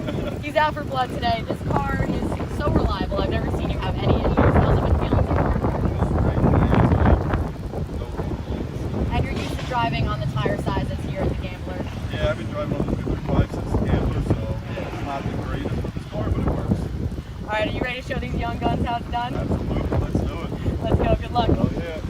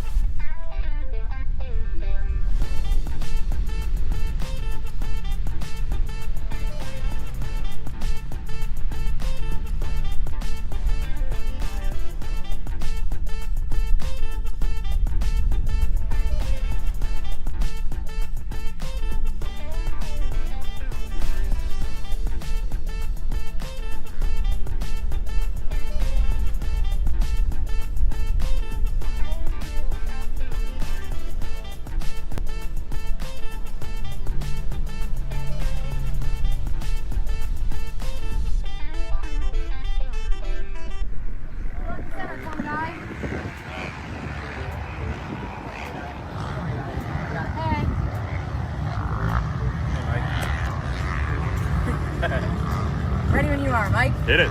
Okay. We got Kevin Brzezowski here. Had a little bit of an in practice. What's going on with the wheel? Hold on. Wheel's broken. Here it comes, here it comes. There it is. Does it hurt? You can't say that. Anyway, in all seriousness, you guys can get the car back together. Yeah. You know, I was thinking about Bobo using his wheel last round. Right? It happened today. You manifested it in a negative way. But I think you got this. He's one of the drivers in the last man standing pool. So you think you got money on this? Yeah, hopefully I can fix it. Kind of. Maybe we'll see. And Kevin is joining us from a judge last round. So you know what they're looking for already. You're ready to rip. You have a million laps at this track. I know. I only did 3 laps. Brian Hoff was behind me. He definitely put me off. But we're not going to We'll definitely not have that on the I don't know what he's doing with the suspect calling that the game. Beats me. Look what happened. This is what happens. Look. He's over there. Hang on him. Hang on him. Hang on him. All right. Get some wrenches on that car. I expect.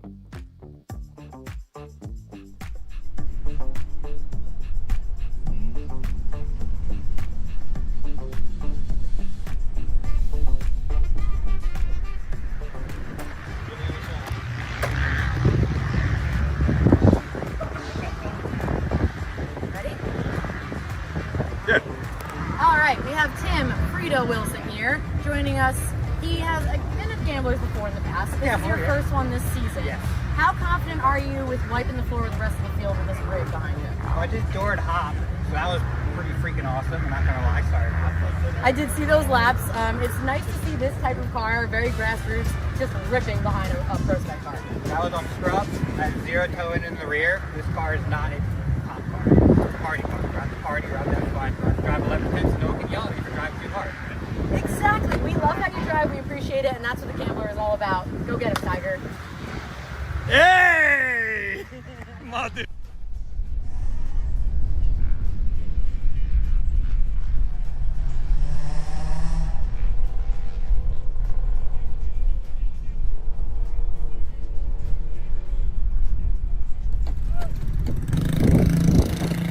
Hey, Dad, buddy. Oh, hey. Oh, we're doing an interview? Yeah, and I think we can get the puppy Yeah, too. for sure. Come here, Coop. Get a sit. Come here. I forgot how tall you are. I forgot. I'll just stand up. You can stand on the All right, we have the crew guy, Cooper, here, getting real friendly with the camera, and we're also going to talk to Cooper's dad, Mr. Stevens, our judge last round, now competing this round. Are you ready to show these boys how it's done? Oh yeah, we're putting these guys on the trail. We're packing lunches today. That's what's happening. We're coming back. I think we have a podium streak to continue on the road course here. So I fully intend to show these guys that still know what I'm doing. Still know what I'm doing in this thing. So, yeah. All right, well, we'll let you converse with your crew chief. Thank Good you. luck out there. Kill it. Thank you.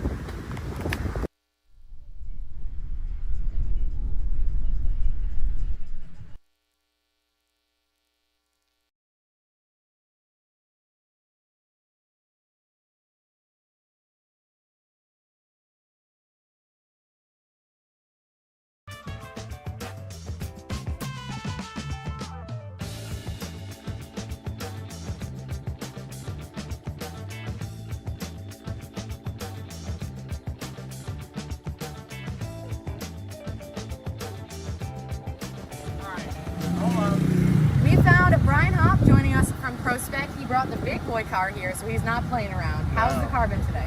Been good. Got minor little things to work on, bolt loose here or there, stupid stuff, but we were practicing pretty hard on Friday in the stadium, so that was to be expected a little bit. There's a little teaser for Formula Drift. It sounds like he's ready. I don't know anyone who's got more laps in the stadium than you. But how has this car from MA been treating you so far here on the road course? It's been treating me really well. I know the road course at the back of my hand, so fortunately enough, getting used to the track is not something I have to worry about. And this is the first time we put this skinny and short of a tire on here. It's been, tire consumption's a smidge of an issue. We don't know whether to go with like a lead first or a follow first or what. So we're gonna try and do like, I don't want to give away too much, but we have a little bit of a plan. Okay, keep your secrets, that's Yeah, fine. yeah. And for you guys at home who don't know, he kind of brought a gun to a knife fight here with the pro car, but they are restricted to a tire. It's a 235, if I'm not mistaken. So everyone's on the same tire here this weekend, even-ish playing field, but for Hop, I think this is practice laps, right? Yeah, I just need more time in the car. Whether it's on the tire I'm competing with or not is not important. It's just, I drive with a grassroots car that's way easy to drive. Not that this is difficult to drive, but it's a whole other ball game. And I really just want some more laps before New Jersey. Absolutely, and we agree here at the Gambler, whether it's FD or fun events, seat time is king. So we'll let you go ahead and get some seat time. Thanks so much, buddy. Thank you, Sarah.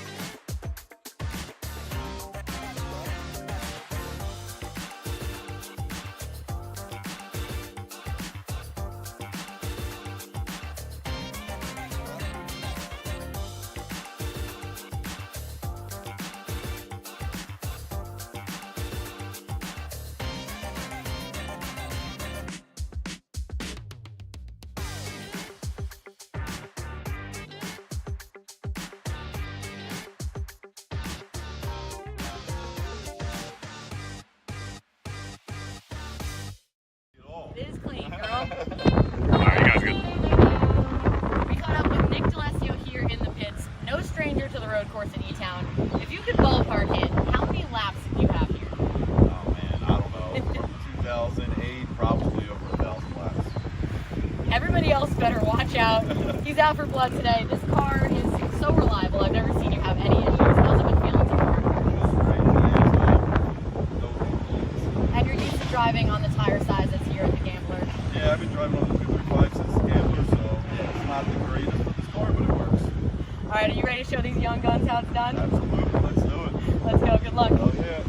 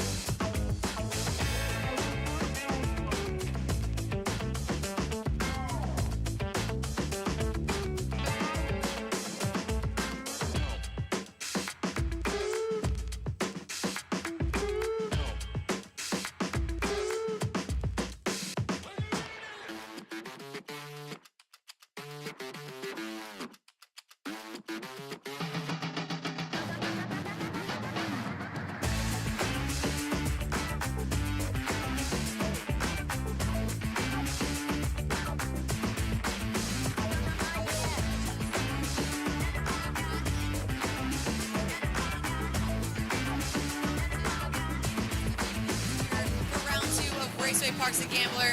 If you guys want to throw up the live stream, we have our qualifying order and results here. We have 29 drivers that have scores that are going to go ahead into our top 32 competition. And from there, we'll go ahead and crown a winner.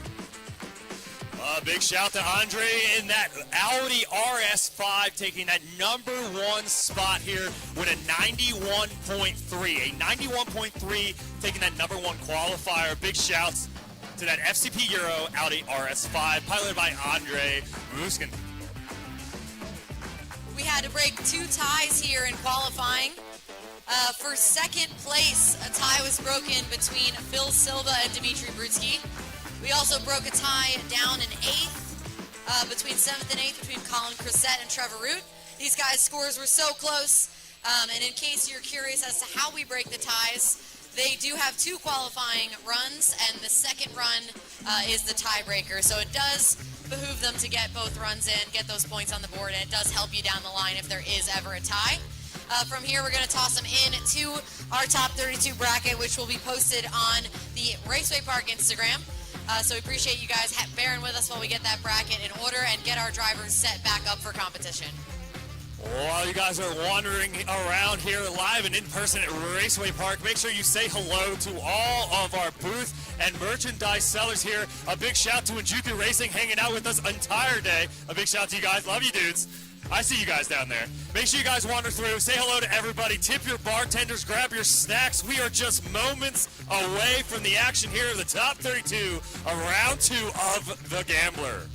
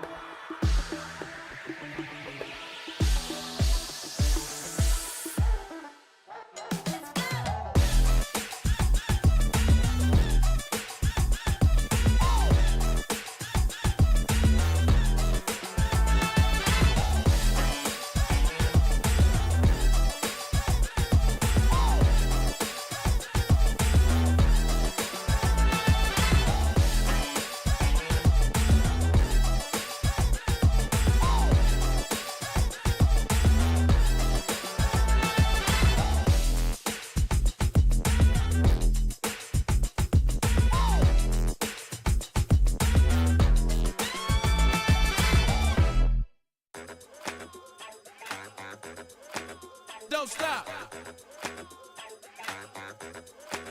Watch out now.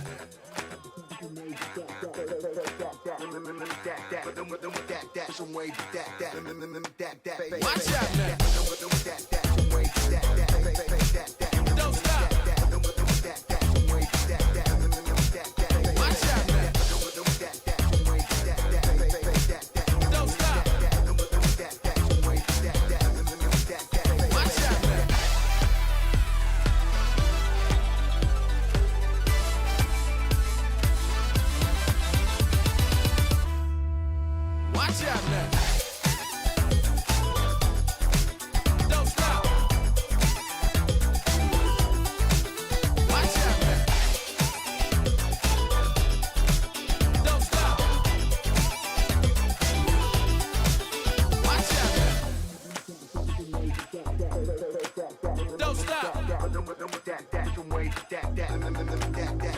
out now.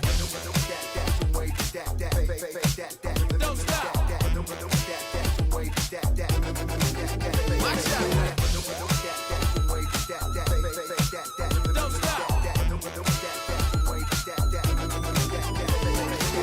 Watch out now. Don't stop. Watch out now.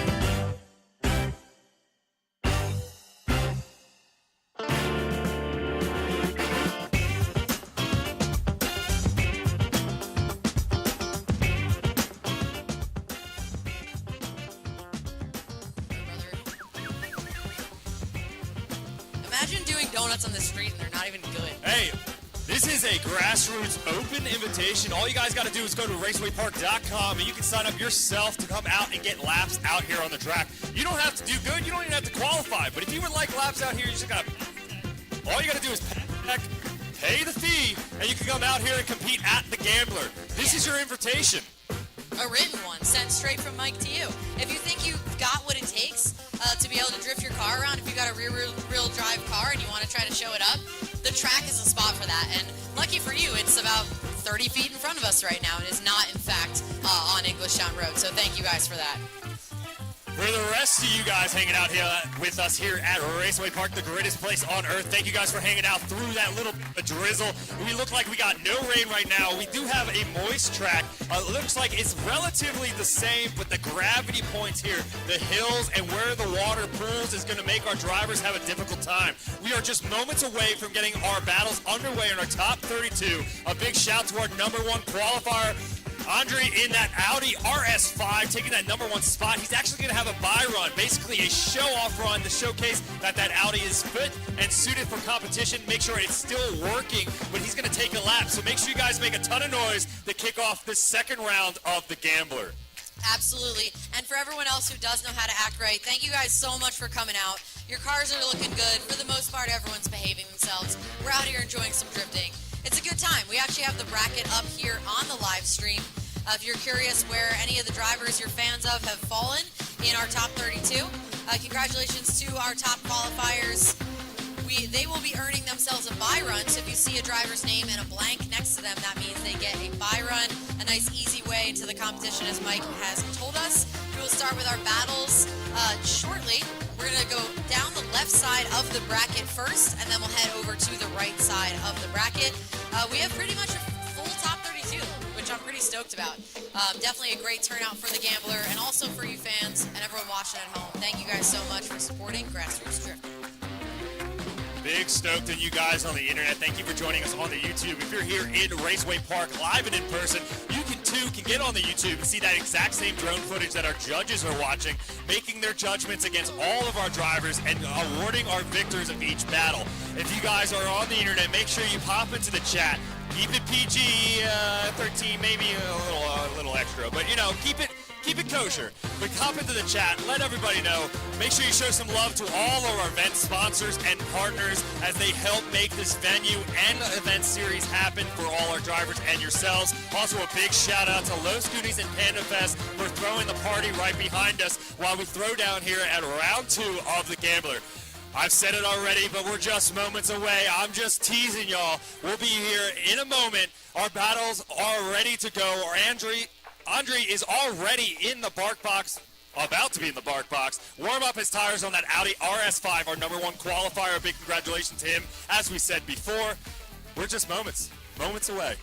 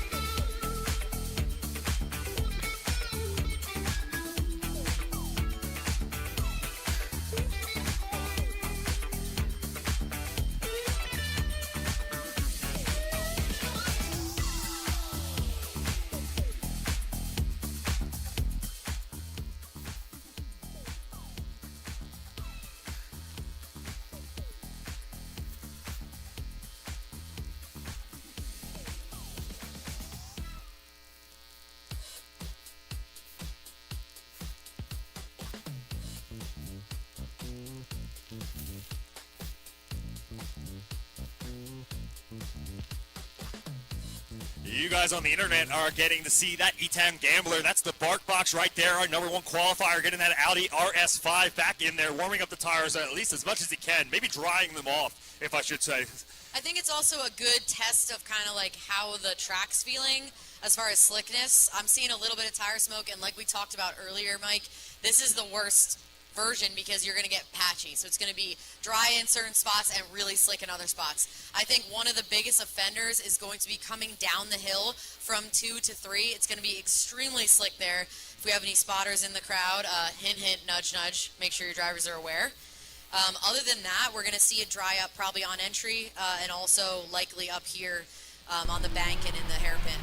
All right, here we go. Let's watch Andre in the first Audi here at the Gambler on his buy run. Ooh, we really hyped him up. Our number one qualifier makes the mark for Andre. He's the first guy out here. No sight lap. Just going out, throwing it down into outside one. It looks like he figured it out.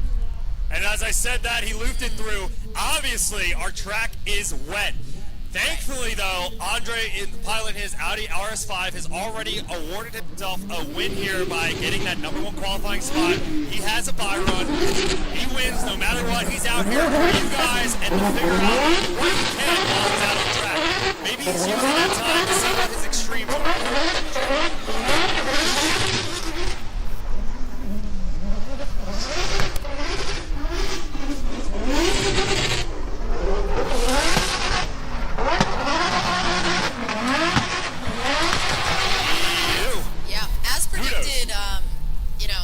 I love when I'm being right. So obviously it's really slick coming down that hill from 2 to 3, and that's where we saw him.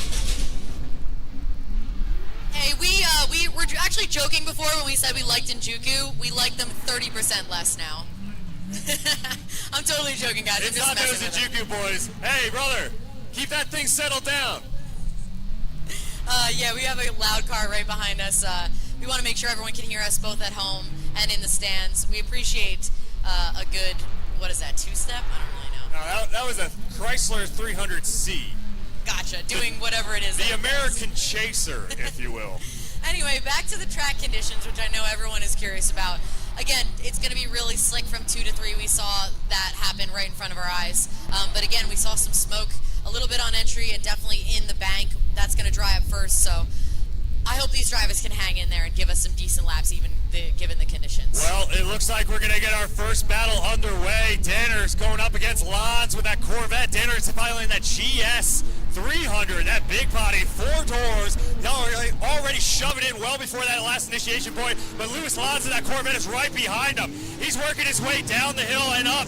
Lewis Lons trying to keep his position there as that GS 300 of Luke Danner doing a great job. Luke's doing a fantastic job manipulating the machine down the hill, going all the way through outside zone number 3. The Smoking Cowboys GS300 holding it together. As Lewis Lons looks like he's having a little trouble. It might be the little bit of GS is slow, it's big, it's raining. It's strong to keep everything that Luke Denner is doing. We're going to have to wait for the judges to see how that's going to play out.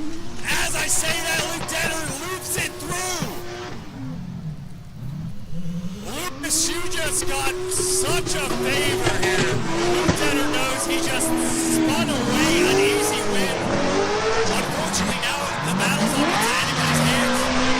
Well, it is drifting, Mike. Anything can happen, and we can see some equal shenanigans on this other lap. So these drivers are going to get a chance to lead and chase. And it's not over till it's over. How many times have we watched a battle that we thought was going one way go the opposite way? So we're not even going to say a winner until we see the second half of this, even given the errors. So it looks like, I'm not a judge, but I'm just standing out here watching like y'all. It looks like everybody had some difficulty with that first moist lap out here at round 2 of the Gambler.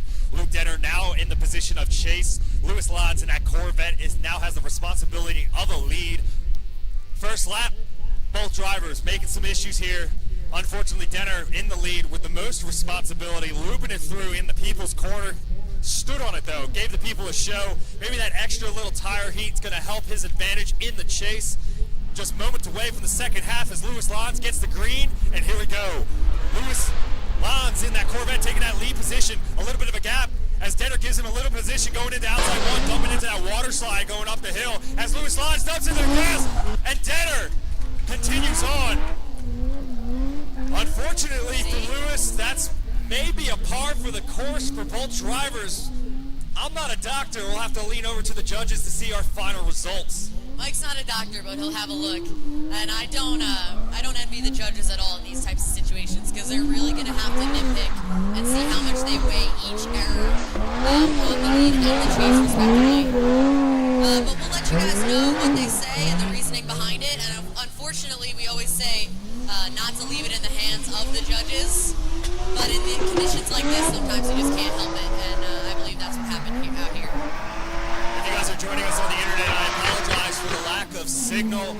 It looks like the rain is wreaking havoc on a little bit of our electronics. We'll get that back up momentarily for you. Just bear with us. If you guys are live and in person, you guys are the champions. You joining the party here with us at Raceway Park. Thank you guys for joining us here in New Jersey. Braving the weather. Spreading the weather. Yeah. We appreciate you guys. A big shout out to Los Goonies and Panda Fest for bringing out a new demographic to take down what the gambler has to offer. As you guys are watching Lewis Lons, unfortunately, assessing the damage. He's parked in the grass. We'll get that Ram 1500. Where's my Ram 1500 fans at? It's not as good as when the tractor comes out. Really prefer the tractor as far as a tow vehicle. However, we do have a decision on this battle because there was an error in the lead on both of our guys. It's going to go one more time. So our judges are going to ask that they clean it up as much as they can. We realize the conditions are less than ideal, to put it really mildly, but we need to see him just get around the track without zeroing, essentially, is what the judges need to see here. So we're going to move on to our next battle here. This will be Mr. Knapp, Mike Knapp, and Christopher Gonzalez. I believe those drivers are hanging out just outside of the burnout box just so we can clear the track before we move on. And then we'll go from there. I believe our live stream is back up and in order, so if you guys wanted to follow along on the bracket, see where your drivers qualified, and see where they are, there will be a live bracket in the live stream, so we encourage you guys to follow along there. And if you're watching at home, drop something in the chat so we can chat with you guys, especially while we're waiting for the track to be cleared. We appreciate you guys sticking with us.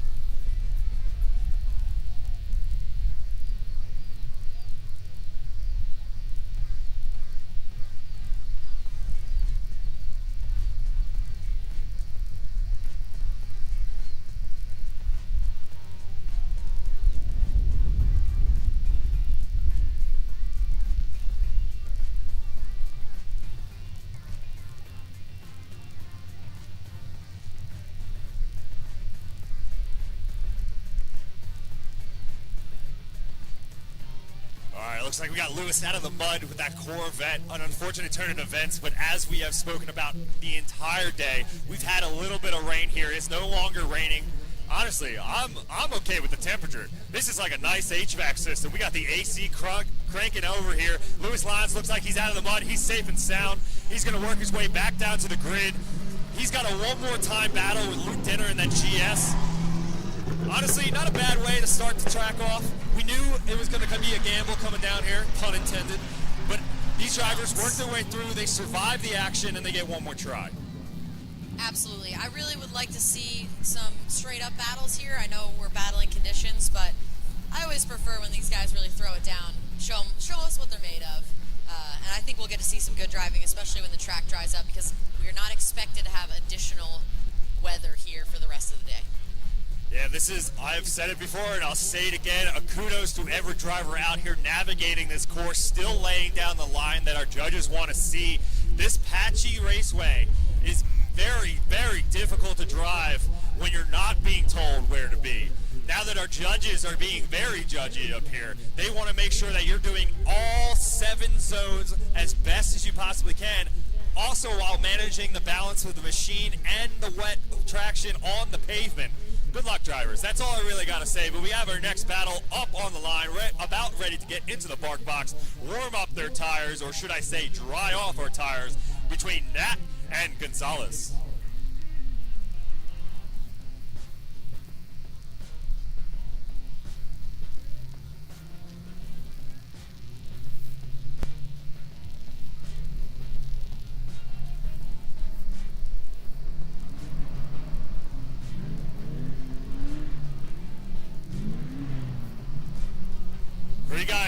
mentioned, both here live and in person and on the internet, both of our drivers, we're allowing them to take a sight lap. We're going to try to do this as efficiently as possible. We're going to send both drivers out. This first lap is to allow our drivers a little bit of an opportunity to understand what they're signing up for. We're sending our drivers completely blind, almost over the hill, into the deep, into, honestly, the muck out here. They're going to figure this out. We're going to give them a little opportunity to figure out how their machine's going to work with the traction, what the track looks like, a little windshield time, if you will. We'll loop them back, line them back up the exact same way for their battle, and then we'll send them. I repeat, this is a sight lap.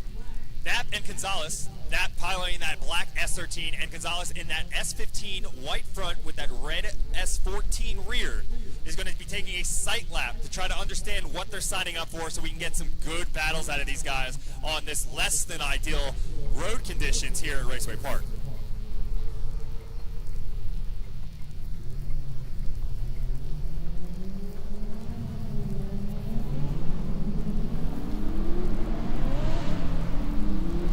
Once again, this is not a competition lap. We're allowing these drivers to understand what they're signing up for here at Raceway Park. Round 2 of the Gambler. Mike Knapp, Christopher Gonzalez in that borrowed vehicle from the Dimitri Baruski camp, trying to figure out what the car, their tires, the water, where the water is. As you guys can see, there's a little bit puffs of smoke. Guys are all over the place. Water's slinging. It's slick. This is a typical drive for even the best drivers out. Looking forward to these guys figuring it out and having to go handle the handle. But right now, this is their sight lap. We're going to move back, line back up, and it's go time.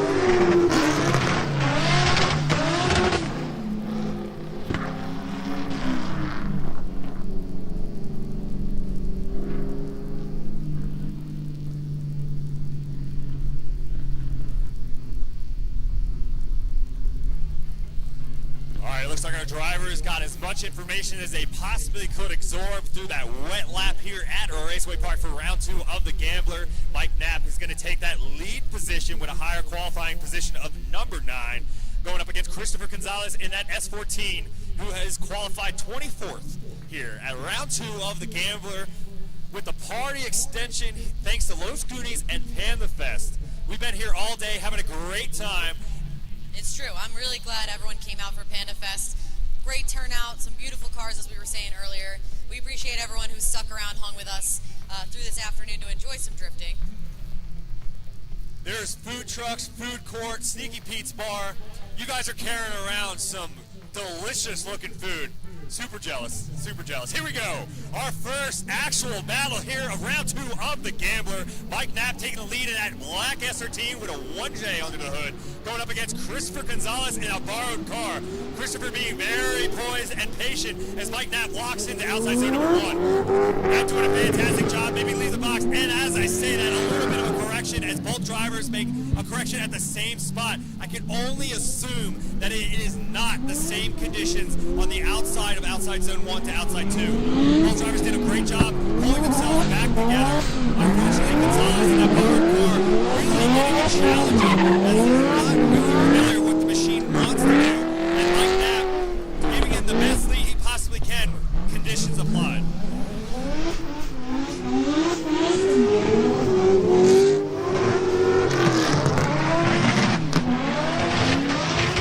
Unfortunately for Gonzalez, that's a lot of shutdown. Mike Knapp also having a bobble himself. It's going to weigh on the judges. I'm glad I'm not a doctor, but let's take a look at it on the replay if you guys will.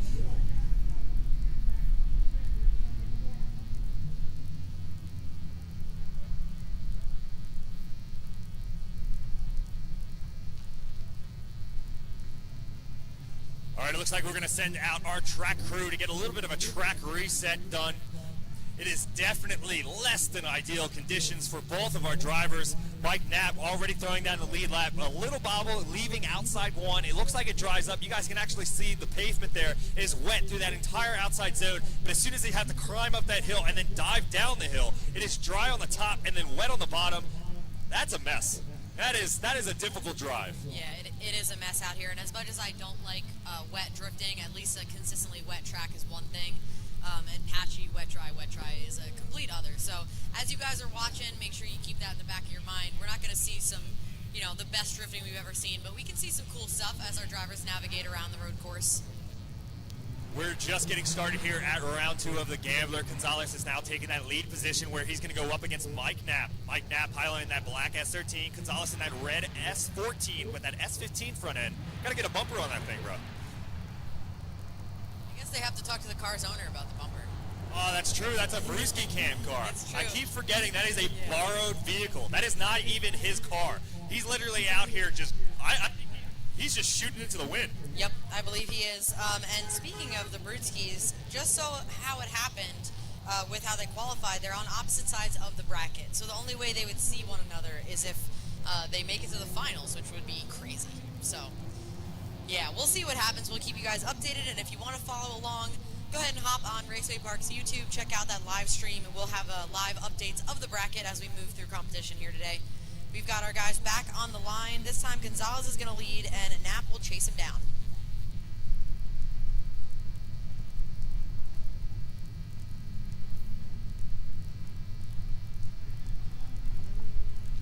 All right, it looks like our judges are ready. Our arms are up. Our second half for this battle here, round 2 of the Gambler. Gonzalez now has a responsibility of that lead position going up against Mike Knapp, getting chased down in that 1J S13. A little bit of a gap forward, and Gonzalez speeds forward. Maybe a dangerous play going into outside zone 1, but he pulls it back together, avoiding outside 1 almost completely as Mike Knapp is far behind, trying to close that deficit up as they dump into outside zone number 2. As I say that, Gonzalez straightens up heavy. Mike Knapp doing the best he can as Gonzalez is riding off into the water slide, basically into the splash zone there on the bottom side of outside 3. And unfortunately for that, I don't quite know what the judges are going to view this as. A lot of bobbles here. It's definitely a terrible drive, and an unfortunate turning event for these drivers. But yeah, they're doing their best with the conditions, with what the conditions allow. I will say you do have to have a good lead to have a good chase, so I don't believe it will be held against Mike Knapp too heavy, because I would say that the line that Gonzalez is running, especially down in 3, was not chaseable. So that's likely what the judges are going to say. We'll update you as soon as they have a decision. They're watching the replays right now. I believe we should have a side-by-side up on the live stream for you in just a second.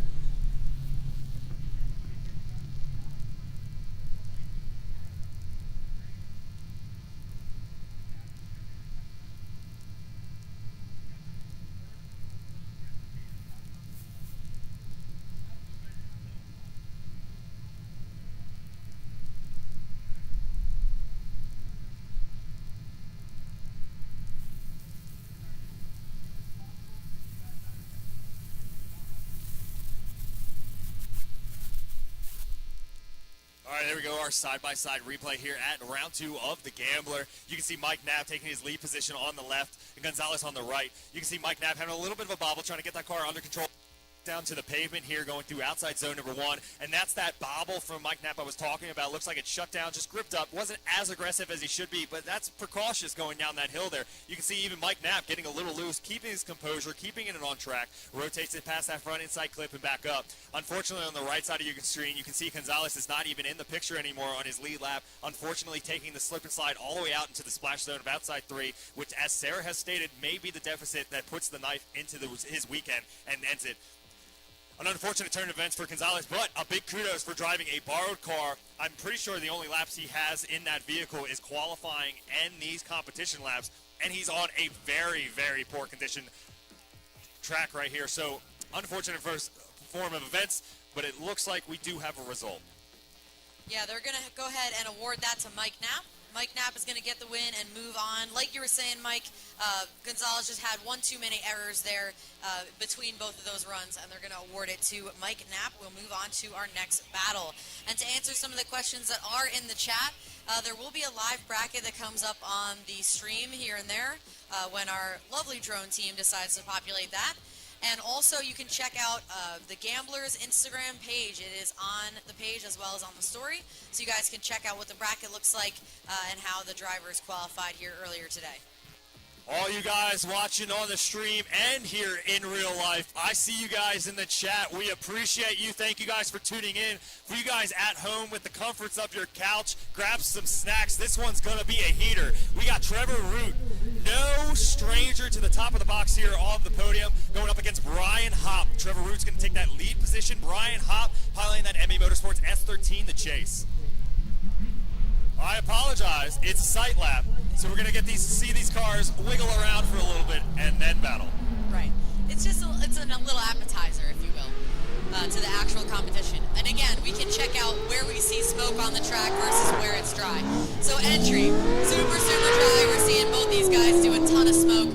Hop just on the proper line, like really well in outer one. And now coming down the hill, it's a slip and slide, followed by mud, followed by more slip and slide. And then it might dry out just a little bit patchy in outer zone 4.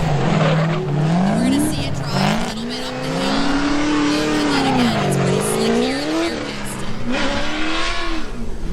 Yeah, this is an unfortunate timing of conditions here, ladies and gentlemen. Both of these dudes are heaters. They are definitely weapons, but you can definitely see between the tire smoke and where these guys have to almost big toe their throttle pedal just to make it through some of these turns. These guys have quite the laundry list. Yeah, and for everyone watching, this essentially could have been the finals with how these guys are typically drive. Both no strangers to the gambler, both finishing high in competition every time we see them roll up for an event. So this should be a treat. Only complaint is I wish the track was all the way dry for it. You know, they would have really thrown down. Well, both of these guys are professionals. They are ready to roll. Trevor Root taking that lead position back with that E36 LSA-powered V8 underneath the hood, going up against that V8-powered S13 from MA Motorsports of Brian Hopp to chase. Both these guys now have a slight, or at least a better understanding of what they're signing up for. We got a half dry, half wet, half slick, half mud pit. Honestly, if they make it to the people's corner, door to door, I want you guys to get crazy. Yeah, if you guys see some tight tandems on this battle, we're going to need for you to hear them to hear it. You know, we're going to need you guys to get loud. Let our drivers know they did a great job here, especially with these conditions.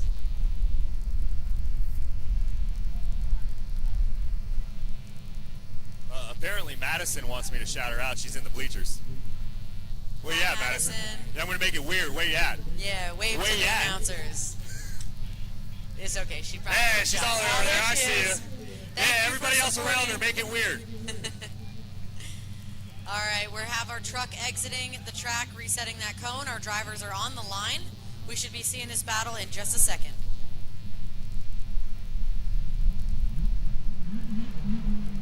All right, here we go. This is the real deal. No more sight laps, no more mulligans. Trevor Root taking that lead lap, going up against Brian Hopp. Both drivers click in well before that initiation point. Trevor Root locks into outside zone number 1. But Brian Hopp trying to close that deficit up as Trevor Root's keeping a tire just shy out of the outside of zone 1. Trevor Root, a little left foot brake going down the hill. Both drivers trying to navigate through that slip and slide going into outside 3. Both drivers doing a fantastic job as Brian Hopp is on the back bumper of that BMW. A little punch to that inside clip as he's trying to close the deficit as Trevor Root's car. And Brian Hopp takes a spin as Trevor Root takes a odd line going into outside 4. He holds it together with the BMW going into outside 5, the people's corner. Brian Hopp pulls it back together. Just needs a little composure. We're going to see how the judges weigh that in. Maybe too much of a hair. We want to make sure our drivers are keeping their momentum and their inertia fluid. Especially in the zones. I'm going to clarify some rules and we'll leave it up to the judges on the decision. Keep in mind, there's an entire second battle where everything could go completely off the rails. So for this particular run, Trevor Root in a spot where he should have been on throttle was decelerating. So Brian can't be fully at fault for the contact. We're going to let the judges let us know who they deem to be at fault there. Obviously, the other driver will be at a disadvantage, and then we'll go ahead and flip them around and get into the second half of this battle, provided both cars are fit for competition. This is why it's super important to make sure that you manage your inertia going into these wet spots around the track. Trevor Root just putting a little too much sauce, had to put the pause button down a little too long, couldn't get back on throttle.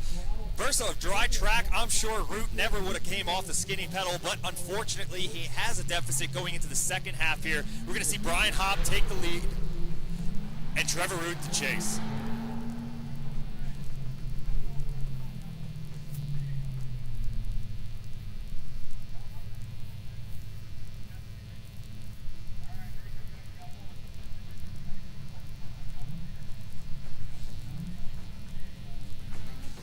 right, here we go. Second half of the battle here. We're waiting for that arm drop on the backside of the track for Brian Hopp and that MA Motorsports powered S13 to take that lead position in that LSA V8 underneath the hood of Trevor Root to chase him down. Both drivers initiate well before that last initiation point. Correction, Root started to bark at the side of Brian Hopp as both drivers work their way into outside line. As Hopp standing, making those 235s sing as Trevor Root's just trying to stay into the conversation here. Both drivers come down the hill. Trevor Root looks like he's having a major battle. As I say that, Brian Hopp exiting stage left, and Root gets the pass and jumps back in front. My man, Trevor Tree. Oh my gosh, you guys. Although not part of competition, it's exciting to see. Oh no. We also got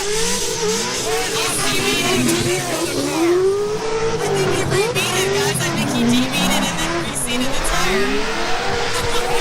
Just threw a heel on the bank with the tire on the bank side, not on the wheel. What a run. But I'm pretty sure, Mike, it debeated here in the hairpin, and I think it rebeated for the bank turn. He took the valve core.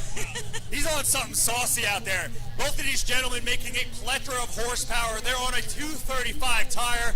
You guys just saw some crazy nonsense going on. Make some noise for Trevor Root and Brian Hopp. We also are going to ask you guys for a little bit of grace because our judges need to break down that run. Obviously, that was not typical drifting going on there. It started out coming down the hill. Obviously, that really slick section. Brian Hopp going what looked to me to be 3 tires off. We're going to check with the judges and see what they say. So essentially, in my opinion, we had an error by Trevor Root in the first battle and an error by Brian in the second. So we're going to let our judges watch the side-by-side. If you guys are curious what we're seeing, pull up the live stream. You can see it for yourself. And as soon as we have a decision, we will let you guys know. If you guys are joining me on YouTube, on the right side of your screen, you're about to see some heat here as Brian Hopp gets a little too much sauce into the splash zone. Trevor Root takes that opportunity to be like, here's my taillights, bud. Rotates back, but here's where the exchange goes back. Brian Hopp made a preemptive decision to take his position back. I want to note that Brian Hopp said, no, that is mine, sir. This is my job right now. Well, he must have been paying attention from the previous run where Trevor Root hung in that exact same spot. So an opportunity for him to pass him and not get choked up for a second time behind Root. Again, another really slick spot on the track, not necessarily a driver error, more of a conditions sort of situation, same as Brian in outer zone number 3. So yeah, the judges are going to have a lot to consider. This is where, let's just talk in the microphone. I'm just going to go over here. Yeah, they can do the math. But big kudos to both of those drivers manipulating their machines around our road course here in probably the patchiest conditions I've seen at a Gambler. It is still a beautiful day out here in New Jersey. It looks like the rain, or the water at least, has stopped falling from the sky, but it is now lingering in the low spots on the road course, making this an extra challenge. Alrighty, so we do have a decision. We are going to send those drivers one more time. As far as the judges are concerned, that was an error in the lead by Root and then another error in the lead by Hopp. You guys saw him pretty clearly, although it resulted in a pretty cool pass. Some interesting drifting to watch. We're going to ask them to go back, check the cars, make sure everything's cool, come back out and battle again. Hopefully no errors this time. We'll keep it pushing. As let's keep that energy going as we got Kevin Rosowski in that bark box warming up the tires on the backside of that Turbo E30, getting chased down by Jabbar Ramos in that Barbie pink 350Z. Both these gentlemen, no strangers to putting down results out here on the Gambler. Looking forward to watching these go. We're going to make sure these guys understand what they're signing up for. We're going to have them go out for a sight lap. We're going to stagger their exit from the grid, allow these drivers to, figure it out a little bit. As you can see, it's wet, it's wild out here at round 2 of the Gambler. A big shout for all of you guys joining us both here in real life and on stream. And also a big kudos to you guys here real life and on stream. You guys are like playing double duty. I appreciate you guys very much. Make sure you guys hop in the chat, make some noise. Who's going to take it? Kevin Rosowski or Jabbar Ramos? And I repeat, this is a sight lap. So just sit back and enjoy the sounds of this Turbo BMW and Jabbar Ramos's LS350Z.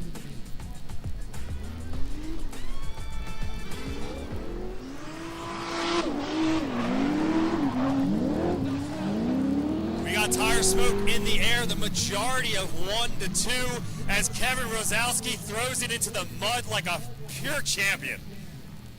Hey, have I said already that it's really slick from 2 to 3? It's slick everywhere. It's slick from 2 to 3.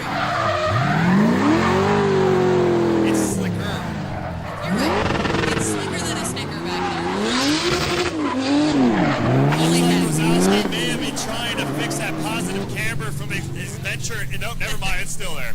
I think. I can read its tread depth from up here. Well, hey, that's why the sight lap is there, because if you're going to go tires on the mud, you might as well do it on that. The drivers can sort of feel it out where the spots on the track they need to chill are, and I would say that's definitely one of them. Yeah, Kevin Rosowski taking a little bit of a lick in practice this morning, going through the people's corner outside 5. He actually rolled the wheel off, and you can see he made a repair to the vehicle, but it is now sporting an excessive amount of positive camber. I can only imagine that's not helping his dive down the hill. No, sir.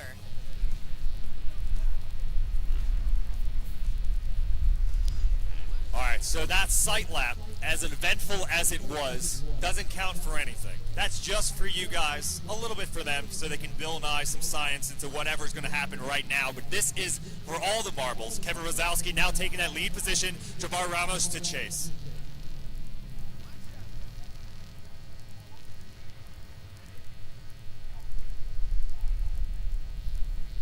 Kevin, no stranger to putting that car into the weeds, if he's present or not. Sorry, bud. And Jabbar Ramos to chase him down. Here we go. Rosowski to lead. Piloting that turbocharged E30. This one is for all the marbles. Both drivers initiate well before that last initiation point is Jabbar Ramos almost taking the BMW out, diving into outside zone number 1. Rosowski starts putting an axle in, leaves outside zone a little early with Jabbar Ramos with an aggressive transition down, way off of the line. But Rosowski trying to keep that car under composure, going through that slip and slide of outside 3. Rotates it back into that front inside clip, and Jabbar Ramos looks like he's just going to hang out for a little bit and then exit the chat. Definitely a wet and wild take. Jabbar trying to chase down what I can only imagine is an unconfident lap to Rosowski, but Kevin looks like he's going to survive, and as I say that, going up to the most treacherous corner we have. Yeah, props to Rosowski for being able to navigate through 2 to 3, that spot where he went off before. He did have a little bit of a slow up going into 4. Again, another spot on the track that's really wet right now. But other than that, a pretty decent lead run. He was able to calm it down in the right spots.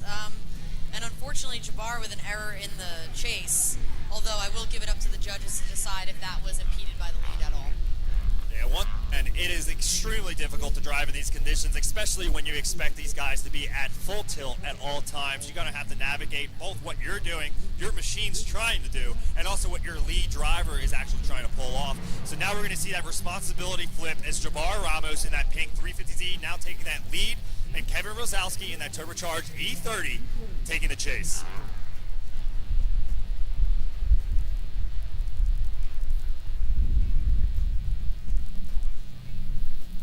Here we go, second half of the battle here, round 2 of the Gambler. Jabbar Ramos in that Barbie pink 350Z, taking that lead position, initiates before that last initiation point. Rosowski trying to keep it up as Jabbar shuts it down. I'm going to call it unchaseable, so this is now for entertainment purposes. I'm not a judge. I don't actually make the final calls, but Rosowski said, I'm still going to bark at you, brother. Yeah, Rosowski is trying his best in the chase. Unfortunately, you need a nice smooth lead to be able to chase it, so I think that... I think we're done here, folks. If I'm wrong, I will correct myself, but I'm going to say that's probably going to go to Rosowski given the errors, and the judges have confirmed Rosowski will get the win here. Kevin Rosowski getting the win and moving on. Unfortunately... Hi, Bob. I don't know. Yeah, let him hear it, guys. As Rosowski sets it up into the bank anyway. Now, if we're really nice and we all behave ourselves, we might get a rollback. We might. We could ask him for a rollback. Please with a W. Unfortunate for you guys and everybody at home, as well as our drivers. We still have a patchy track. The low points of the track are still holding a little bit of moisture, but with every lap we're seeing more and more tire smoke. That means after we get out of our top 32, there's the potential we get a real deal top 16. I'm hoping we get to see more tire smoke up in the air as we get our next battle. That one more time battle from earlier, letting these guys go back at it. Luke Denner goes Lewis Lands. Yeah, all I want for Christmas is a real deal top 16. Hey, I'm stoked to see 32 drivers out on the field. I'm also stoked to see all of you guys joining us here at Raceway Park for this round 2 of the Gambler. A big shout out to Panda Fest as they're awarding their car show awards as we speak. A big shout to you guys joining us. A big shout to all you guys that put those cars together. Beautiful builds. But let's go with this one more time battle with Luke Denner and Lewis Lands.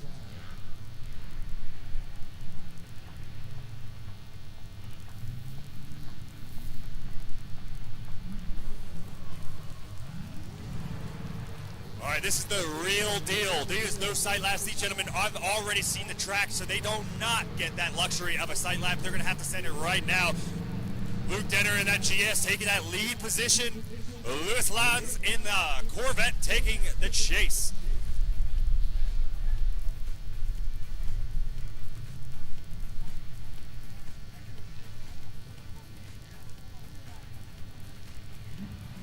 And we got the green light. Here we go. Luke Denner getting the arm drop to take that lead position. Lewis taking the responsibility to chase. Looks like we got tire smoke dumping into outside one. Lewis Lands cranks on the angle, trying to wait for Luke to give him the room to play. Luke gets in outside zone number one. Lewis Lands is shortly behind him, maybe one car length, the matching angle, mimicking down the hill. This is where it gets weird. This is the wet and wild part. Lewis Lands throwing a whole bunch of tire smoke off as Luke Denner doing a great job keeping the proximity away from Lewis's. That is a navigate for the rest of the course here. Doing a good job and a big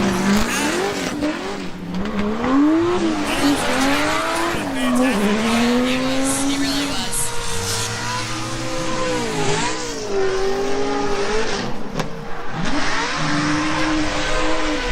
With the sight of tire smoke in the air, it looks like the margins of error for wet track is getting slimmer and slimmer. Unfortunately, Luke Denner finding a little bit of it. Again, as we said before, anything can happen, so we will send these drivers back to the line. This time Lands will lead and Danner will chase him down. Hopefully we can see a clean battle here and we'll have a clear winner. We can move on to our next battle. These guys are already battling one more time, so I'd like to decide a winner here. Well, unfortunately, Denner now with an official deficit and taking that spin in the lead. He's going to have to make sure he puts the pressure on, but he doesn't want to push too far. Lewis Lands has the responsibility and the right of way taking that lead position. But Luke now has to mimic everything he does, navigating through our road course here with our little bit of a wet patch. So both of our drivers, kudos to them, navigating through our course here at round 2 of the Gambler. But now it's Lewis Lands in that Corvette taking the lead. Luke Denner in the GS to chase.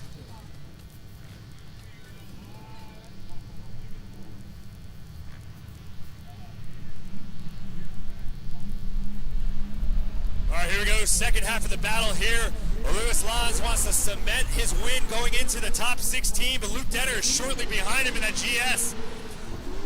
Lewis gets out to outside zone number 1, but Denner is shortly behind him in that GS, making sure he knows he made a mistake. He wants to not make sure he's not out of this battle yet, as Lewis Lands is doing a fantastic job navigating down the hill. And as I say that, he's out. Lewis Lands takes the slip and slide into the splash zone. We just can't get through it. Smoking Cowboys getting to shoot another day. Luke Denner. As you said, Sarah, it's always up a little bit. You guys, it's a anything gamble can out happen. there. You can't, yeah, exactly. It's a gamble. Just because there's an error on one part does not mean there's not going to be another error in that same situation. Well, it looks like our boy needs to toe off the track, so we'll have the truck out here in just a second. But yeah, our judges are going to have to take a look at this and let us know what they think, what caused that, what's going on, and how they're going to proceed. So we will keep you guys posted. We're going to land the drone for a second, change some batteries, and get Lands off the track here in just a second.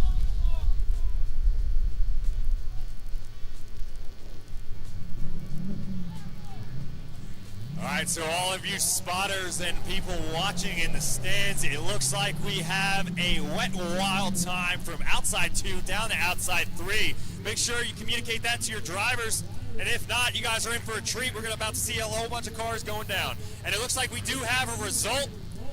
It looks like we're going to take them one more time. We want to see a real winner here.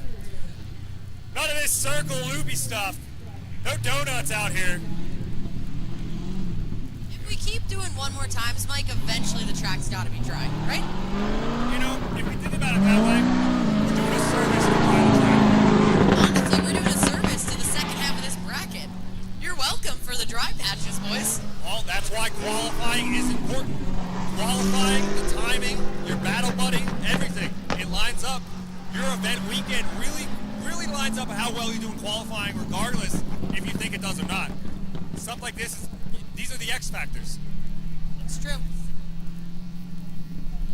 All right, our track workers are resetting the cones here, resetting that zone, the mucky zone down the bottom of the hill. And we'll go ahead and get our other one more time battle up. I believe that will be next between Brian Hopp and Trevor Root, potentially. We're a little bit out of order given these one more time, so we'll go ahead and see who enters the burnout box next. But we do have another one more time to run before we finish up the left side of the bracket.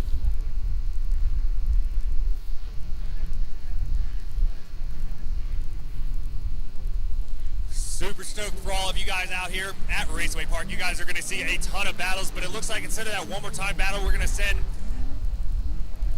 the Jacob Brewski, that is the son, Jacob Brewski, going up against Howie in that 3Z, another Smoking Cowboys vehicle.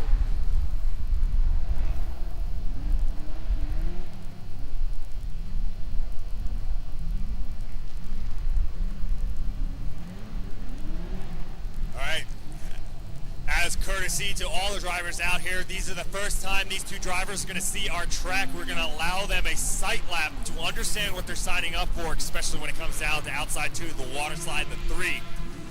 With that being said, Jacob, with that higher qualifying score of qualifying 13th, will take that lead position. Hal will take the chase, qualifying 20th.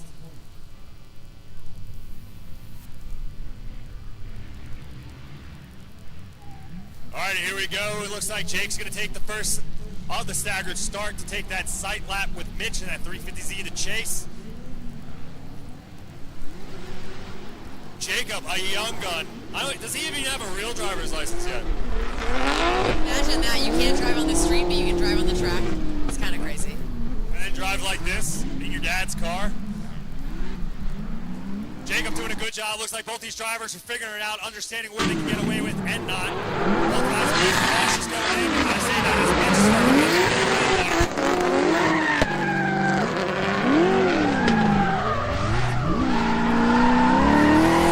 Mitch takes a loop going to the outside. Like I said, this is just a sight lap. Jacob Brewski in that E46. Mitch, that's Smoking Cowboys 350Z in the chase. Both these drivers now have a little more information on what they're signing up for. It looks like they navigated 2 to 3 all right. It looks like 4. It looks like you're giving them some problems over there. Oh, yeah, guys. It's definitely wet in there. It's damp in 4 as well. And we're going to see, again, a lot of lead drivers lose grip there, which means they're also going to lose momentum. Because even though they're sideways, the rear wheels of the car are driving them forward. So if all of a sudden you go from having a ton of rear grip to none, your momentum's going to slow down a lot, which I think is going to choke up the chase drivers right there. So something to pay attention to. The judges are definitely going to be looking at, and also the drivers are going to have to figure out in the chase. Also, all these drivers are out there on a 235 tire. Jacob Brewski piloting his dad's, I can only assume, maybe pro spec car at that E46. I believe it's a former pro spec car, yeah. That 400 horsepower E46 is lighter on tire, but it's definitely no saint. Nope. These guys just went out and licked off a few tread depths. So, like, we're going to see what happens on the second half of this battle here, but it looks like our guys are back up on the line. Jacob to take the lead, Mitch to chase.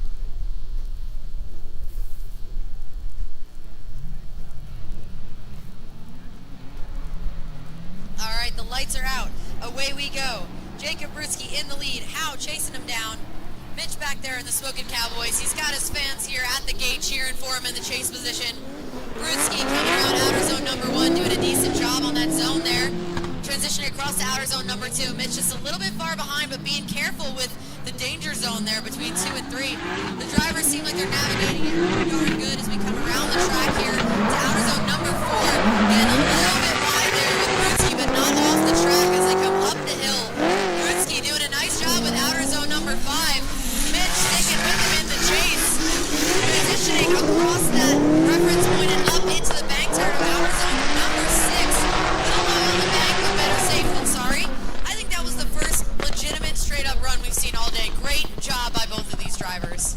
Love to smell the tire smoke in the air. It seems like our track is living up here. A great drive out of Jacob, piloting his father's vehicle out here at round 2 of the Gambler. Mitch in that 350Z trying to close that gap up. I see those Smoking Cow. They got a big sign. Yo, you guys got big signs. Where are the rest of y'all? You got signs? Nah, Smoking Yeah. Cowboys got signs. If you guys are fans of the Smoking Cowboys, make sure you let them hear it on this second run. This time, Mitch will be in the lead, and Brutski will be chasing him down. It looks like we only got a little bit of wet and wild left to make sure these drivers can calculate themselves going down that hill. The extra gravity there definitely not helping their cause, but our drivers are now swapped around. Mitch in that 350Z now in that lead position. Jacob in that E46 in the chase. All right, the lights are out. Away we go. And I cannot stress this enough, Mitch entering well before that 3-2-1 cone. Little bit shaky, but he seems steady as he gets into outer zone number 1, which is where our judges are going to be looking. A little bit late to get in that zone, and Brutski is knocking on the door there in the chase position. Mitch looking really smooth, just kissing the edge of 2. He's really, really careful, going a bit wide there in 3, but not off course. Doing a nice job on that inner clip. Brutski is knocking on the door, going into outer zone number 4. All the way, barking up to the side, as you would say, Mike. Mitch with a little bit of a straight in there in the lead. Judges are going to take a look at that for sure. And not get quite as far on the outside of outer zone number 5. These drivers coming over that reference point and nice and high up into the bank for outer zone number 6 and across the line. That was an okay lead given the situation, but Brutski doesn't seem phased in the chase at all. Nah, Jacob looks comfy. The kid, the son of Dmitry Brutski, piloting his father's car on the left side. And we do have a winner, Jacob Brutski. The kid takes out Mitch of the Smoking Cowboys. Jacob will see himself in the top 16.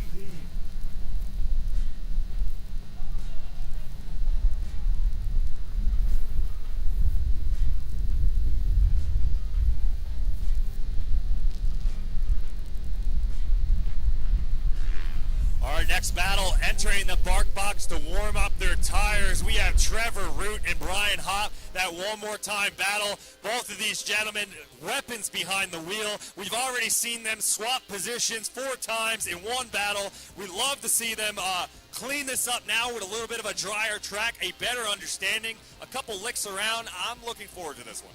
Me too. I think it's dried up a little bit. I hope they don't go too crazy in those spots, but hopefully we'll get to see a pretty decent straight-up battle. I love these guys going head-to-head. I just think it probably should have been in like at least a Final Four, but hey, that's the way the bracket crumbles, baby. We got a long list of killers out here, and it just so happened that these guys in their qualifying order unfortunately met up. Trevor Root with a sick qualifying score, getting him in 8th place, and Brian Hopp just squeezing through qualifying but getting it done with a 25. Cleaned it back up. He's now out the battlefront. Trevor Root now sitting in that lead position with that V8 powered by an LS supercharger, going up against that MA Motorsports S13 of Brian Hopp.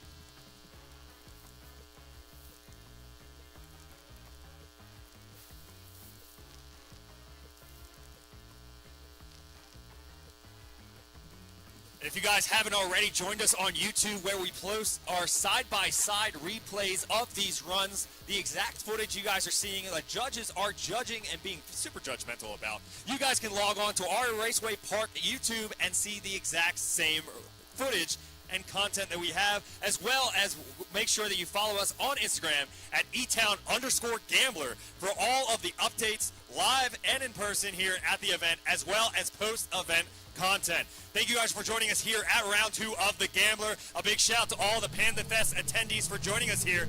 And we are just getting started. We are still on the left side of the bracket, and this one's about to be a heater. Hopefully these gentlemen can hold these monstrous machines, and these 235 tires allow them to do such.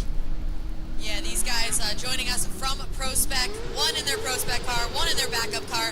Trevor Root absolutely on the edge of the track, and Brian Hopp on his door coming into outer zone number 1. I think Hopp's had enough. He's like, I'm ready to move on here. Trevor Root navigating nice and carefully down the hill. Brian doing the same as they come across the center section of the track. Nicely done on that inner clip there. Let's see how these guys can navigate up outer zone number 4. Brian Hopp putting it right in the pocket on Trevor Root's door as they come around that hairpin. Trevor Root, not a ton of angle. Brian more in chase coming around. A little bit of an error there as they come across the center section of the track and throw it up nice and high into the bank. Nicely done there, guys. I don't know if that hairpin was as straightforward as we think, because Trevor Root was kind of pulling out of angle, which did choke up Brian. So I'm going to let the judges go ahead and weigh in on that, but that is something to keep an eye on. But again, like we we said before, they got a whole nother second half of this battle. Regardless of the little oopsies through this people's corner down here, we're going to have to lean on the judges, like Sarah said, for that final result. But that's what we're talking about. Brian Hopp trying to get to the door handles of Trevor Root, going up over the hill. A solid lap out of both of these gentlemen, but now we got to swap them around. Brian Hopp now has the responsibility of taking a lead in that MA Motorsports S13, getting chased down by Trevor Root. Trevor Tree with that LSA-powered V8.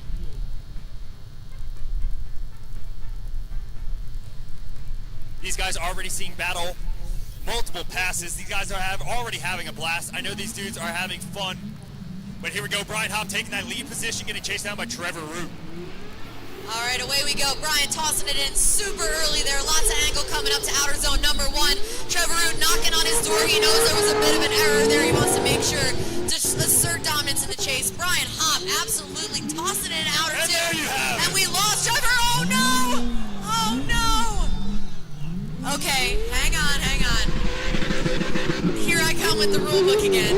Technically, the first error ends the lap. Technically speaking. So the first person to zeros the rest of it.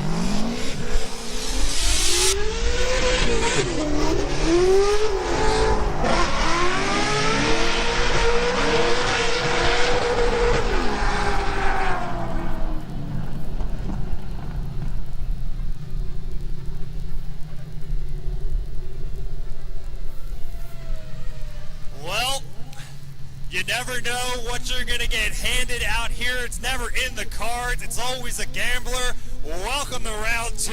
Brian Hopp, Trevor Root. Definitely keeping it interesting out here on our moist track on the road course. We're going to have to lean on the judges. I'm not a doctor, but let's take a look. The judges want to see this side by side because of the shenanigans between 2 and 3.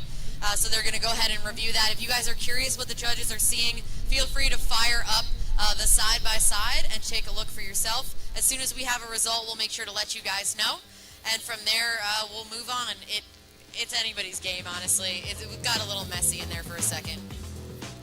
If you guys are joining us on the YouTube, both sides of your screen, you got these gentlemen both barking at the side of each other's cars coming all the way down the hill. Root just asking a little too much, and then Hopp a little too much sauce on the right.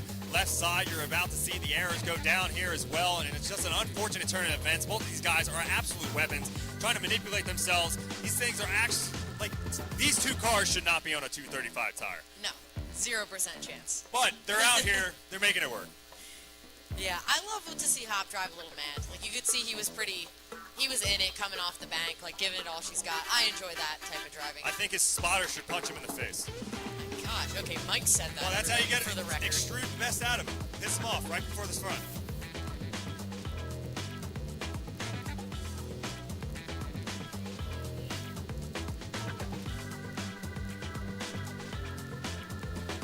And a whirlwind and a spin cycle. We do have a winner.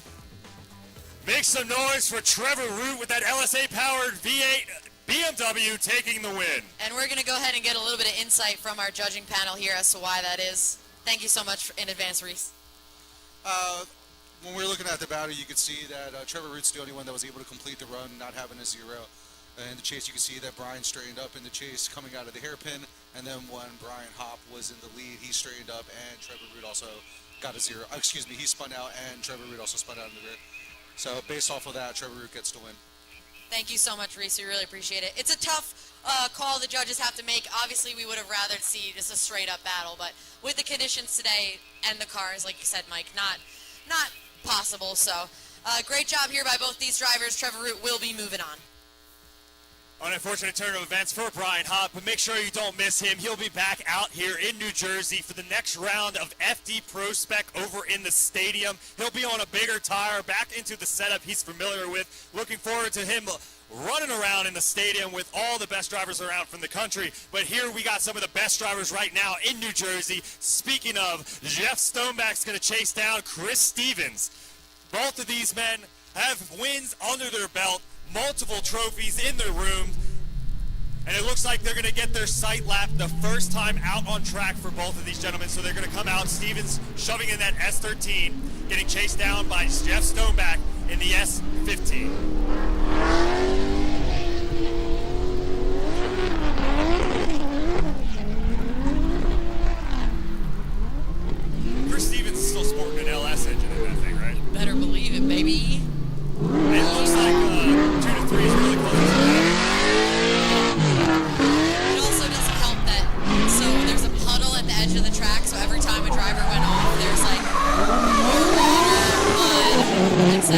It's not a fun time down there.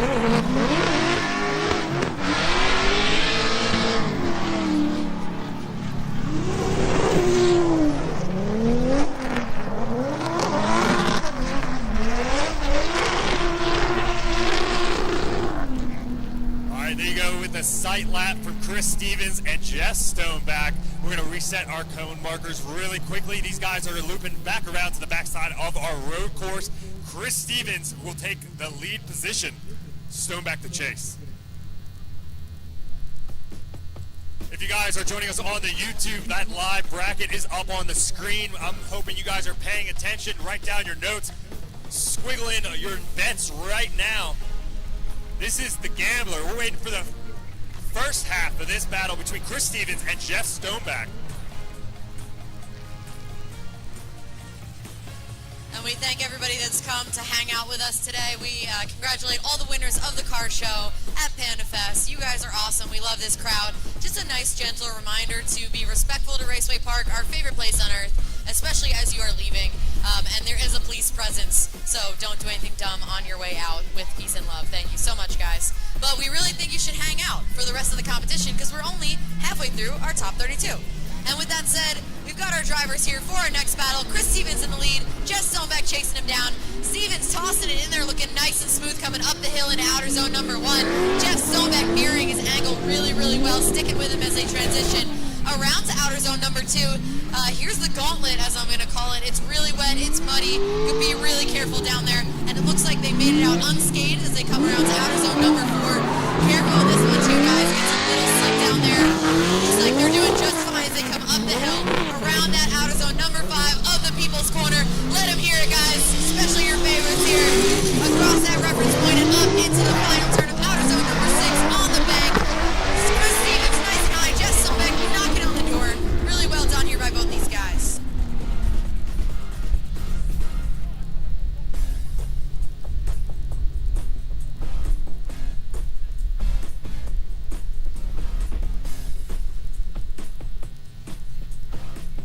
All right, here we go. Chris Stevens getting his lead lap done and over with. Unfortunately, it looks like Stoneback had a little bit of an issues in a couple zones here. We're going to see how the second half of this battle shakes out. As you guys can already tell, it's up in the air every lap here. We have no idea what's going to happen. It's a gamble. Yeah, also worth noting, these guys spent all practice on a bone-dry track ripping their shit to the moon, stuff to the moon. And now it's wet, so. It's all right, you can say it on TV. All right, here we go. Chris Stevens taking that chase position. Stoneback now to the lead. Stoneback has a lot of pressure on him. He needs to put down a heater of a lead lap and try to cause either a massive deficit or a mistake out of Chris Stevens here. And the arms are down. Stoneback taking that lead, getting chased down by Chris Stevens in that S13 coupe. And both drivers initiate. Stevens right to the door. Said, hey, bud, I'm right here. I'm barking at you. He stays in it, a little back off. He had to give him some space as he came in super aggressive. But Stoneback throwing a heater down through outside 2, getting into outside 3. Stoneback, he's mad. He knows he messed up. And Stevens is trying to do everything he can to keep into the conversation here as they come into outside zone. Stoneback keeping an axle in that zone as Stevens closing the gap down, jumping into the hairpin. Stevens taking a shallower line but matching the angle. Stoneback steps on the throttle. Stevens jumps down. Stevens going to have to make a wild move to get him back to the side here. And unfortunately, Stevens catching the wall. Oh, no. That is the bad part here of the bank. A lot of times if the back end goes in, the front end goes in as well. So that is unfortunate. I got to give kudos to Stoneback. He knew he went in there with a mistake. Yeah. And he caused and drove as hard as he could to try to cause as much as he can. And unfortunately, Stevens had to take a wide line, biting a little heavy, trying to make up some deficit, jumped to the door, and got bit up, caught the taillight. Unfortunately, the back end of that S13 wasn't squishy enough to take the hit, and he ended up finding the front.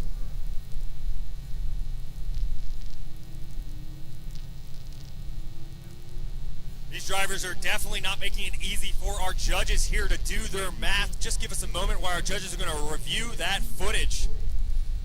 Definitely a big kudos to Jeff Stoneback for throwing down a hell of a lead lap. getting chased down by Chris Stevens, but Stevens also has a great lead lap, which Stonebacks deficits as well. Our judges are going to have to tally up each and every single one of those pros and cons. Give us just a moment. If you're joining us on YouTube, that side-by-side replay, you can see it on the left side of your screen. Stevens doing a great job with his lead lap. On the right, Stoneback doing a great job as well, and Stevens in that conversation. If we wait just a moment, on the right side, you'll see where Stevens unfortunately caught the taillight into the high side of the bank, ending that run for him. God, that was a bummer because that was a heck of a chase. I really like the aggression there, maybe even bordering on too much given the fact that he does go in the wall. We never want to see these cars getting wrecked, so that is a bummer, but even the angle to which he was flicking that aggressive was a little high. Maybe he got a little crossed up on the reference point, but... I think he tried to get a little greedy, exiting the people's corner over here, trying to make sure his presence known, and unfortunately he ran out of real estate. A great save. He got close, but inches count. Well, it's a game of inches here. I think he was trying to go for a really aggressive flick, because how cool would it have looked if he flicked straight up to Jeff's door? We would have all been on our feet cheering. But again, in the game of inches, he kind of, gambled and lost here at the Gambler.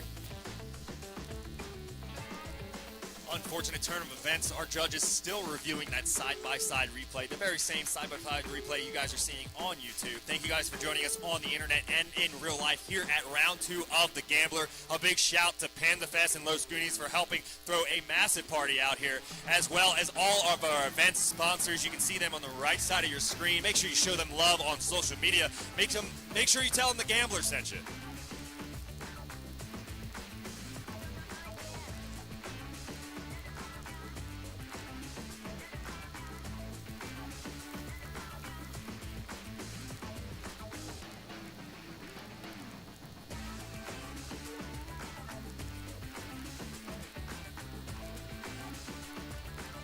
All right, so our judges have deliberated.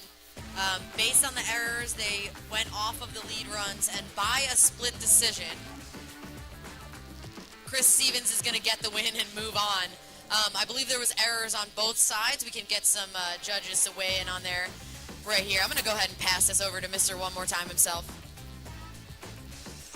Yeah, I was speaking to the judges. 2 of the judges ended up going with Steven, had a better lead run. We did have 2 zeros in the chase, which means we have to base the decision based off the lead runs. 2 of the judges went with Stevens. I ended up going with One More Time.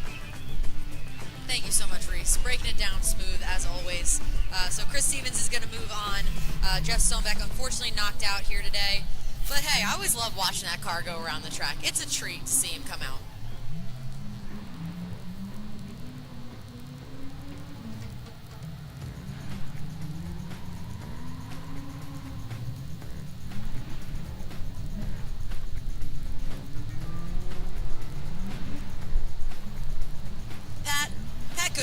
In our live chat right now, we appreciate that you're here today, but we wish you were here in person and not just in the chat, okay? Everyone up here in the tower is really sad. We heard you were going to roll, nerds, and we really thought we were going to get to see it, so make sure you get up here for another round. You lied to me, brother. You lied to us both. Our dad lied. All right, here we go into our next battle. Another One More Time. Luke Denner in that GS taking that lead position, getting chased down by Lewis Lons in the Corvette. Both drivers got the green light. Here we go as Denner initiates down the hill, up the hill, hopefully getting into outside zone number 1. It looks like he's just shy, gets it a little late, but Lewis Lon is right behind him, really making sure his presence is known as he dumps into outside 2. Denner doing a great job exiting 2, getting down to 3. A little bit of a deficit as Lewis Lon's now having to make some manipulation to get that cleaned up, as Denner's doing a fantastic job getting nice and wide outside 4. Lon's getting the angle on Denner, trying to close that deficit. Denner up into the people's corner. Pointed in the right direction as Lons is parking at the side of it. The driver run down that reference point and back up. Gotta keep those taillights out of the wall. This long lead lap, but Lewis Lons is right behind him. Finally, I'm so stoked these guys got their lap in. That's what we were waiting to see all day. And as it turns out, our Smokin' Cowboys crew, the limit to how many runs they'll cheer for is 2. Because this would be the 3rd run, and I don't see them at the fence. So just keep that in mind, guys. It's important to get your battles out there first so you can have your cheering section. Support is expensive. It is. We're not out here for the free. Y'all are getting paid? All right, second half of this battle, Luke Denner in that GS300 now responsible to take the chase. Lewis Lons in the Corvette to lead. If you guys are just joining us here in person or at home, the track is in fact patchy. And if you're curious as to how patchy, the drone has given you guys a great glimpse of that.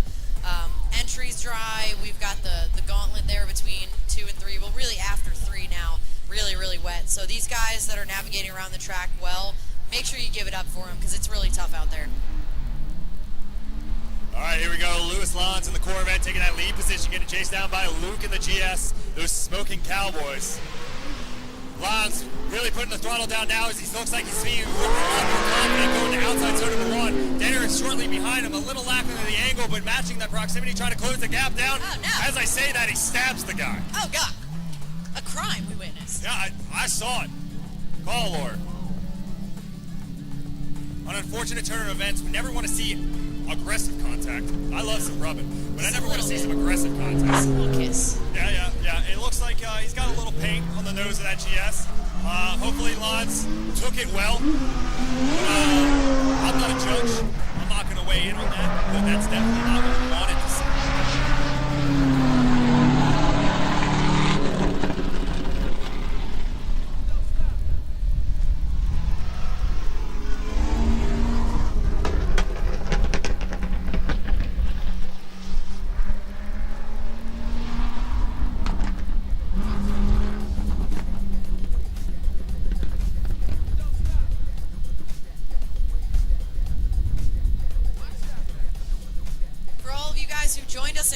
You got the little bonus. Normally it's either one or the other. It's either a car show or a drifting.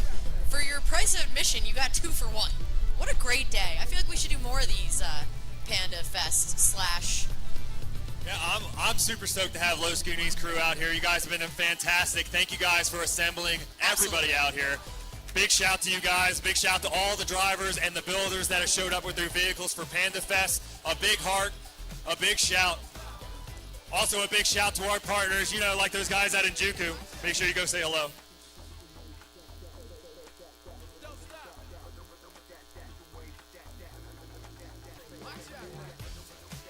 I think the judges will pick a winner as I glare at them menacingly. I will remind everyone, if you are just tuning in or joining us in person, these 2 drivers have done battle. This is the 3rd time. So hopefully we can choose a winner here. Unfortunately, the judges have their work cut out for them with that incident in Outer Zone 3.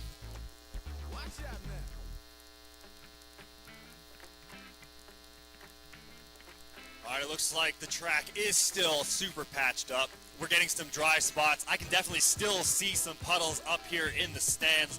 2 to 3 is definitely kind of a guessing game. Wet and wild. It really depends on what line you choose through there. The trajectory, how much throttle you're going to put in there, and honestly, the chassis weight's really going to add up. Our drivers have quite the inputs. They're going to have to decide to make sure that they're doing what our judges want to see in the lead, and our chase drivers almost, I want to say, have a harder time because they have no idea what the lead driver is going to do. It's very true, and the lead driver might be trying to do something, and the track is going, no. And we do have a winner. Unfortunately, he got stabbed, but Louis Lons is going to work his way into the top 16 in that Corvette. Louis gets the win. So we have one more battle on the left side of the bracket before we move on to the right side. And I'm still doing my rain dance to hold out on the weather because we'd really like to get through the other side of this bracket relatively quickly. But we will keep you guys posted. We've got Meyer and Burgess about to do battle. Meyer warming up his tires, as well as Burgess in the burnout box. I love that we do a double now. Makes things go a little quicker. Definitely the efficiency. I love the bark box back there. Those dudes, nice and comfortable, getting those tires warmed up. All our drivers here are limited to a 235 tire. No more.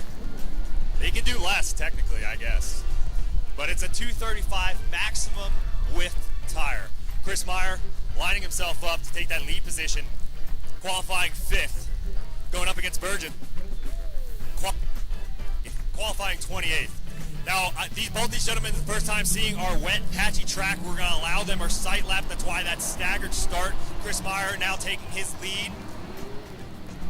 Burgess in a 350Z shortly behind him.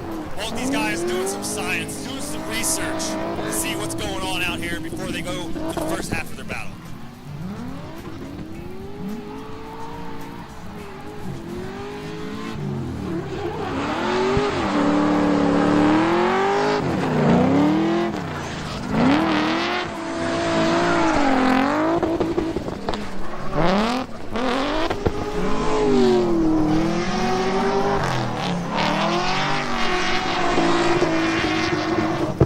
Hopefully this lap has instilled some confidence in our drivers. Myers and Burgess just taking their sight lap around our road course here at round 2 of the Gambler. Myers going to be in that lead position. Both these drivers are working their way back to the backside of the road course, and Burgess to chase in that 350Z.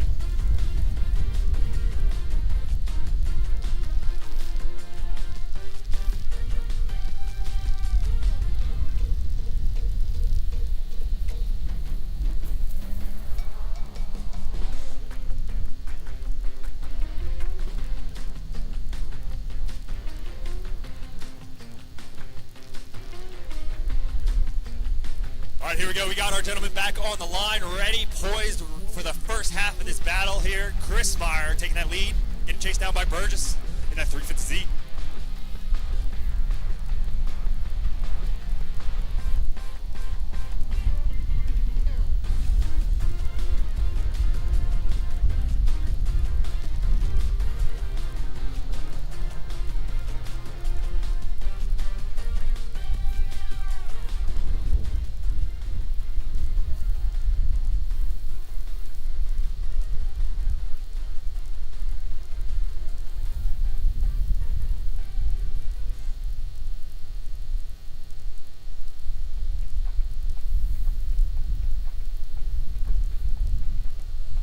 Here we go, Chris Meyer in that lead position in that black E46 BMW. I'm pretty sure that is V8 powered underneath the hood, getting chased down by Burgess in that 350Z. Both drivers initiate well before the last initiation point. Meyer working his way out to outside zone number 1, locks in that box early and literally locks in. A great run out of Chris Meyer in that lead so far. Burgess trying to close that deficit up as they dump down the hill into outside zone number 3.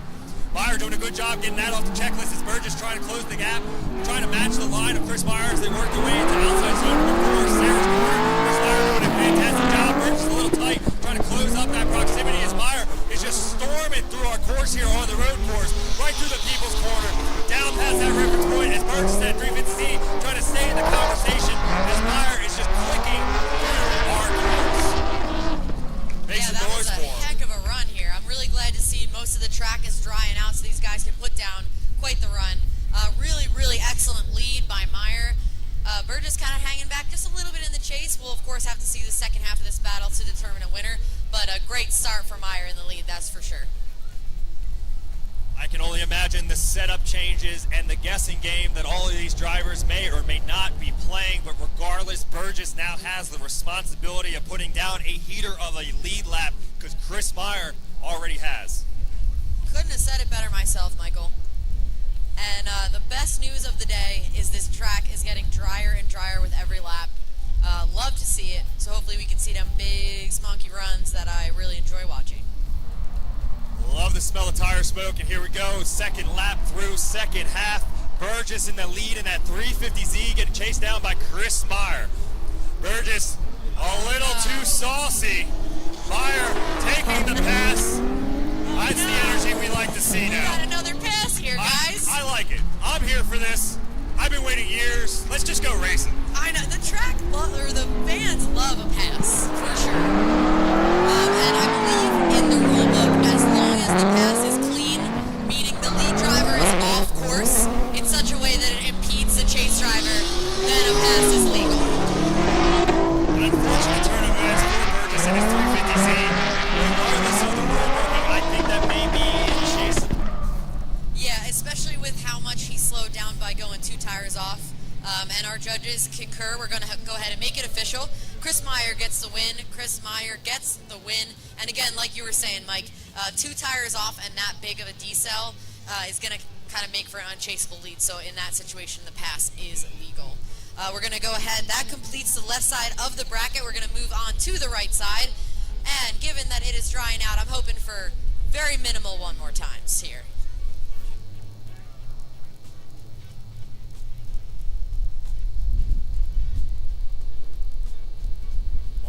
right side of the bracket, we're going to have that first battle up. Dimitri Brewski actually awarded that bye run for his second place qualifying score. A big shout to Dimitri Brewski, making that machine work double time, both him and his son Jacob piloting both of that. We've already saw Jacob battle it out on the other side of the bracket. Now it's his father's turn. Yeah, it worked out really well for them. We told them in the drivers' meeting they were concerned about having to be near each other, and we were like, listen, guys, you brought one car and two drivers, and I may have failed algebra, but I know that does not add up. However, the universe has blessed them by being on opposite sides of the bracket based on where they qualified, so that they'll only ever see each other in the finals, which would be crazy. So honestly, if they get to the finals, I say they fight right here in the people's corner. they could foot race. All right, good for them. I think his son might be faster. Hey, he's tall. He's got some length on him for his age. They could rock, paper, scissors for it. We need some gladiator stuff. We'll get some weapons. All right, maybe not weapons. Maybe that Q-tip stick thing, and they could just smack each other with that. All right, American that. Gladiator style. Yeah, little sock 'em boppers. All right, I'm into this. We'll see what happens as it transpires, but nonetheless, Dimitri Brewski getting awarded that bye run for his second place qualifying score, taking his lap as we speak. Yep, and a bye run means no sight lap, okay? You can't have it all, as the universe does not grant everything. Just gotta ask nicely, Sarah. You gotta say please. Is that what I've been doing wrong? Please with a W. Please, when I have it.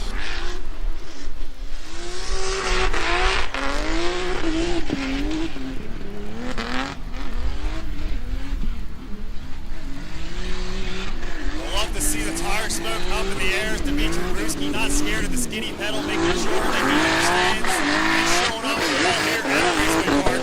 Make sure you make some noise for him on his bye run here for second place qualifier and into the top 16.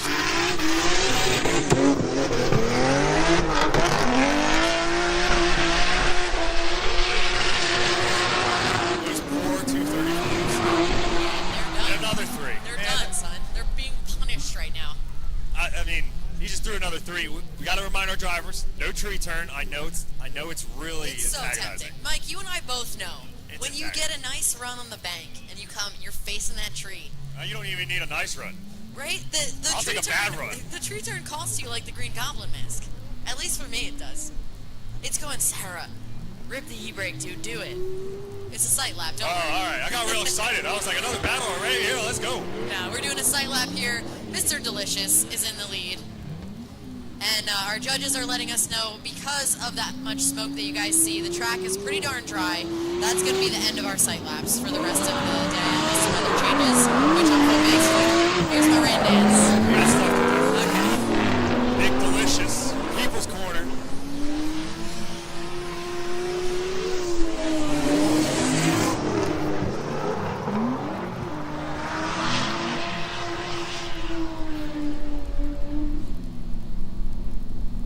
We had a few questions in the chat about weather. It is just overcast now. It rained earlier. We've been dealing with a patchy track for the entire left side of our top 32 bracket. We are on the right side now. We just saw Dimitri Brewski's bye run and Nick D'Alessio going there for his sight lap. So we're going to see those two guys do battle now. There are no more sight laps. That was the final one. Hopefully we stay dry for the rest of competition here tonight. And if we can zoom through it, it's looking pretty good.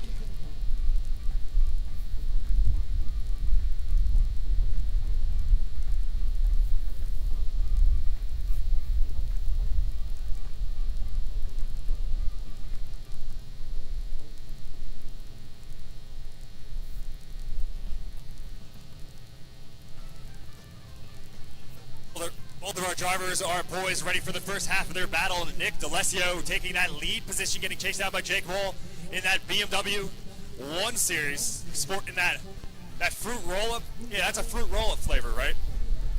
Yeah, it looks pretty delicious. It's reminding me of that's maybe like Nick- a Baja that's Nick Blast. Delicious. Oh, okay, my bad. I got it confused. All right, here we go. First half of the battle here. Nick D'Alessio taking that lead. Jake barking at him early. Before we even get to a zone, don't get too aggressive too soon, brother.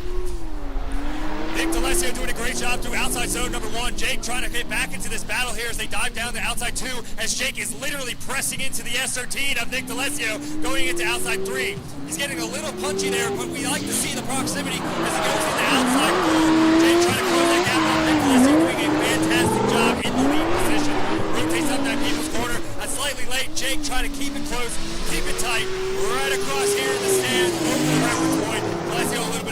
Jake makes some moves, he's right there. Jake making his presence known. We're going to see how the judges weigh the choices that Jake make in the chase position, but Nick D'Alessio with a solid lead. Yeah, really, really well done by Jake in the chase, but as we always say here, you cannot have a good chase without a good lead. So props to Nick D'Alessio for putting on the smoothest lead, pretty much, making it extremely chaseable so that he could get close in the chase position. Nick was foot through the floor the entire time. You can tell how the car was positioned. Really, really well done by both of these drivers. And let's flip them around and let Jake lead and see if Nick D'Alessio can return the favor in the chase.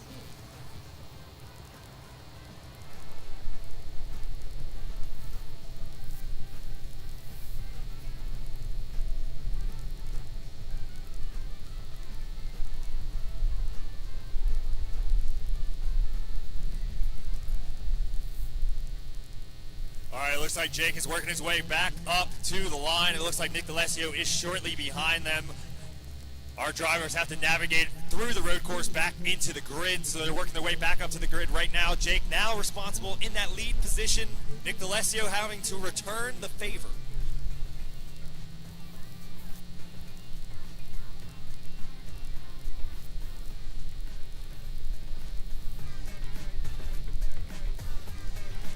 All right, here we go. Our drivers finally back up to the grid for the second half of this battle. Jake now leading in that 1 Series fruit roll-up BMW, going up against Nick D'Alessio in that Elite JDM S13.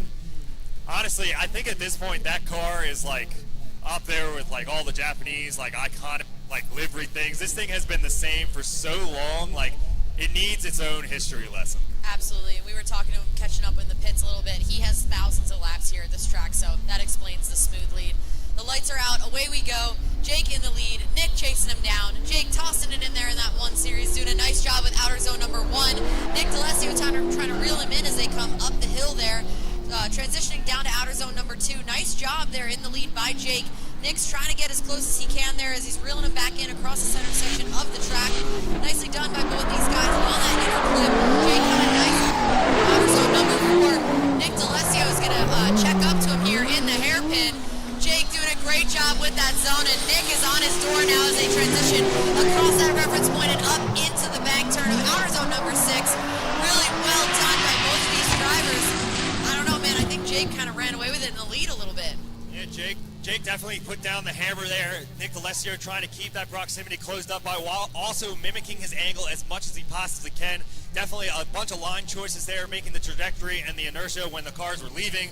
Definitely a back and forth, if you will. Absolutely. We'll have our judges take a look at our side-by-side here that you guys can see if you're watching at home, or if you're curious, pull it up on YouTube. You can head over to Raceway Park's YouTube channel for the live stream and see what our judges are seeing. They're going to definitely want to take a look at the side-by-side, make sure they didn't miss anything, and as soon as we have a winner, we will let you guys know.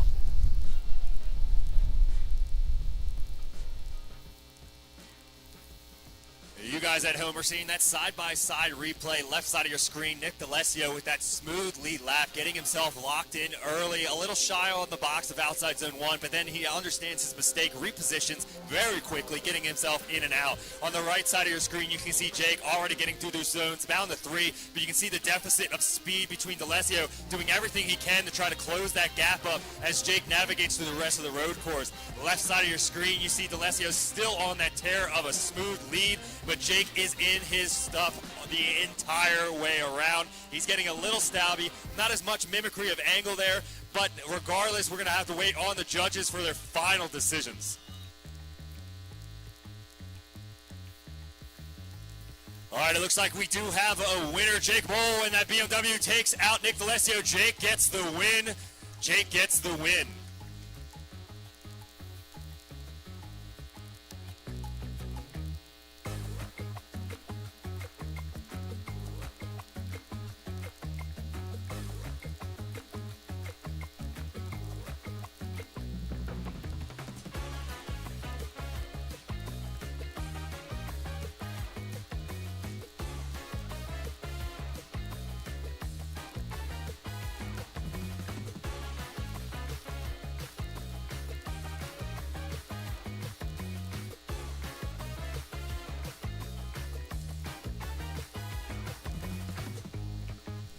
Our next battle getting up on the line. The man, the myth, the legend. Tim Wilson, Frito, piloting that turbocharged E36, already poised on the line, waiting to take his lead lap. Qualifying 10th, getting chased down by Google in that BMW E92. Frito is no stranger to this layout. He loves this track. He's here all the time. Attends majority of the Club Loose events, as many as he possibly can. Let's see what he's capable of in this lead lap. Frito initiates well before that last initiation point, getting himself locked and loaded for outside zone number 1. But Kugel's right there with that BMW. Kugel's right on the side, trying to make sure that new BMW knows, hey man, I'm the new guy on the block. That E36 of Frito doing a great job in the lead, getting through outside zone 3. Nice and tight to that front inside clip, getting a little bit of a chase away. That BMW now is going to outside corner. A little bit of a hesitation dumping in, going into the corner here. Frito doing a fantastic job, and Kugel is right there. Right in the back, right, great transition for both of these gentlemen back into that final outside zone. And Frito throwing it down. Make some noise for him. A solid run out of both of those gentlemen. Zach doing a fantastic job in that E92 BMW right behind Frito's E36, or at least what's left of it.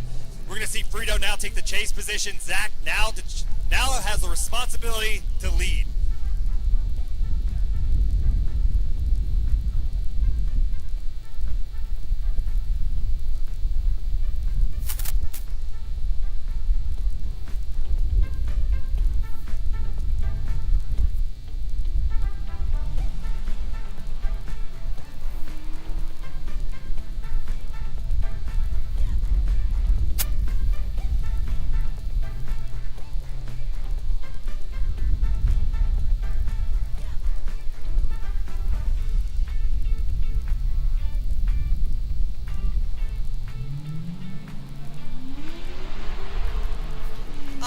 Away we go for the second half of this battle.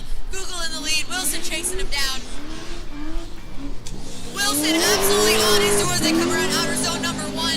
Excellent job here. They transition at the same time into outer zone number 2. Coming down the hill. It's not slick anymore, guys. Tim is knocking on the doors. They come across the track. Excellent job there by Google transitioning over to outer zone number 4. A little shy there, just allowing Tim to get on his door even more. Google doing a great job there, outer zone number 5. And Tim Frito Wilson is chasing him down, coming across that reference point and hucking it up into outer zone number 6. Guys, give it up. All right, that is hands down the best chase we have seen all day. And again, you cannot have a good chase without a good lead. Excellent job here by both of these drivers. We're going to go ahead and check the replay here so our judges can watch that side by side. And as soon as we have a winner, we will let you guys know.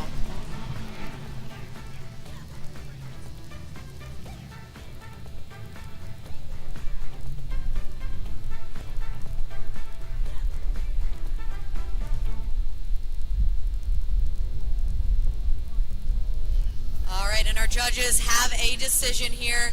Tim Frito Wilson, with that heck of a chase, is going to get the win. Moving on to our top 16. The crowd is stoked. We all love a good chase, guys. That's what's going on here.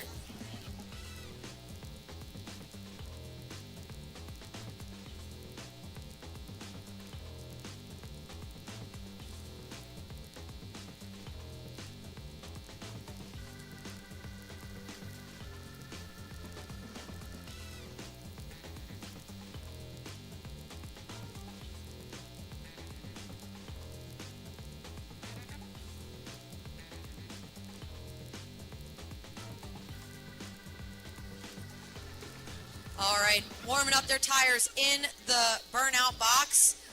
Throw those croissants in the chat. Colin Crissette. And coming up next to him is Brian Gaughan in that really nice looking black E36. Colin Crissette qualifying, I guess 7th. I don't know, that number's a little weird. But qualifying higher is going to lead, and Gaughan qualifying 26 is going to chase him down. Croissant here, no stranger to the gambler, missing a couple of rounds due to engine issues, and by that it was new engine back to back to back to back to back.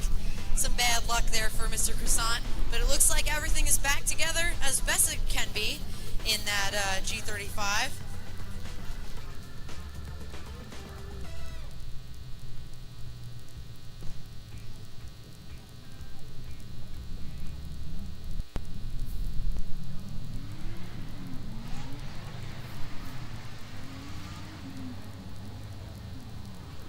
All right, away we go into this battle. Colin Crissette coming up the hills, pouring smoke, going right on his door there in the chase position, coming around to outer zone number 2. These guys are absolutely ripping down through that gauntlet. Colin Crissette on the exact line we want to see him on, going reeling him in, matching his angle as they come around to outer zone number 4. Colin Crissette, excellent job there, going absolutely transitioning on his bumper in the chase position.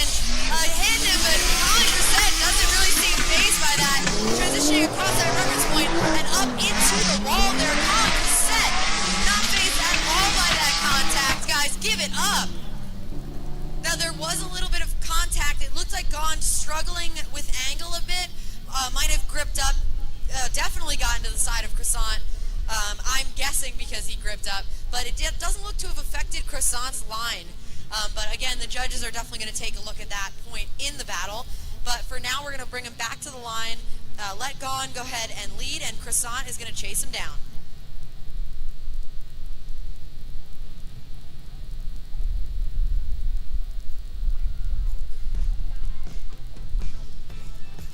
I can see your guys' questions in the chat here. Heischman is not out; he's just on the other side of the bracket. So we've had a little while to get to this side. He's going to do battle later on here on the right side of the bracket against Vovchik Sus.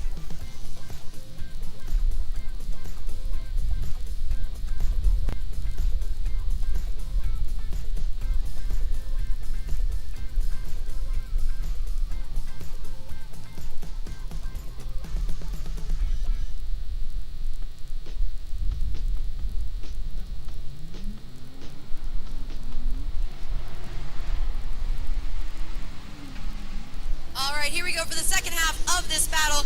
Gone in the lead. Colin Crissette chasing him down. Gone doing a nice job with outer zone number 1. He's absolutely moving through this zone. Colin trying to reel him in there in the chase. Gone doing a great job coming down the hill, grabbing outer zone number 3. Going wide though, at least one tire off there, allowing Crissette to catch up in the chase position. Gone doing a nice job with outer zone number 4. Brownie Woody transitioning around to that hairpin, tossing him an angle. Colin Crissette trying to stick with him there in the chase position. Transitioning across that reference point and up into outer zone number 6 on the bank turn.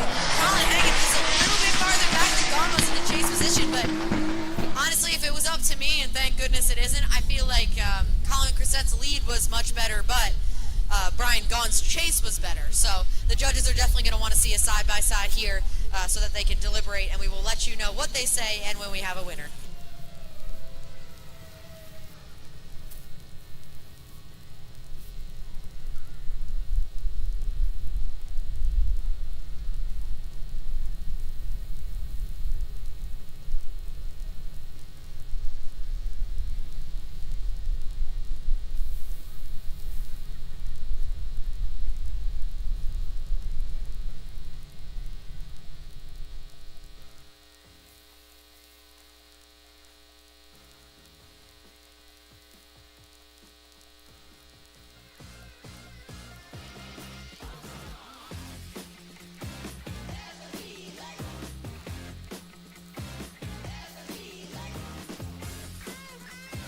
If you guys are just joining us here, we've got the side-by-side from our last battle between Colin Crissette and Brian Gaughan.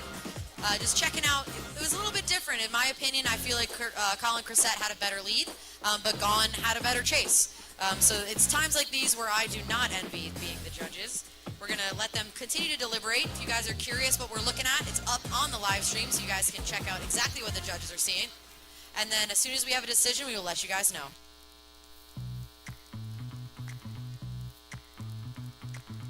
All right, let's make it official. Colin Crissette gets the win. Colin Crissette gets the win. I gotta say his lead was just really fantastic. I gotta think that that's why it was. Gaughan doing an excellent job in the chase position. Give it up to him as well. But Colin Crissette is going to move on to the top 16. Great drive out of both of those gentlemen. Unfortunately, only one can walk into the top 16. We're going to move on to our next battle.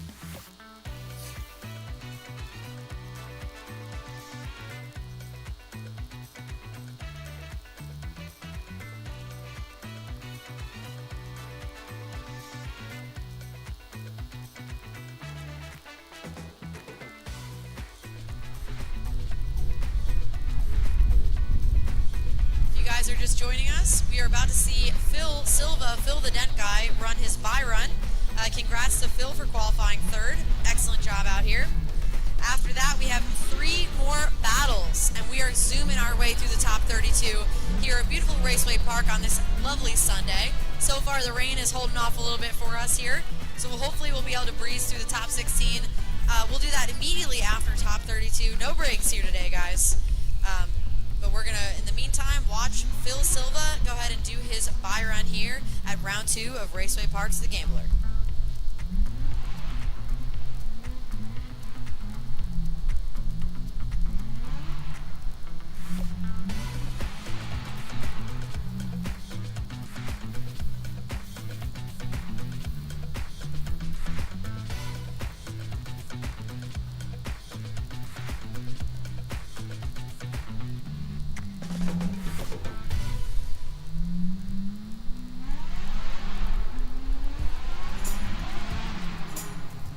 Make sure you guys make some noise for Phil as he celebrates his third place qualifying with his bye run.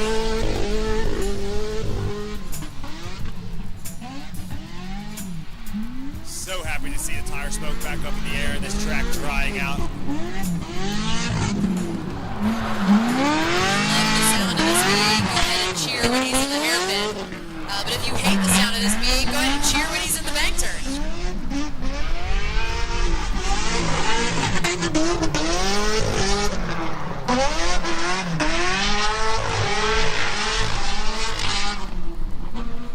He's got an 8-to-1 header in there. Whatever he did, it was mad spooky a couple rounds back. He was like, oh, mess with my car a little bit. Sounds like this now. I'm going to go stick my head in his window. Yeah, you probably ought to. Report back for the All crowd. right. Thank you. I'll put it on the internet.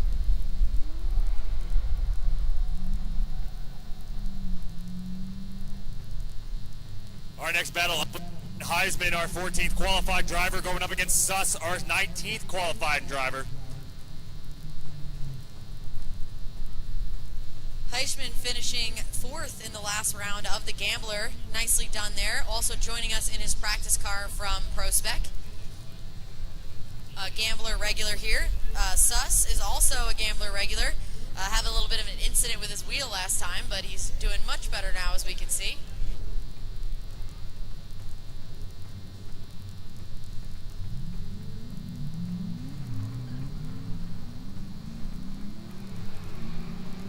And here we go, Heisman in that Mustang taking that lead position, getting chased down by Suss in that E46 BMW.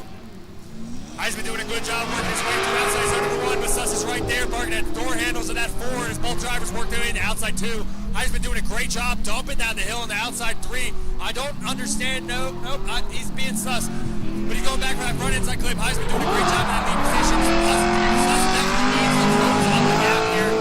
Not like that, though. That's not what I was talking about. Or not, you can do whatever you want. Heisman's doing a fantastic job in the lead, unfazed. Suss in his E46 BMW trying to stay in the conversation, holding it together. One driver's going to make it over the finish line here in the first half of the battle of this top 30. Aside from that, Suss activity there in between 4 and 5, pretty decent run there. And if we want to really upset the internet, that is an LS in that Mustang. So everyone can go ahead and crash out now. It's a superior vehicle. Yeah, I know. You and I both have LSs in our various chassis that did not come with LSs. Yep. I mean, hey, if you got a Ford-powered Mustang and you want to prove yourself, more than welcome to come sign up, racewaypark.com. Very true. Very true. If you want to show them that the Ford V8 is superior to the Chevy V8, we have plenty of room on the old roster here if you think you can hang. Yeah, where are you Ford people at? I want to see you guys out here. Maybe some EcoBoost? Any EcoBoost fans over here? Yeah, we got a couple. We got like 2 boos. Tony's down.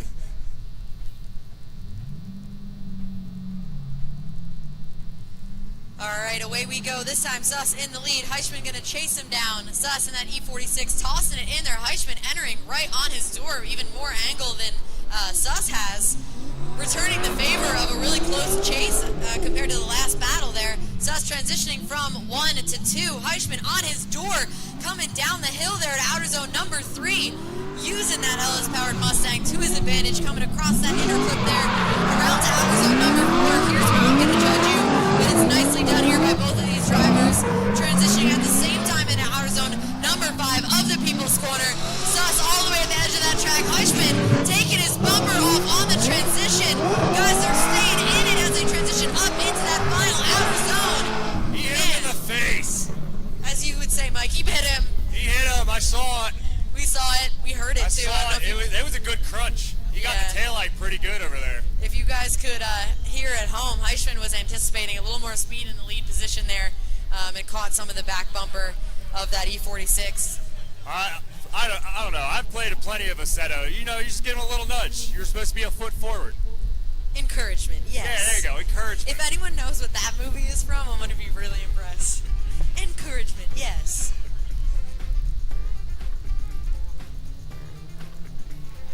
Waiting on our judges' final results for that last battle. Heisman in that Mustang definitely putting the hurting on Suss's BMW.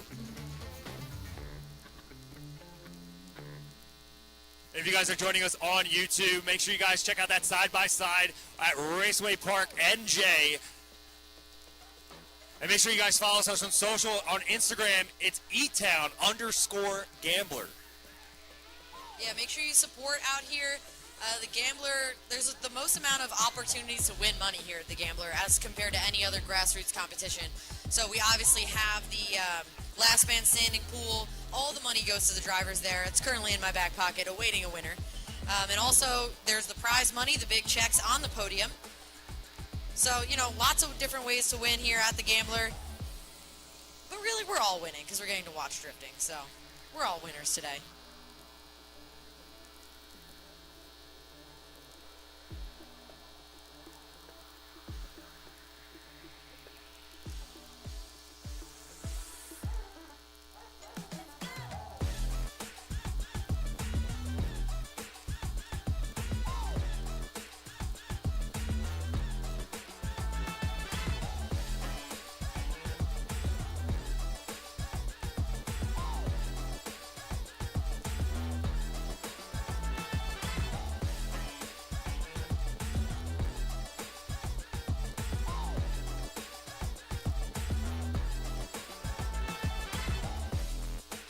Our next battle on the line, that UZ-powered IS300 of Chris Knapp. Qualifying 11th is going to take that lead position going up against Little's Corvette, qualifying 22nd. And while we were yapping over here, the judges have awarded Heichman the win. Heichman will get the win, moving on to top 16. And we're going to roll straight into our next battle. Chris Knapp in the lead, Little chasing him down. Knapp coming up the hill, showing him how it's done there. Little trying to reel him in, coming into outer zone number 2. Knapp doing a great job with 2, coming down to 3. You can tell it's definitely dry down there. Really stoked to see that. Little trying to get within proximity of Mike Knapp's car there, tossing in a ton of angles here into outer zone number 4. Not quite where he needs to be in the chase position. Knapp doing a great job in the lead, coming around outer zone number 5 of the People's Corner, letting us hear the sounds of those cars as they transition across that reference point and up into outer zone number 6 of the bank turn. Give it up for these guys. Really well done here by both of these drivers. Yeah, definitely a heater of a lead out of Chris Knapp and that UZ-powered IS300. Definitely a great chase out of Jake Little, but unfortunately we want to see a little more proximity, maybe a mimicry of angle, but we got to flip the script. We got to let now Chris is now responsible to chase down Little's Corvette on the second half of this battle. Yeah, it's not over till it's over, guys. We're going to take these drivers back to the line, flip them around. We'll let Little lead and Knapp chase him down. And, you know, we've talked about it. We've even seen it in competition. It ain't over till it's over.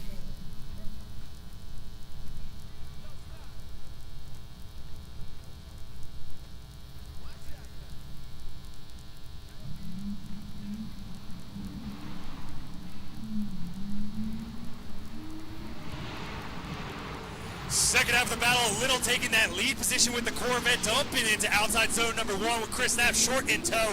Little gets that axle back where he needs. Chris Knapp with an amazing move, maybe a little too much aggression. Has to clean up that act now as Little dumps through outside 2, down the hill to outside 3. Chris Knapp doing a good job trying to mimic the angle and the line of Jake's car as he works his way through that inside clip, and this is where I think Chris Knapp's going to make his move. But unfortunately, a little bobble there out of the IS, and Jake Little is unfazed going into the people's corner.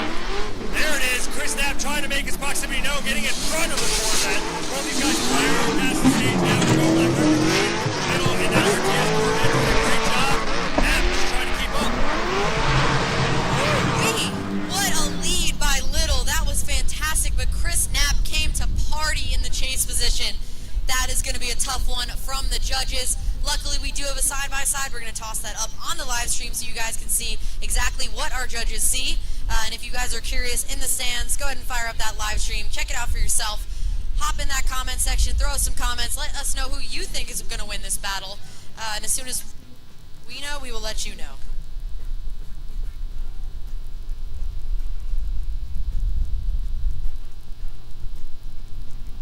All right, we have a winner. Chris Knapp takes the win. Chris Knapp takes the win.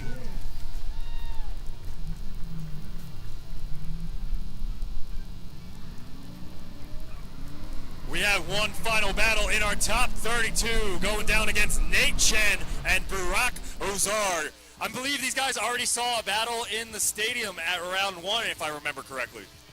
I believe so. But these guys, regardless of which round it was, have definitely done battle. They're no stranger to competition. I believe Brock's never seen him in that new car, though. But still, 2 Gambler regulars, love watching them drive, glad that they get to drive together. And now that the track's pretty dry, this should be an interesting one. I'm stoked.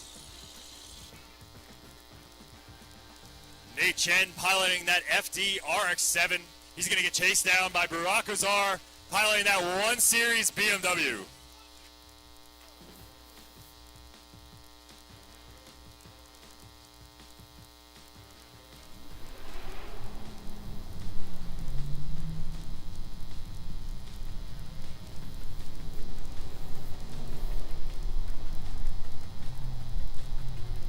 All right, it looks like our gentlemen are locked and loaded on the grid, waiting for that arm drop on the backside of the road course here for our final battle of the top 32, potentially. We've seen a lot of one more times. Potentially, we have.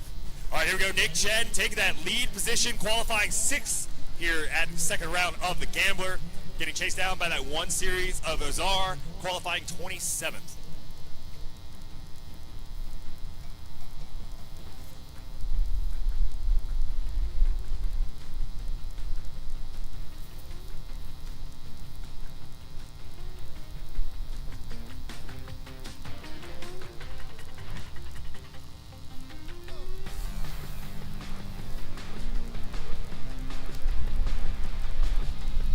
Here we go, arms are up, and we got the drop. Nate Chen taking that lead in that RX-7, getting chased down Barack Ozar in that 1 Series BMW, and Barack already pushing him through into outside 1. A little too much aggression early as both drivers re-navigate into outside zone number 1 on the exit. Chen doing a good job, a little bit of a proximity gap there as Barack Ozar's 1 Series trying to close that up going into outside 3. Nate Chen rotates around to that inside clip, still getting chased down Barack's 1 Series, dumping into outside zone number 4. Chen doing a fantastic job, already getting a click to the chin, but Barack being aggressive, staying aggressive, trying to make his presence known, saying, hey man, I'm back here still. Chen doing a fantastic job coming into outside zone number 6 across the finish line. A lot of aggression out of Barack in his 1 Series. I love to see it. Chen took a lick early, but seemed to clean it up very quickly. Absolutely. Props to him for that contact and keeping it going there, especially like basically entry, and kept it going all the way through for a nice fluid run. So really well done by both these drivers on that recovery. We're going to send him back to the line. This time, Barack Ozar is going to lead, and Nate Chen is going to chase him down. I wonder if he'll return the favor there. I would. we know, Mike. Just double drop kick.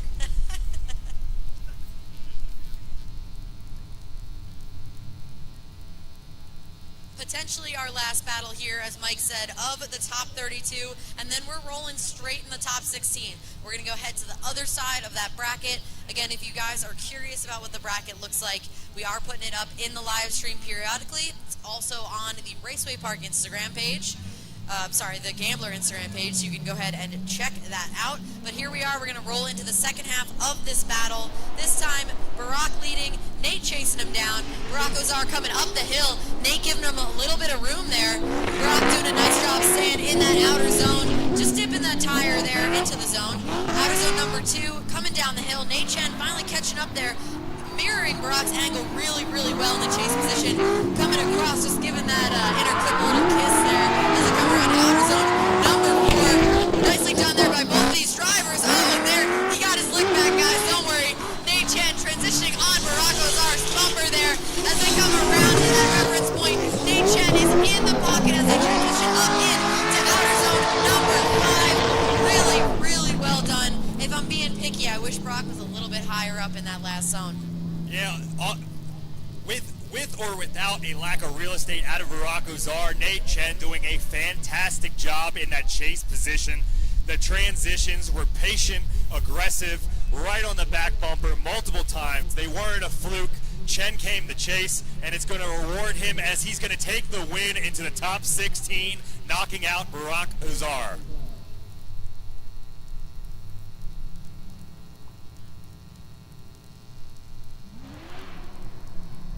All right, for you guys joining us on the live stream and both in real life here at Raceway Park, we're going to take a quick 5, allow our judges short bathroom break, and our drivers to reset themselves for our top 16. Do a little track maintenance. This is a great time for you if you're joining us both here and at home. Grab a snack, refresh your drinks, tip your bartender, and enjoy that side-by-side on the YouTube channel. Thanks to Raceway Park and our drone operators. You guys on the right-hand side of your screen, take a look at Nate Chen's RX-7 as he navigates through the back half of this road course. The precision and the patience that he had going down this hill, I gotta give credit to where credit's due. It was pretty cool to watch.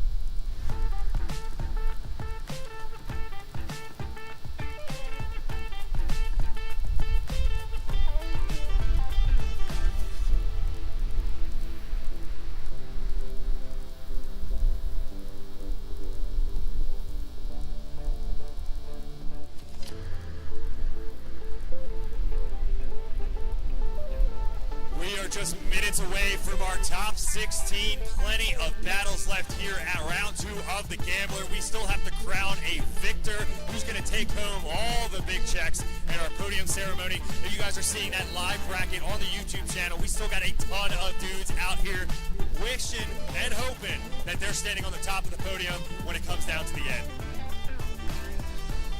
Remember, respect yourselves, respect the venue, and above all else, behave yourself on your exits. Watching y'all. You see everything. Everything's recorded. They listen. Your TV listens. And while our drones are changing batteries, our drivers are lining up there. I can see our first couple of battles for the top 16 chilling outside of the burnout box, getting ready to go in. So we'll get back into the action in just a moment here. We're just resetting the track, and we'll get right into top 16. This should be very exciting, especially now that the track is dry. I don't want to say we weeded out the lesser, but this is the greatest of the six that we have here. Out of 32 drivers that started this weekend, we've cut them down, and this is essentially the best of the weekend. Yeah, until we get to the top 8, and then that's the best of the weekend. But what about the 4? No, I forgot about the 4. All right, we're looking for a single winner here. Everybody else, you're losers. Hey, worth noting, the Gambler is also a point series. So our drivers are battling for a points championship as well. So we award points all the way through 32, and third place and fourth place get the same amount of points. So even if we've got a driver that just missed the podium, they still get as many points as if they were to finish third. That's your last excuse out the window. Sign yourself up, racewaypark.com. I'm looking forward to seeing you at round 3. I believe we're in the stadium, the iconic stadium here at Raceway Park. So in a couple weeks, we're going to get to see Formula Drift come through here, show us how it's done in the stadium. And then for all of you keyboard warriors at home, if you guys want to try your hand at driving the stadium, as long as you have a legal car, run up, get done up, you know? As long as you can qualify out here, as long as your car passes tech, you can show us what you're really made of on the track, which is where it counts.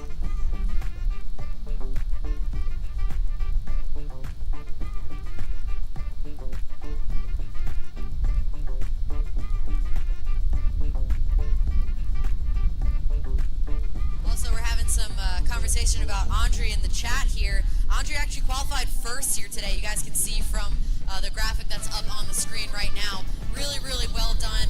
Worth noting that our typical folks might have qualified a little bit lower because we had some rain roll in about halfway through qualifying, so the laps were not ideal. However, he did have a fantastic wet and dry lap, definitely earning that top spot, so well done there.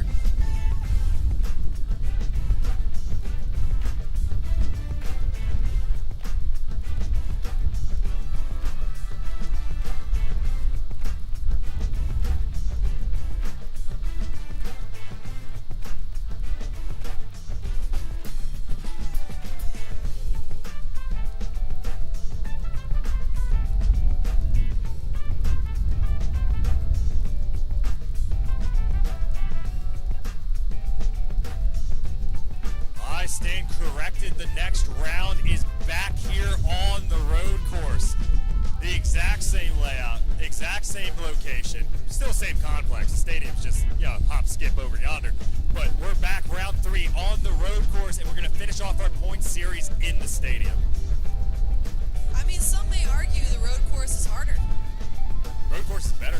I like my it better. opinion. I personally like it better. There's more turns. You got 7 judge notes. You can literally mess up 1 and you still have 6 left. Correct. There's so many opportunities out here on the road course for both positive and negative aspects of drifting. Never mind, like, look at this thing. Greatest place on earth. Yeah. Plus, Club Loose runs here. They run the same layout. So if you're curious, you're not sure what it feels like, what it's going to be like to drive it, you can actually come out and catch a Club Loose event, practice driving the track before you show up to the Gambler if you really want to. Yeah, and if you're new, like have no idea what you're doing, then you can actually sign up at East Coast Drift School and get a couple laps with instruction from very intelligent drivers and builders to make sure that you're getting the best setup, best foundation you possibly can, and hopefully we'll see you at either a Club Loose or another round of the Gambler. Yeah, Chris Knapp himself, the instructor there at East Coast Drift School, we just saw him take some wicked laps around this track, so that man knows what he's doing for certain. Great coach, knows a lot about drifting. I've taken some classes with him. He's pretty cute too, you know. He's handsome. Okay, Mike, easy, he's married. I know, that's why I can say that now. It's already locked up. I can make comments. To the new Mrs. Knapp who's in attendance somewhere out here. I'm coming for your man. Oh my god. All right, we're just moments away. I think our judges are back up. We're on their back up. Back on the way. Jeez, wow. Words are hard. Anyway, we're a couple minutes back from the action of our top 16 drivers here at round 2 of the Gambler. Thank you guys and Los Goonies and Panda Fest for coming and elevating our party structure. But we're just getting started.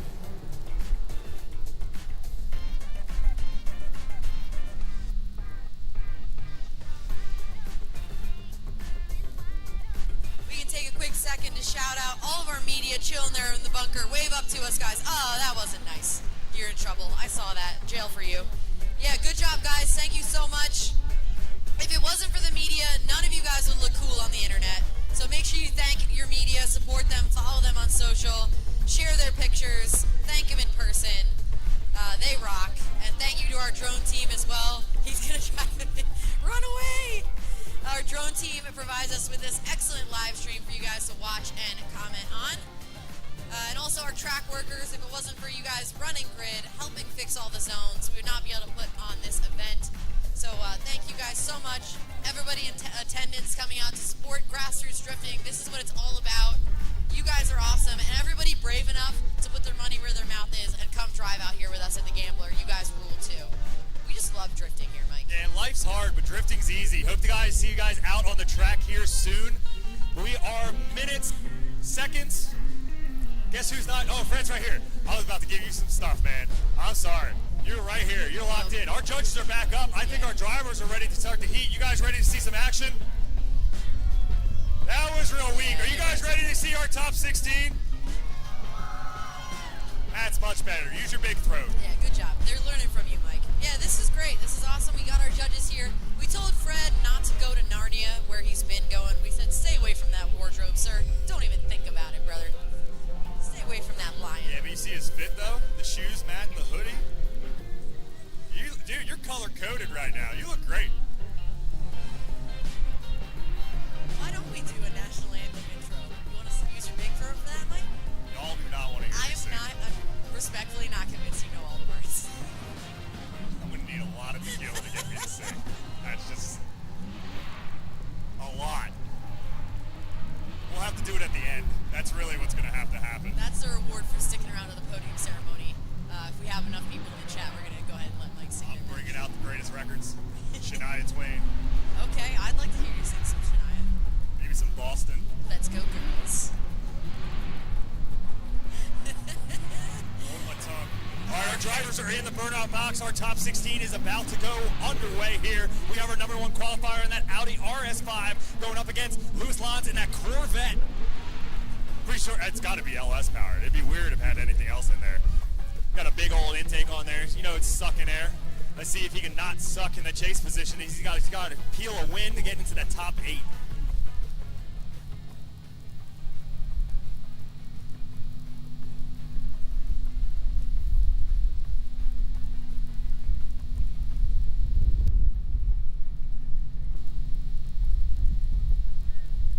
Andre in that Audi RS5. Kind of wish it was a wagon. Hint. I would love a wagon. I stay wishing everything was a wagon. Wagons are superior. Wagons are great. Who's got a wagon? Anybody got a wagon? Wagon is the original. Yeah? You got a wagon? Yeah, see? They know what I'm. Wagons. All right, here we go. Andre in that FCP Euro Audi RS5 taking his lead lap, getting chased by Louis Lons in the Corvette. Lons getting aggressive right off the bat. Andre doing a great job of blocking the outside zone number 1. The Lons is shortly behind him. Had to back off a little bit to get the real estate to transition to outside 2 as he barks back down the hill through outside 3. Lons getting a little squirrely as Andre doesn't even notice as he's working his way through the checklist.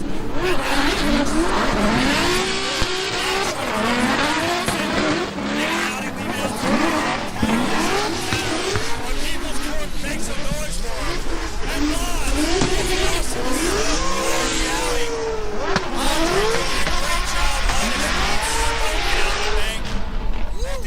those poor 235s. That's got to be hard to chase for sure, but unfortunately, jail for AutoZone number 4. I saw it. Think you can cover with smoke? You weren't in there. You know, when in doubt, throttle out. Just hope they don't steer. All right, on the reel, let's get these guys back to the line, flip them around, and we will let Lons lead, and we'll let Andre chase him down.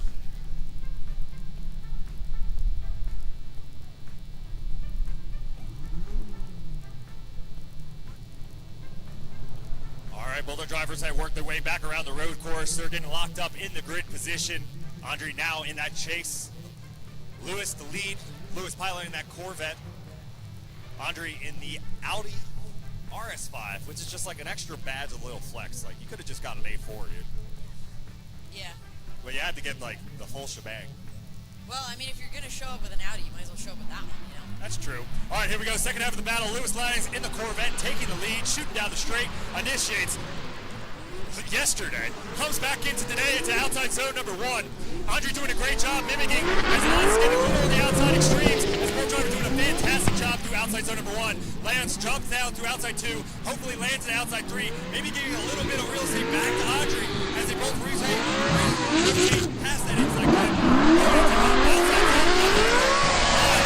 And a major mistake out of Andre in the Audi.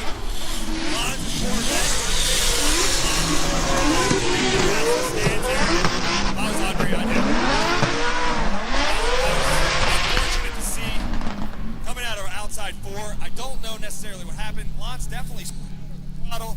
A little bit of a gap there. We don't want to see a decel. We're going to have to see where the judges play there.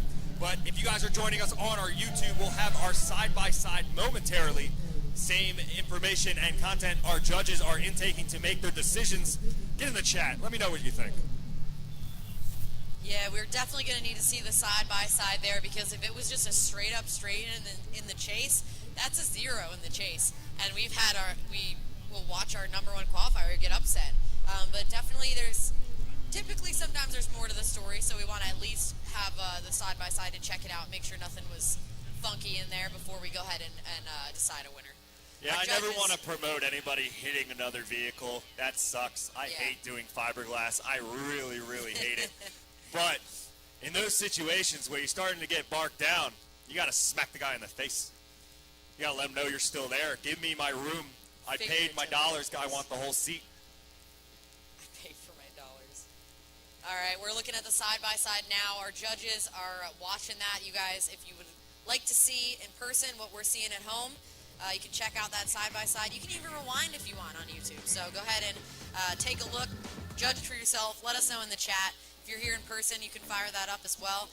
From my perspective, it kind of just looked like an error in the chase, but I don't know if he had a mechanical issue there. It doesn't look like he got bit up that hard. He definitely had a foot or a couple more inches to play with there. I definitely would have hit him. But unfortunately, it looks like the Audi shut her down.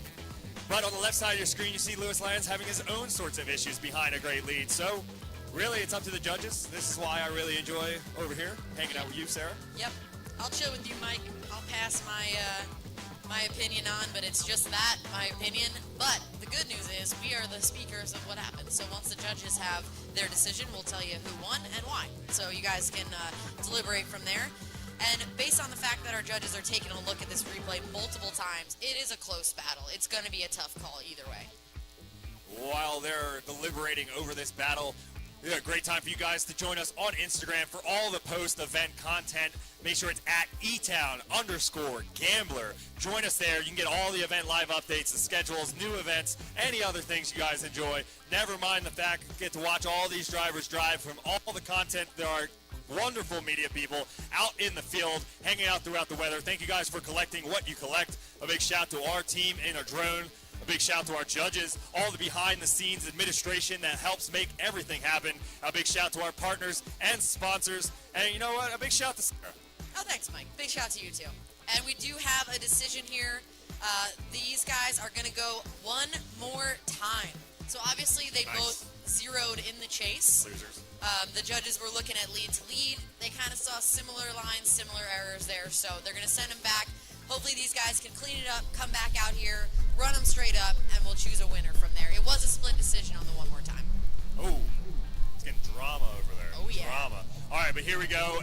Another spicy battle over here. Trevor Root taking that lead position with that LSA V8-powered BMW going up against Mike Knapp's 1J-powered S13. For you guys that don't know what an S13 is, a Nissan 240SX. Get educated. Everyone watching knows what an S13 is. You'd be surprised. I didn't. Oh. I learned today. Mike, we've been friends for how long? I have 3 of them. I've ruined enough. I know what they are. All right, here we go. First half of the battle here, Trevor Root taking the lead. Whoop, I'm sorry. Mike's getting ahead of himself. We are changing the drone batteries there. The drone's right there. Look at him. He's in the sky, but... Yeah, there we go. We got the arm drop. Okay. All right. Can't tease me.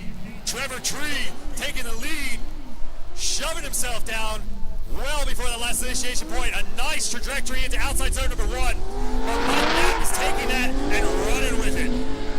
A little too tight. A weird transition. Knapp cleans it up, gives him the space to spin around as Trevor Root works his way down the hill. Downside 3, and Mike Knapp just closes that gap up immediately. Using that 1J ball again with that Alice power. Supercharge. Oh no, as I'm rambling on about engines, Mike Knapp shutting her down, leaving for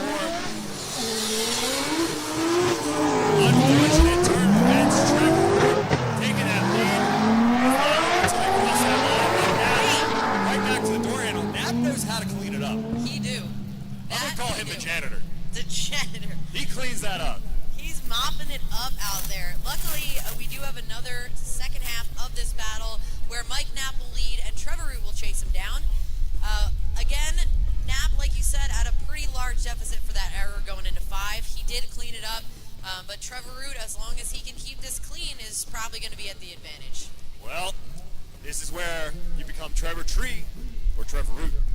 Yep. You have the opportunity to be Tree.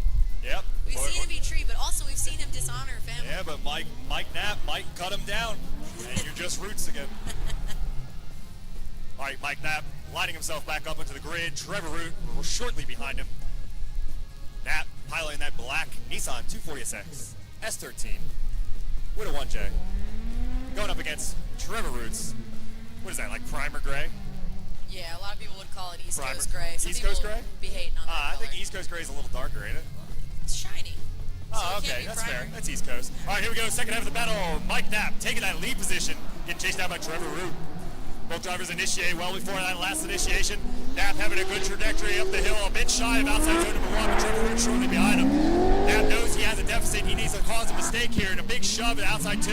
Goes down the hill, he trajects himself to outside 3, but Root is shortly behind him. Root gives him a little bit of space to navigate through that inside clip. Back on the outside. Mike Knapp doing a great job outside the track, using that real estate to his advantage, and he dives into people's corner. Mike Knapp, plenty of room on that line. Trevor Root maybe playing it a little safe, making sure he doesn't get too stuck, too aggressive. He knows he's got an advantage. The spotter's up here, beating it off, but Mike Knapp throwing a heater anyway. Big shout, Mike Knapp, for that kill over lead lap. Trevor Root doing what he needs to do. Absolutely. Really, really well done in the lead position by Mike Knapp. And you can't have a good chase without a good lead. Trevor Root showing us how it's done in the chase position. I would say smooth, barely conservative, close, exactly what he needed to do there. And short of something I didn't see, I believe this one is probably going to go to Root. Yeah, I mean, when I say conservative, I'm just biased. I want to see paint mixed, you know? You want to see that rubber mark on the door, huh?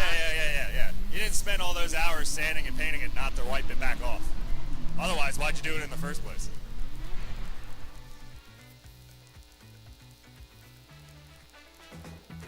If you guys are joining us on the internet, you guys are seeing that side-by-side, left side of the screen. Trevor Root taking his lead lap on the right side. Mike Knapp in that 1J powered S13 taking his. Left side of the screen, you see Trevor Root dumping down out of outside 2 into outside 3. Mike Knapp, that's where he closed up that gap with efficiency. But that right side of the screen, you see Trevor Root never walked away from him, present through the entire lap. We're going to have to go for our judges for our final decision here.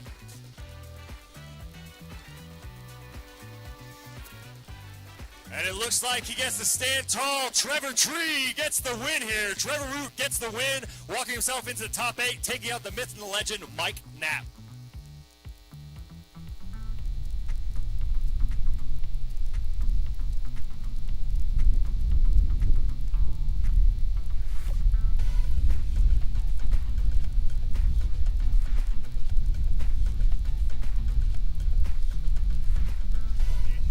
All right, on the line now we have the little Brutski going up against Mr. Rollback Rozalski. Had a little bit of an issue here in practice with the wheel, but he's been looking good ever since. Rozalski qualifying 4th is going to lead, and Brutski qualifying 13th is going to chase him down. All right, here we go. Rozalski in that lead position with that BMW E30 getting chased down by Dmitry Bruski in that E46 BMW. Working their way through outside zone number 1. Kevin Rozalski doing a good job and a crazy transition out of Rozalski. I can only imagine that extreme positive camber is making that thing drive extremely wonky. It's getting out of hand for sure. Actually, that practice looks like it's haunting him. But hey, that was just speed loading into an exit. And to be here in the top 16 is basically a wheel that doesn't look good. Yeah, especially when the sides don't match. The car is going to drive differently in one direction than it does to another, and it's going to make transitioning very spooky, as we saw out there. So yeah, every time he licked that car in a different direction, it had a mind of his own. Kudos for him wrestling it as far as he has.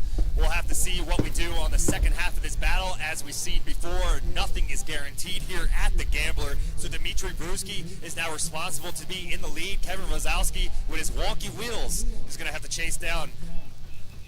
yeah, And, driver error aside, a lot of these guys are working through issues that we saw earlier in the competition. So it's not always a mistake. Sometimes it is a car issue. So I believe this is probably the issue that's still haunting him from practice. But he's going to go ahead and chase him down now. Brudski will lead, and we'll see if... it looks like...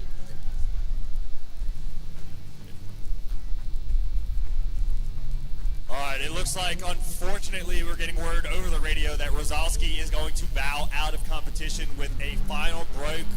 Unfortunate for Kevin Rosalski. He was driving like a madman today. So sit back and enjoy Dimitris Brudski enjoying a victory lap here in the second half of the battle. Is this Jacob? Oh, I'm sorry. See, you guys can't share cars, you know? This is Jacob, Dimitri's son. They're driving the same vehicle this weekend. This is the other side of the bracket. They drive similarly, too.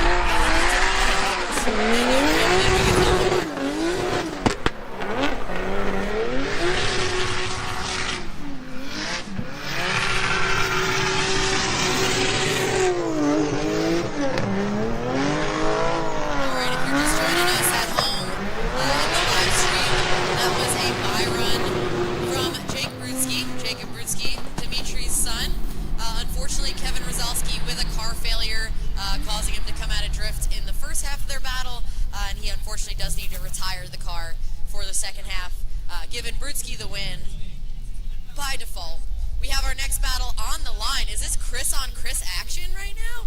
Chris Stevens, Chris Meyer, these guys are no stranger to competition with each other either. This looks like a Gambler Finals like 2 years ago. Yeah, normally you got to go to weird websites to get action like this. Chris Meyer taking that lead, going chased down by Chris Stevens.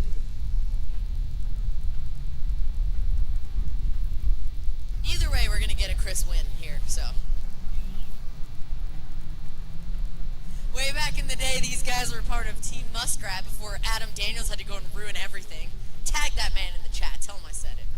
Daniels, he was out running around, right? Where's he at? Not here, that's for sure. Chris Meyer in that lead position, squatting off in that black E46. Getting chased down by Chris Stevens in that red S13 coupe. Slick top. Look at that thing. No sunroof.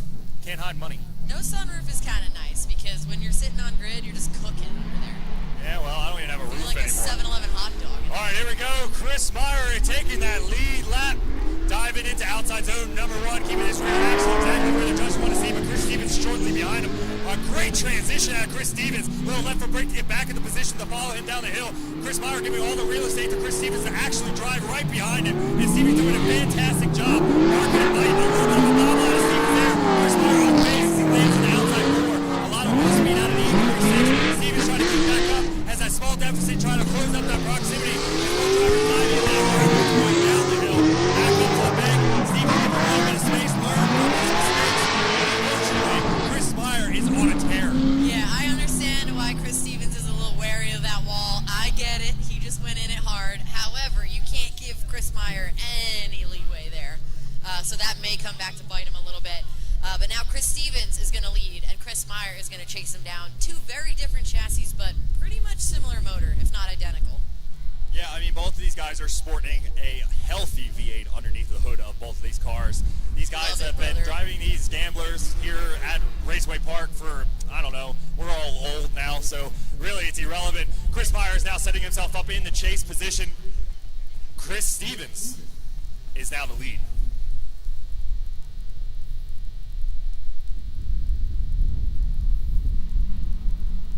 And here we go. Steven taking that lead position. Chasing him down is Meyer. Stevens in that S13. Getting out nice and wide. Let's see if he can land an outside zone nice and early as he does. But Meyer is right behind him. Steven doing a great job in that lead position. Meyer also a great transition right behind Stevens. Actually, maybe a little cleaner than Steven coming down the hill. Stevens gets the outside three. Meyer a little bit of deficit behind him. Trying to find their way to that front inside clip. They come an outside transition back up to the people's corner. Stevens doing a great job. Meyer's back on the left foot brake, making sure he can get back into position there. Working on the side of Stevens. Let's see how the bank plays out as Chris Meyer trying to work. Stevens gets pulls it up to the right. Hot diggity dog. Well,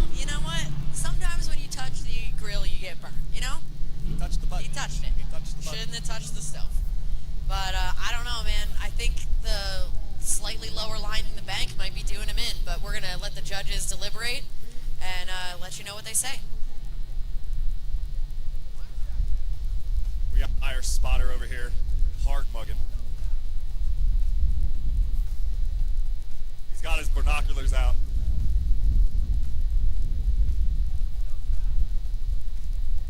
Definitely a heater of a battle from the Chris's.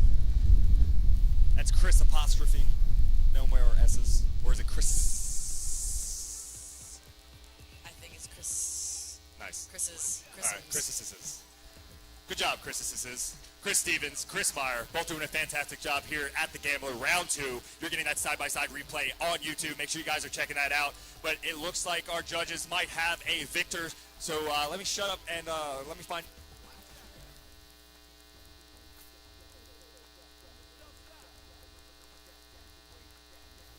Nope, still doing math. Yeah, well, I mean, it's just two similar cars. So they're watching the replay, the side-by-side that you guys are seeing at home. And they're just going to, let us know, break it down. I honestly think it's going to come down to the bank, but that's just my opinion there. And what does that even matter in the grand scheme of things? We just talking to the mic. Yeah, my opinion's irrelevant. I've learned that years ago. Anyway.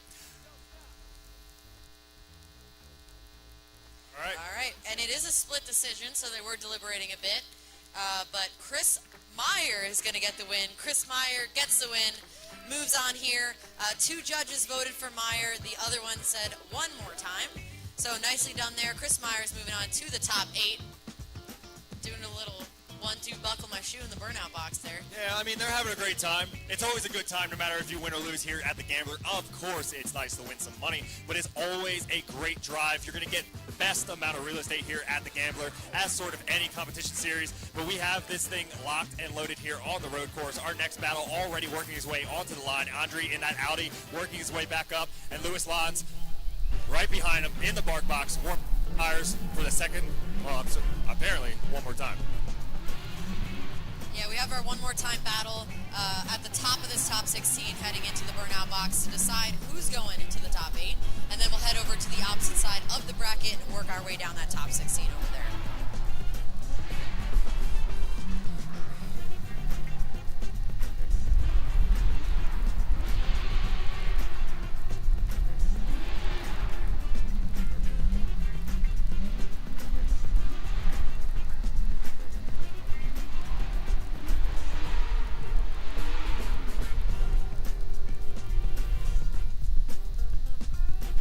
Both our drivers back up on the line. Andre in that Audi RS5, sitting in that lead position right behind that chicane. Lewis Lons in the Corvette, right to his left, ready to chase him down. Already seeing a one-time battle. Both these drivers ready to take a win, getting themselves into the top 8. Make sure you make some noise for him as we go. Here we go. The Audi's shooting out of the first. The Corvette to chase him down. Andre initiates. A great initiation out of the Audi as they both dump themselves into outside zone number 1. Andre doing a good job getting into the box. Knock, he's here. Andre rotates back over to outside 2. Lons jumps right back in the formation going down the hill. Lons trying to keep and mimic that same angle out of the Audi. He's rotating back to the inside clip. Andre dumps it outside. Both drivers transition, push it back to the decent job. Lewis Lons right there, trying to push it up.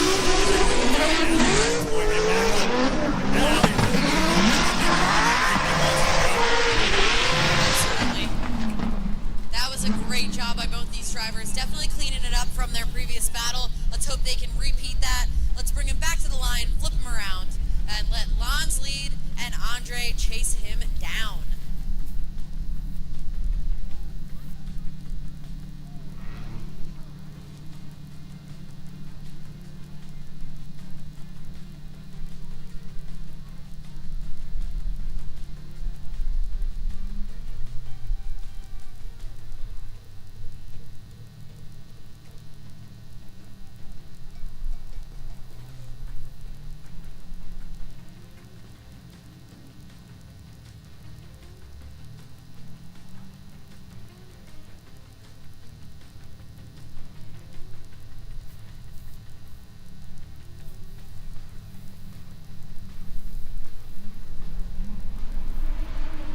go. Second half of the battle, Lewis Lons in that Corvette taking that lead position, getting chased down by Andre in the Audi. Both drivers initiate well before our last initiation point as Lewis Lons in that Corvette locks himself early to outside zone number 1. Andre in that Audi is right behind him. Both drivers transition to outside 2. Andre gives him a little bit of space, a little left foot brake on the Lons as Andre starting to bark and stab at the side of that Corvette as both drivers work and rotate into that front inside clip, back up into outside zone number 3. Keeping the tires spinning almost nearly losing track, but way off the line here. Lewis Lons going again in the lead position, a little bit too much brake on the Lons, tap on the wall, and Andre returns into both drivers tapping taillights on the last outside zone. A weird play, to be honest. Just a weird play. We'll have to go to side by side and we'll see what the judges have to say about these laps here. If you guys aren't joining us on YouTube, you're missing out. There's great drone footage, every battle out here. We're getting side-by-side replays as well as a ton of other cool shots. A big shout out to our drone team for capturing all of that as well. All right, our judges have deliberated, and we do have a winner. Lance gets the win. Lance gets the win and moves on. I believe he had a slightly cleaner lead and chase, just slightly. Nicely done there. He's going to move on to our top 8. As you guys can see on the YouTube, our drone, it's using a lot of batteries. We're going to put a new one in. Don't worry. We'll get right to her.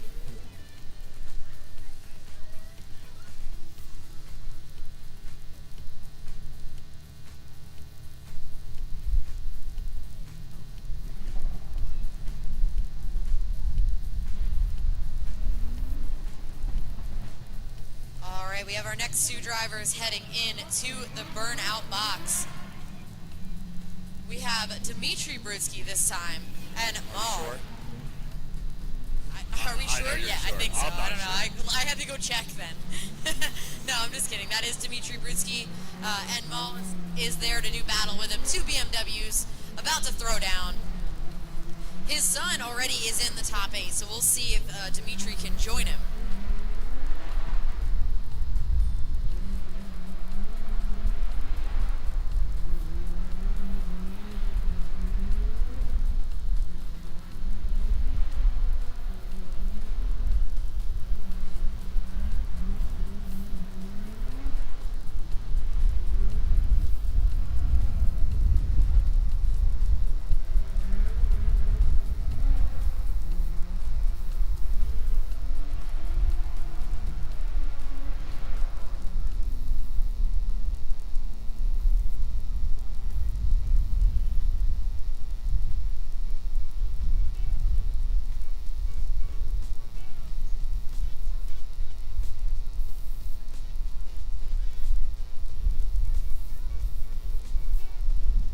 Our next drivers already locked up into the grid. We're just waiting for our drone pilots to get back up into the sky to make sure you guys are seeing all of the action. Oh, there they are. Look at that. Making me a liar. Nice. Dimitri Brutsky taking that lead lap in the E46 BMW, getting chased down by Jake in that fruit roll-up BMW. Both drivers initiate well before that last initiation, getting down the hill, up into outside zone number 1. Where it needs to go is Jake's trying to park at the side, trying to keep that proximity and the angle upkept as he's trying to mimic Dimitri Brutsky's line and angle going through our road course here at round 2 of the Gambler. Dimitri doing a great job for that front inside clip.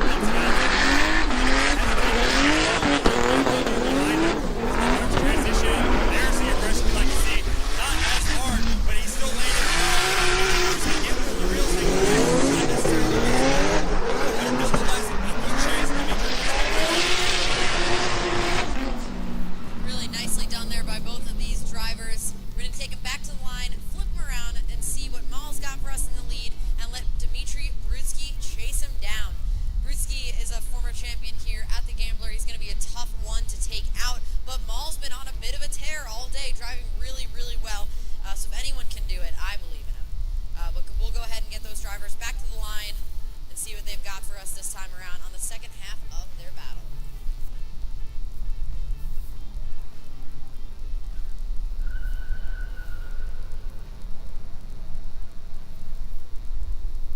We had some questions about tires in the chat. All of our drivers here at the Gambler are on a 235.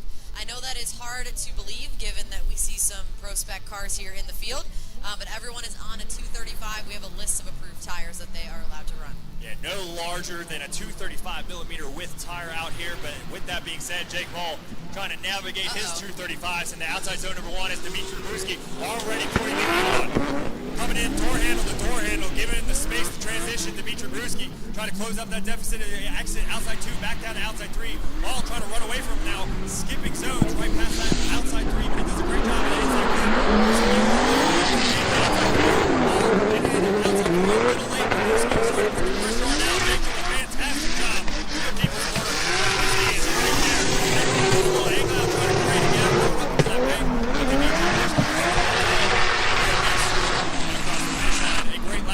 Drivers piloting those BMWs. Jake Paul in that fruit roll-up, 1 series, his roof's on fire, and Dmitry Bruski in that Pro Spec car, licking off those 235 millimeter tires. Ooh-wee.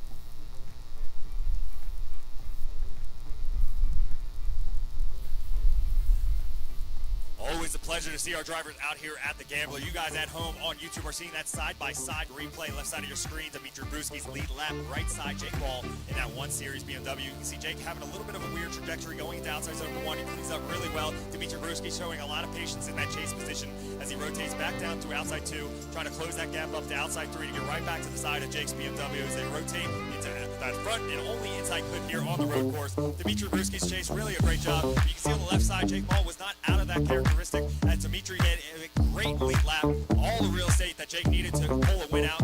But right side, you can see Dmitry Bruski doesn't leave any inches.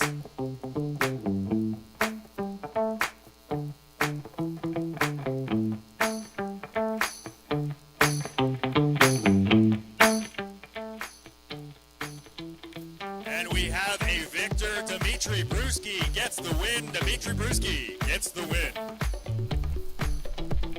Really well done by both of those guys. Dmitry just cleaner, just a little bit cleaner. Honestly, really well done though. He's going to move on to the top 8 and see the winner of this next battle between Colin Croissant and Tim Wilson. This one is going to be a heater. Yeah, both of these gentlemen are aggressive, great drivers. They both build their own car. They're both responsible for fixing their oopsies. And I would venture to say their skill has surpassed the car's ability. Oh, in 100%. my opinion. Both these guys sporting little turbo whistles. I don't believe exactly what engine is underneath Frito's car. I do know it's still BMW. Might be stock, might be swapped. I don't believe it's anything fancy, but I do know it's getting force-fed some air as well as Colin's G35. I believe it is turbocharged as well. Yes, I called it a twin turbo a bunch of years back. I would like to say that is a single turbo. He wanted me to know. Okay, everyone, throw your croissants up. Cheer for Mr. Frito. Let's hear it in the chat whose team you're on right now. Yep. This is going to be crazy. Someone's getting bit, I think. Yeah, give me a croissant in the chat or a cat for Frito. Yeah, exactly. All right, here we go. Colin Croissant taking that lead position, getting chased down by Tim Frito Wilson. Both drivers work their way into outside zone number 1 as Colin's doing a fantastic job, but Frito is literally mirroring everything he does as both drivers transition to outside 2. Colin doing a fantastic job. Tim Frito in the perfect position to carry him all the way through outside 3 on the back side of that G35 as Colin rotates to the outside 4. Drivers transition almost simultaneously, getting in the people's corner. Colin a mid-shot, and Frito is literally on the door of that G35. Jump up there, outside zone.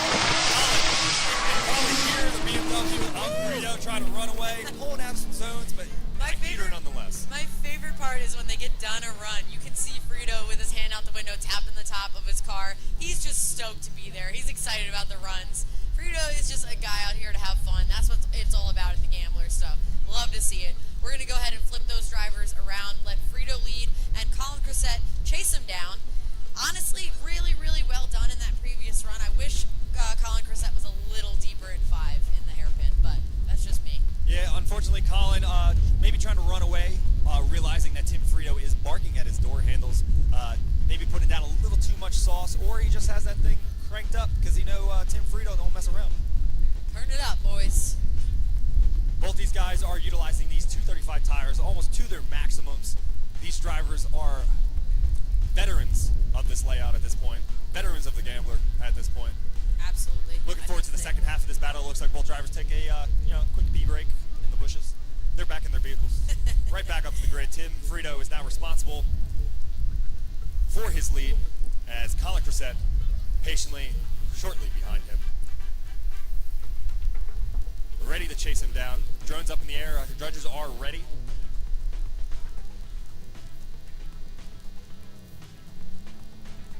All right, the signal is out. Here they go. Tim Frito Wilson in the lead. Colin Cressett chasing him down. Huge e-brake pull by Tim Frito. He's zooming up the hill there, just putting his rear tire in outer zone number 1. I sure hope that's dirt in one of those front wheels and it's not an issue, but here he comes down outer zone number 2, looking really smooth, allowing Colin Cressett to really put it right in the pocket. That's exactly where we want a chase car. Their front tire right in the driveway there. Really nicely going up to their 4 as well as they both position simultaneously into outer zone number 5, coming around the people's corner. Tim Frito Wilson with his tire right at the edge of that zone. Colin Cressett chasing him down. Both these guys flicking up into outer zone number 5. Cressett just a little low there at the end, unfortunately. Yeah, Colin, I think, had a little bit of an oopsie navigating through People's Corner up to the bank. We'll have to check the replay side by side for exactly what's going down, Terry, but you definitely saw something weird. Unfortunately, it might be cats in the chat. Cats in the chat, I don't know, We'll have to lean on our judges, though. I don't know. We got a bunch of crazy emojis in there. Great job. Thank you guys for weighing in here. We're going to have our judges put up that side by side. Let them know what you think in the chat. We'll let the judges, they don't see it, but we'll tell you out loud. And then the judges will let us know when they have a final decision. But we're moving really fast through our top 16 here. We're almost ready for the top 8 here at Raceway Parks the Gambler. A unique event on a Sunday. We've never done that before. I enjoy it. I enjoy being out here any day, to be completely honest with you. But it's been, unfortunately, it got a little wet right in the qualifying. But, that's the boring stuff anyway. And they're dried up, and now we're into the heater. We got a nice cool weather here, overcast skies. I'm comfortable. I got pants on. It's a wee bit chilly. I think the people watching at home are probably a little more comfy than us. But, hey, at least you have the option. However, if anyone did come out earlier today, they got a chance to grab some really nice weather this morning. There was a ton of cars here for the car show, and of course they got to watch qualifying earlier today, so that was quite the treat. Yeah, once again, a big shout to the Los Goonies team for putting on Panda Fest at round 2 of the Gambler. Definitely an elevation of the party, of the vibe. Also a shout to Sneaky Pete's and all the food trucks that showed up. Thank you for the snacks. Thank you for the drinks. Totally. And also thank you guys for joining us here. It's really nice to be able to show up to a car show and get to watch some drifting too. And we have a winner. Tim Frito Wilson gets the win. Taking out the croissant. Colin, unfortunately, with his G35, just a little too many oopsies, and Frito came to play.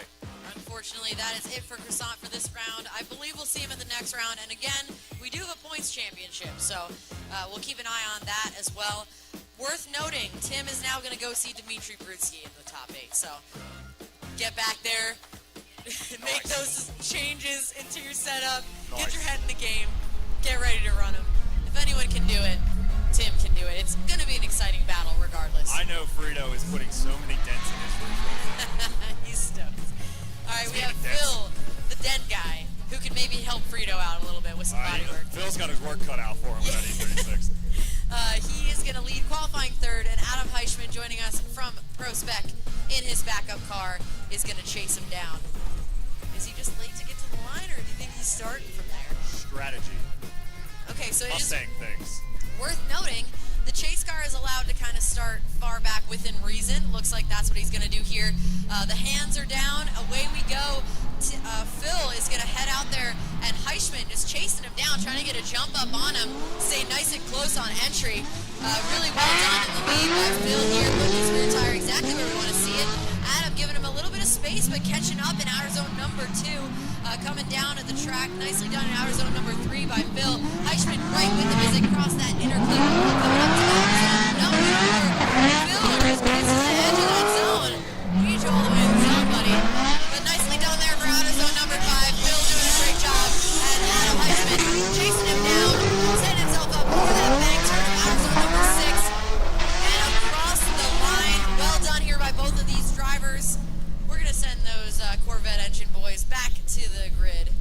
This time Heischman is going to lead, and Phil the Dent guy is going to chase him down. Phil Silva definitely doing a great job in that lead position. Now the responsibilities are going to be flipped at him in that Mustang. Has the lead. Is that the loading screen on your brain? Yeah. What's happened? Okay, that's all right. It Happens just to the blue best of screen. us. All right, guys, we have to turn Sorry, Mike off forgot and my turn it back password on to again. log in too. You know, you did the first one and it was right. Somehow it's wrong. Then you reset it and then it's the same password. I'm standing right next to him. I swear I heard the dial-up tone there for a second. Yeah. A lot of kids are not going to know what that means. No, not at all. Okay, Sounds like a fax machine when you called Hey somebody. guys, I'm old. Yeah, whatever. All right, Adam now sitting in the lead. Phil the chase. All right, the hands are down. Away we go. Heischman in the lead. Phil Silva chasing him down. Heischman throwing it in super early. Basically, as soon as we can see the car, absolutely foot to the floor coming up the hill. Phil pulling some angle to try to get close to him in the chase. Heischman looking absolutely planted through outer zone number 1. Tossing it in there to outer 2. Phil trying to play catch up in the chase there. And he does as they get through outer zone number 3. Transitioning across that inner clip and into outer zone number 4. Just grabbing the back of that zone. Phil choking up to get next to outer zone number 5. Heischman doing a nice job there. Settled in that zone as they transition around. Across that reference point and up into outer zone number 6. Off the bank. Phil a little over to get on his door and across the line. Man, those were like near identical runs. Yeah, both these drivers doing a fantastic job out here in round 2 of the Gambler. You guys on YouTube are watching these drivers trail back down to the backside of the road course. Unfortunately, no more battles out of here. It's in the judges' hands now. Let's see that side by side up on the replay. If you guys haven't already followed us on Instagram, it is etown_gambler. You can see all the results from tonight's event structure, as well as updates for future rounds, and as well how to get signed up for both East Coast Drift School and our other rounds of the Gambler. Yeah. All right, our next driver is up on the line. I believe we have Nate Chen poised and ready. I got to check who's his opponent. Correct. So we have Knapp and Chen on the line. We're just waiting on a decision for Silva and Heischman. And like I said earlier, it's a really, really similar battle. Obviously, there's some points, a few errors on each side, so the judges are going to take a look at the side-by-side, which is what you guys are seeing right now. And then Knapp and Chen are hanging out, waiting in the wings to be our potential final battle of the top 16. And then we're zooming right into top 8. Yeah, we be zooming. We be zooming. We do be zooming. All right, Nate Chen and Chris Knapp look like they're on the back side of the burnout box, waiting to warm up their tires and get this battle underway. You know what we should do? Next time, let's bring our cars, and we can battle for who gets the not dented mic. All right, I'm in. I honestly prefer the dented microphone. I know, because it reminds me of you. Just a little dented, but it still works. It's like a motocross helmet. You got to drop it first to make sure all the bad juju's out. And drop it you did. Oh, yeah. Top tier, too. Second floor. And Sorry, sure Steve. enough, announcers Curtis, we're going one more time. That was way too close of a battle. So we're going to send those drivers out one more time. Hopefully they can clean it up just a little bit. I would have liked to see Phil with just a little more angle in parts of the chase and just cleaned up in general on both parts. Hopefully we can see a winner from this battle.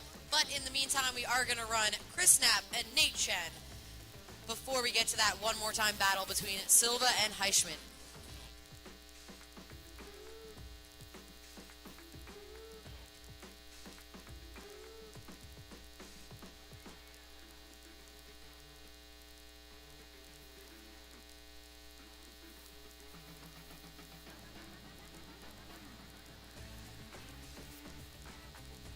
Chris Knapp patiently waiting for Nate Chen to finish warming up his tires, and both drivers can lock themselves into our grid.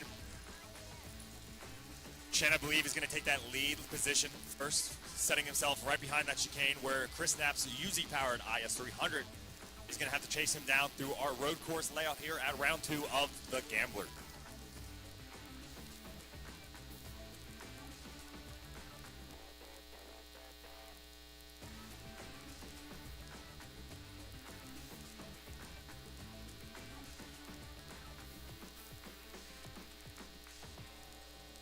All right, here we go. Nate Chen taking that lead position at FD RX-7 as Chris Knapp cranking it out behind him. Chen staying on the line. Chris Knapp comes merging from the left side of your screen, jumps right back into position here, cleans it back up as Nate Chen dumps it out of 2, out into the outside zone number 3. Chris Knapp trying to clean up that mistake, that gnarly entry going into outside 1 as both drivers rotate into that inside clip. Knapp a little bit of a correction there, following Chen's line into outside 4. Chen doing a good job, rotates back out to the people's corner, outside 5, and Chris Knapp starting to get aggressive here as both drivers work their way past our stands here, down to our reference point. Chen walking away from that UZ-powered IS300. Chris Knapp jumps up to that last outside zone and across the finish line. I think he recovered really well, but that is a judge section of the track, so the judges are going to have to deduct some points there for just slightly overcooking that entry. I see where his head was at. He was trying to really put it on Nate's door there all the way from the beginning, but unfortunately that will be held against him slightly. However, it is not over yet. Nate Chen is headed back to the line to chase Chris down, and let's see if Chris can put down those heaters of a lead run that we've been seeing him do all day. Yeah, it's definitely, now with the responsibilities flipped, Nate Chen has his hands full, but Chris Knapp is usually a super smooth driver, but I think a little aggression might come out of him right now. I think so too. I love aggressive Knapp. Me too. Aggressive driving is some of the best driving, at least in drifting, goes. But yeah, he's been looking super smooth like some Jiffy PB, baby. All right, here we go. Second half of the battle here. Chris Knapp now taking that lead position. Nate Chen shortly behind the IS300 of Chris as both drivers dump themselves into outside zone number 1. Knapp doing a great job locking himself in the outside zone number 1 early as Nate Chen trying to mimic that angle as they both exit at the same time. Chris Knapp dumping out to outside 2. A little bit of a gap here now as Chen trying to close that back up, going to outside 3. Knapp, a nice smooth transition past that front inside clip. Chen using that real estate to try to close that gap up at the outside 4. Chen doing a fantastic job following Chris Knapp's phenomenal lead going into the people's corner. A little bit of a hiccup, a little contact. They hold it up. Chen trying to keep the wheels spinning, keeping patient to let Knapp back up on that outside. Wow. Hell of a drive out of both drivers. Yeah, Knapp dipping a tire there in outer zone number 5. Nate Chen getting into him hard enough for us to hear, but does not affect Knapp in the lead position at least. Manages to keep it steady and finish off the run. The judges are definitely going to want to look at that as well as Chris's entry in the chase. So, you know, we'll have to take a closer look. Luckily, we do have that side-by-side to be able to throw that up there in just a moment, and we'll let you know when our judges are done deliberating.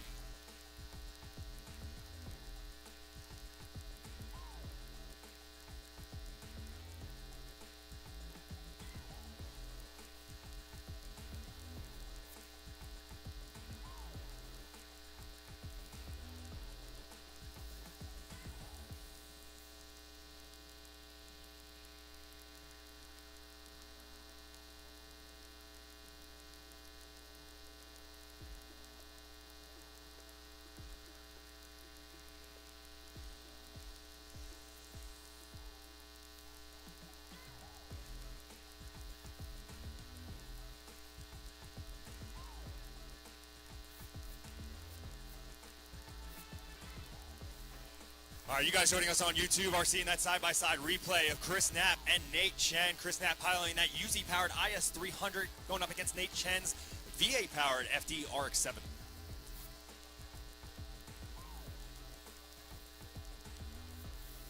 You guys are seeing Nate Chen's lead lap here. Chris Knapp, that big jump, trying to be aggressive right off the start, but Chen not giving him all the real estate to play with.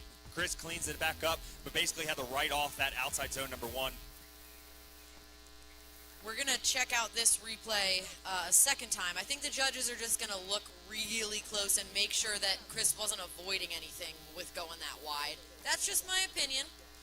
That's my opinion. You know, just double checking, making sure there's nothing silly going on entry there. And then we'll let you know when our judges are done deliberating. But hey, the good news is you guys can watch in the live stream exactly what we're looking at. Form your own opinions in the chat, and then if someone doesn't like it, you can just yell at them and say, that's my opinion. Just kidding. You are entitled to it. Don't yell That at is them. your opinion. We're going to see if there's any decel there, a little hesitant, but he looks like he's back on throttle. I'm not a judge. I'm not even going to speak on it. I'm not a judge. All right, It was let's go cool talk drifting. about other stuff. Great job from Nate Chen Anyway. and Chris Knapp driving today at round 2 of the Gambler. See, that's where, like, yeah, you don't do math. No one likes math. No, as soon as it gets hard, me and Mike are going to turn around and talk about something else. You know, Mike, I know you said you liked the temperature, but now we're both in long pants and windbreakers, so would you like to retract that statement? All right, I choose slightly sweaty as You know opposed what? to I'm this. curious. Since we're a little bit of a downtime here, in the chat, let me know your ideal house temperature. Oh, if anybody says any hotter than 70, they're banned. Yeah, it's 69. Immediately banned. The right answer is 69. I keep mine at 68 to snooze. Yeah, that's fine. Yeah. You got to turn that back up during the day, though. That's expensive. I don't got it. That's expensive. All right, anyway. We're into our judges doing our final math. They are watching the same replay you guys are seeing at home, getting slowed down here almost frame by frame.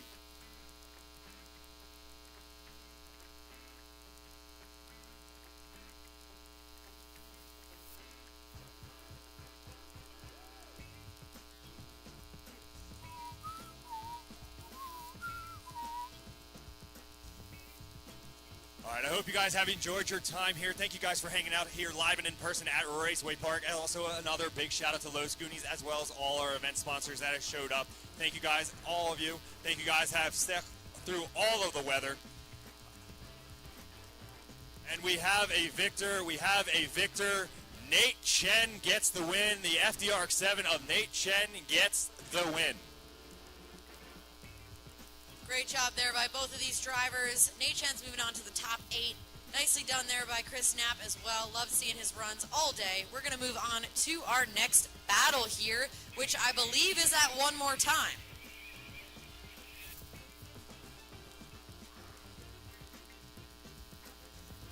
The guy in the chat sending his 8C to 55. What do you do for work? Show me a paycheck. I'll come work for you.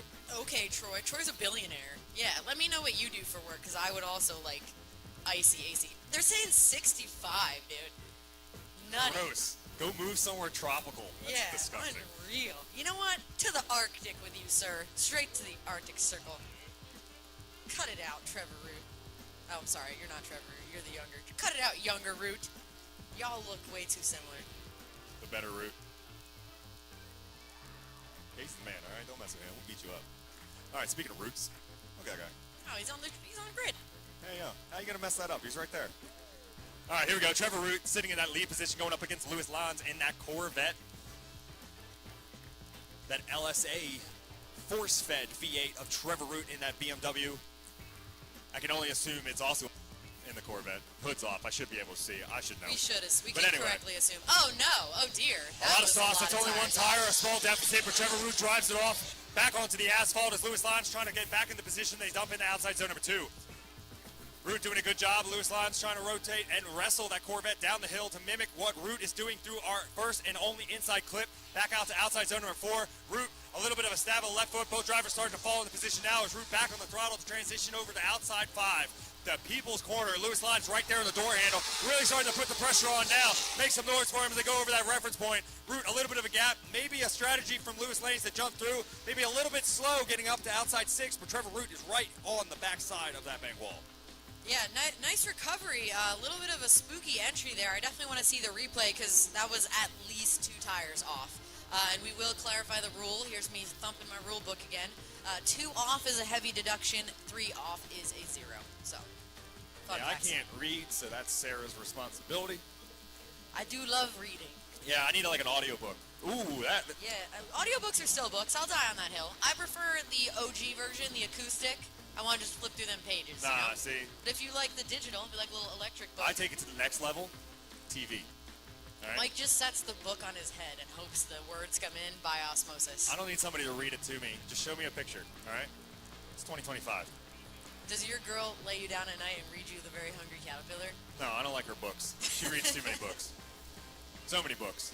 All right, here we go. Louis Lang taking that lead position at Corvette, getting chased down by Trevor Root. Lines in that Corvette, getting out to outside zone number 1 with some authority, but Trevor Root closes that door very quickly, getting right to the door handle of that Chevy Corvette as both drivers transition to outside 2. Root, a little left foot brake to get that car back under control, and really starting to put the pressure on Louis Lane's Corvette as he's really diving into the front tire of that Corvette of Louis Lane as they navigate all the way through. Trevor Root, a little bit of a weird through that front inside clip, has to clean it up going into People's Corner. Lines keeping that wheel speed, those 235s burning as Trevor Root barking back to the side. Both drivers are going to blare past me now. I'm barely been able to hear myself as they go over the reference point. Root rotate, a great transition out of Root, following up into outside 6. Man. And Louis Lane giving them the real estate to play with. Dude, that is disappointing in the chase route because I know how hard he drives. We can see him from 5 all the way to the end after the bank. He's transitioning inches off Lance's bumper, but then going from the center section to 4, it's all wobbly no drift guy. What the heck, man? What the hell? What the helly? What the helly berry? Oh, by the way, someone said 75 in the chat. Jail for 1,000 years. Nah, dude. What are you, a lizard? Yeah, I'm not coming to your terrarium, Mike. Not you, Mike, a different Mike. Yeah, not me, no. Yeah. That guy needs a heat lamp. Boy, homie sleeps on a hot rock. Honestly, that sounds nice. Once. All right, you guys at home on YouTube are seeing that side-by-side replay. Trevor Root taking his lead lap on the left side of the screen. You can see Lewis Line getting a little deep on that outside zone number 1. On the right side of the screen, you can see Trevor Root glued to the Lewis Line's core events door, operating all the way through 1, 2, and all the way through 3. This is where it gets weird on the right side. You can see Trevor Root, a little bit of a hesitation to that front inside clip. Maybe got lost in the smoke trail, didn't know where to go, didn't want to wreck everybody on the way out. So he, unfortunately, a little bit of a mistake, but he cleans it up right here. Jumps right back into the picture, right back to the door handle. To be honest, Lewis Lines puts down a lot of tire smoke. I'm going to say on the win. I think he got blinded out. I don't think he could see. Root is joining us from ProSpec. He should be used to chasing in a lot of smoke, but hey, it happens to the best of us here. Yeah, see, that's why you just hit the guy. And I will point out, Root was on the way inside of the turn there, and if he were to pass, that would have not been legal because Lance was on the proper line. So. All right, we have a victor. Trevor Root gets the win. Trevor Root gets the win. A little bit sloppy by both of the drivers, so I will say going into the top 8, we will need Root to add a little bit of potting soil in there, get his stuff back together, grow himself into that tree that we're used to seeing. So.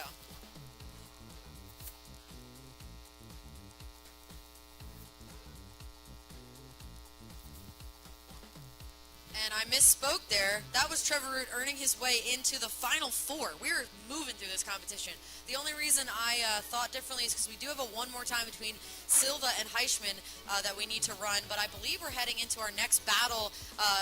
This is Jay Brudski and Chris Meyer. So this is the smaller of the Brudskis. Yeah, Jacob's out here piloting his father's car, Dimitri Brudski. Jacob's out here, literally, it's the same vehicle. I don't know, like if they both get all the way up through the bracket, like I'm looking forward to the fist fight. But anyway, so Jacob Brudski is now in that chase position, piloting that E46 BMW, sporting that white and red livery, getting to chase down Chris Meyer in that black E46 BMW. Both drivers lead the line. Here we go. The arms are down. Here we go. Chris Meyer with a huge jump on entry there. Absolutely moving. Jacob's cutting the line just a little bit to be able to get back to Chris's door. Chris is planted in outer zone number 1, exactly where we want to see him. Really nice job filling outer zone number 2 as well. A lot of drivers are missing that zone early on. Chris coming absolutely cooking through the center section of the track. Jacob's trying to reel him in there as Chris goes through outer zone number 4. Stamp of approval from me. Transitioning around to the people's corner. Jake is able to catch up on Chris's door as they transition across the track and up into outer zone number 6 of the bank turn. Chris is all the way up on the bank. Jacob's on his door. Oh my gosh, you guys. Excellent. Great E46 run. on E46 violence there. Great run out of Chris Meyer. A great job out of Jacob, the young gun, piloting his father's car. We're going to have to flip him around. Jacobs now has the responsibility to lead. Chris Meyer has to pull himself and his composure together and chase down the Brewski through our road course here at round 2 of the Gambler. Already, Chris did a great job.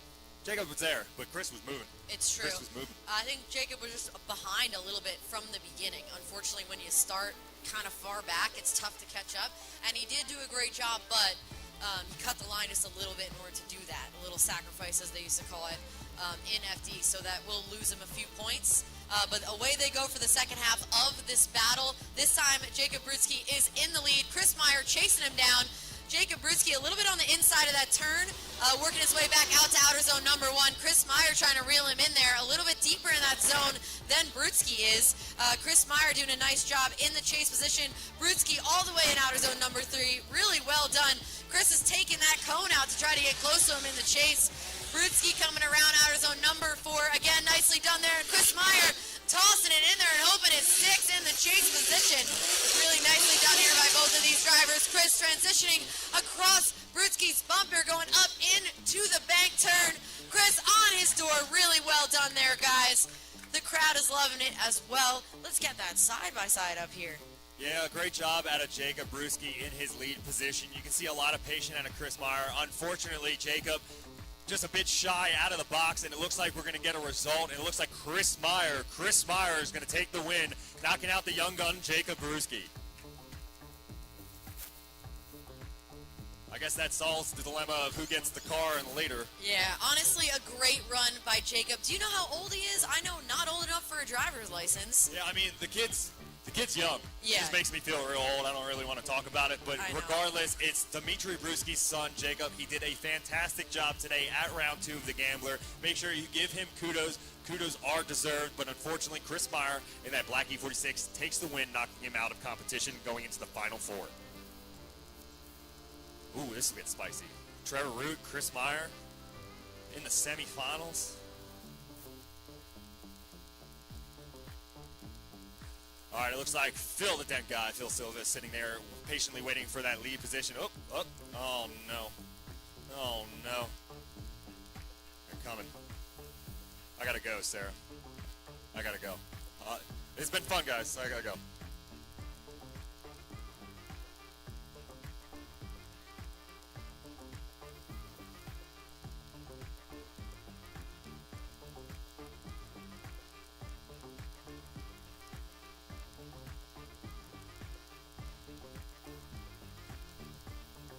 All right, I'm on the run, but here we go. Phil, the dent guy, Phil Silva in that Corvette's patiently waiting to take his lead, going up against Adam Heisman in that LS-powered Mustang. Adam showcasing that little bit of offset strategy, personal favorite of mine.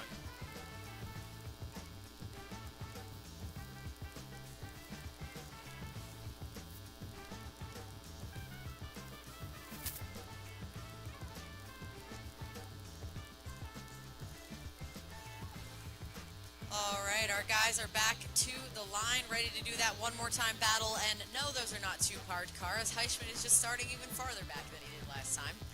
That's certainly a bold strategy, Cotton. Let's see if it pays out for him. I'm into it. I like that stuff. Let's see if he can clean up the deficit or if he just shot himself in the foot. Phil Silva in that Corvette, and it looks like Adam's starting to bark early. Both drivers initiate into outside zone number 1. Phil's Corvette a little shy on angle, but he cleans it up before he gets into the box. Adam has to be patient as Adam's starting to put the pressure on now as both drivers transition down to outside 2. Phil doing a good job getting back on throttle, going into outside 3. Adam maybe a car length behind in that Mustang as both drivers transition to that front inside clip. Phil deep into outside 4. Adam trying to bark right back and match that energy. Both drivers transition back up to outside 5. Phil, one tire off. Adam giving him a little bit of space, cleans it back up. Both drivers fall back into position down to that reference point and back up to that last final outside 6. The 7th judge zone. Adam shortly behind him across the finish line. Alrighty. Nicely done here by these guys. Again, just a little bit of a spooky entry by Phil there. But hopefully they can clean it up for the second half of this run. This time, Heisman is going to lead. Phil Silva is going to chase him down. We are moving through competition, guys. We're well into our final 4 here. This one more time battle will decide the final position in the top 8 on the right side of the bracket. And on the left side of the bracket, our final 2 for the final 4 are decided. Root and Meyer are going to do battle, and we're just sorting out that right side of the bracket. If you guys are following along, the bracket is posted on the Instagram, E-Town Gamblers Instagram. You can also check it out. We'll be tossing it up on the live stream periodically, so you guys can check that out as well. All right, our drivers have swapped positions. Adam now going for his lead lap as Phil Silva is going to chase him down. Adam in that Mustang out front, LS powered as he initiates well before that last initiation point.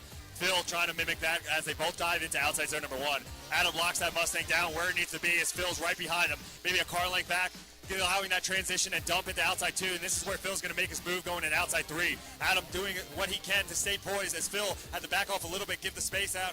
I wouldn't have done that. I would have hit him. Phil dumps back into outside 4. Adam a bit shy off the line, avoiding 4. Phil, this is your opportunity. Jump through the smoke, brother, right through the people's corner. Adam locking himself in. Phil getting right to the door handle. Both drivers run down to that reference point and back up. Adam trying to smoke out Phil as Phil dumps right to his door side and finishes off nice and strong. Ooh-wee, Phil trying to get some wall hugs in there. Nicely done, guys. Really well done on the second half of that battle. We're definitely going to need a side-by-side replay of that battle for our judges.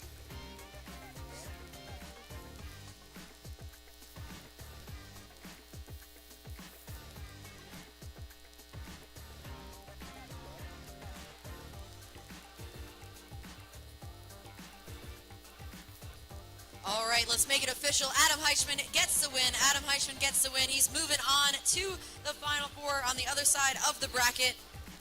Let me make sure I'm talking that correctly because we got a little mixed up. Just kidding. He's moving on to the top 8. He will see Nate Chen, and he'll have to take out Nate Chen if he wants to earn that Final Four spot. And speaking of the right side of the bracket, we've got Dimitri Brutsky and Tim Frito-Wilson, who should be warming up their tires right now or shortly from now.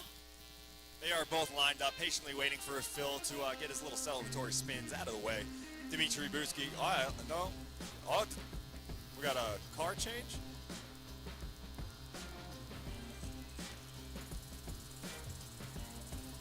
All right, this is why the cops are here.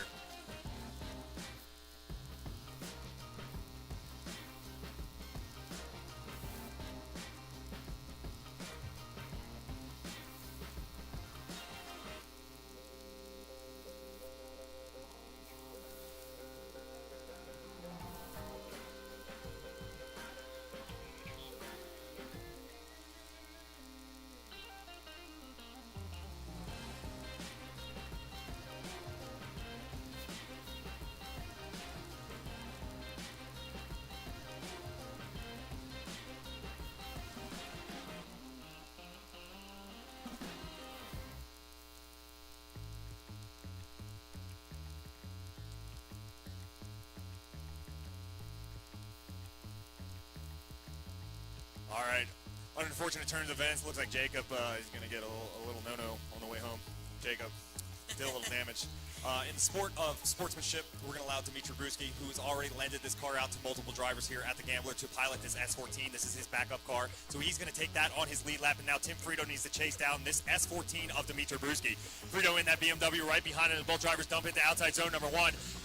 Dimitri Brutsky getting into that outside zone as Tim Frito giving a great job, a great transition, maybe a little too bitey, but he cleans it back up as Dimitri Brutsky's giving him the real estate to play with. As Frito starting to clean it back up and following his line through outside 3. Both drivers do a great job to that front inside clip. Dimitri Brutsky dumps into outside 4, and Frito shortly behind him. That BMW screaming in the windows of that S14 as they both jump into the people's corner. Frito's right there, knife out, ready to stab Brutsky as they're working their way out. Down to the reference point, Frito backs up to give the space, and this is where Frito makes his move, jumps up to the side. Dimitri Brutsky taillights on the back, makes some noise for him. Absolutely. The crowd is loving Tim Frito-Wilson, and you got to give it up for him, chasing down a car that makes significantly more power than his does. Really well done there by Frito. Let's flip him around, let Frito lead, and Dimitri chase him down.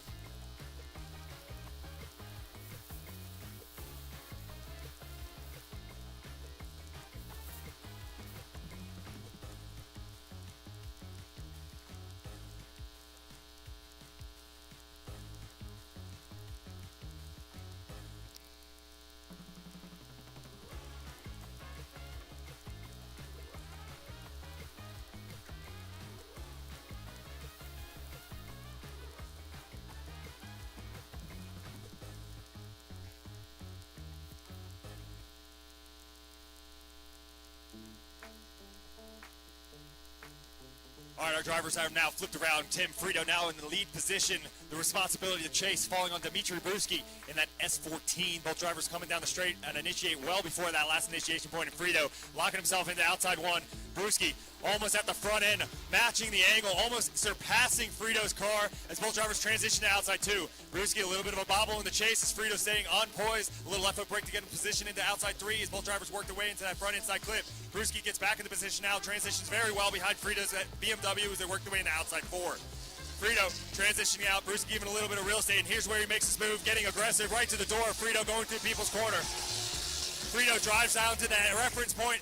Brutsky needs to make his move, jump back to the side as Frito jumps a little shy of that last outside zone, but Brewski putting the pressure on across the finish line. Really great battle by both of these drivers. Nicely done. We're going to throw up that side-by-side up, unless the judges don't need to see it. And it looks like they don't. Dmitry Brutsky in that S14 is going to get the win. Dmitry Brutsky gets the win and moves on. Give it up for Phil. Give it up for Tim Frito Wilson in the chase, guys. Make sure you hear that love. He can hear us on the live stream here. Cats in the chat. Cats in the chat. Cats in the chat for the boy.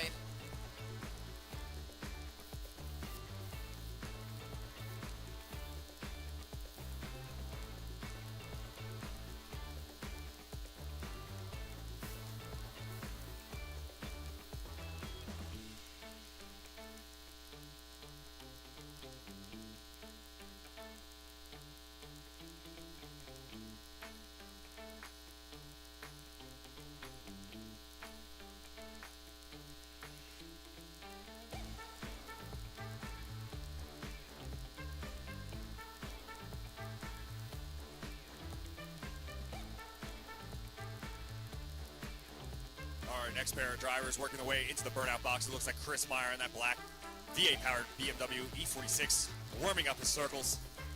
His opponent shortly behind him.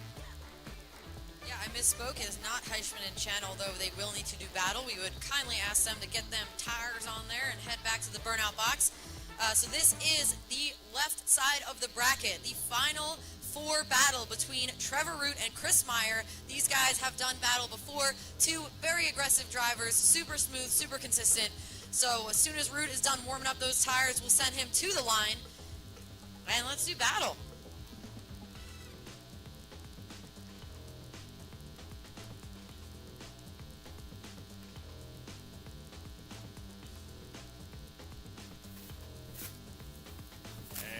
Moving on, Chris Meyer in that lead position, getting chased down by Trevor Root. Here we go. Chris initiates clean start, no cones taken out. Trevor Root shortly behind him.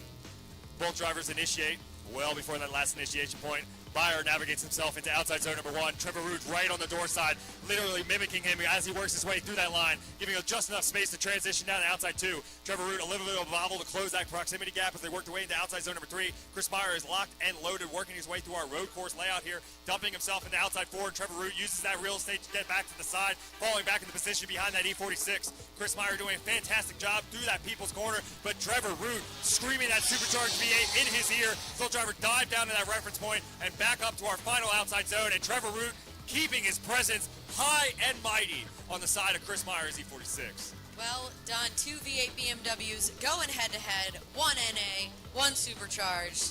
Smoking some tires. I love it. I'm happy. Yeah, these 235s have seen a hurting. They got a little bit of a break in the rain. They really started like hurting these drivers in the rain, you know. The 235s were fighting back, but either way, we're going to get these drivers flipped back around. Trevor Root now has to take that lead position. Chris Meyer to chase.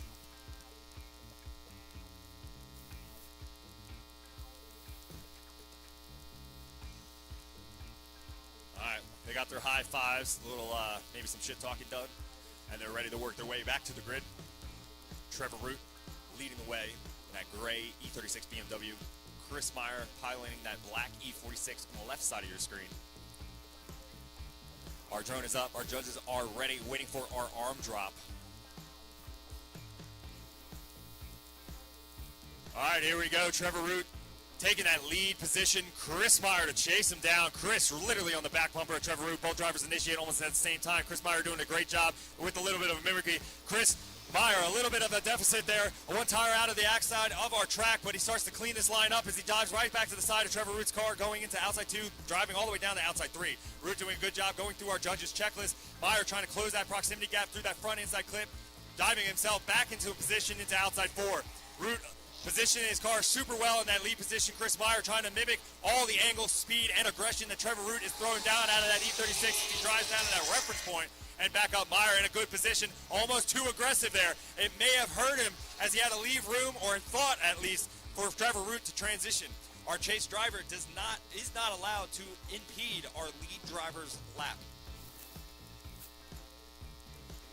All right, and our judges have seen enough. Trevor Root is going to get the win. Trevor Root gets the win. We're moving on. Trevor Root is going to the finals, and we're going to go back to the other side of that bracket. We have one more battle there before we can do battle in the finals. On the right side, Heichman and Chen in the burnout box right now.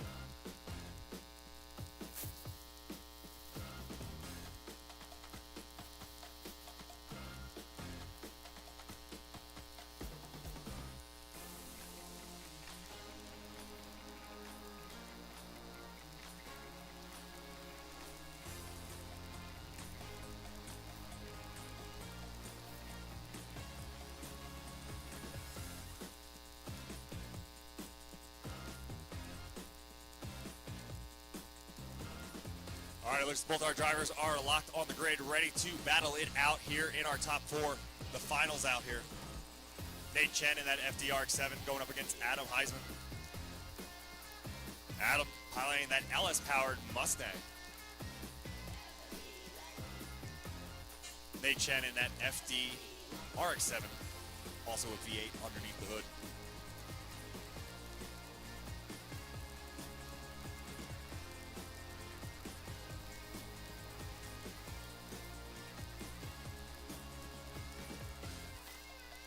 Yeah, it's a little tricky. Top 8. This is top 8 one more time. Yes, so this they just have to finish this battle and we'll be all the way in the final four, although our finals are set on the left side. Left side of the bracket passes. Right side of the bracket needs a little extra credit.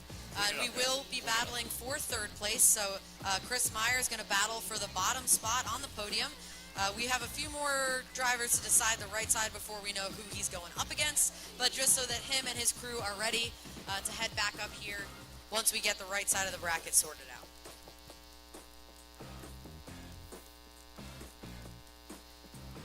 All right, looks like our judges are ready, our drone is ready, our drivers are ready.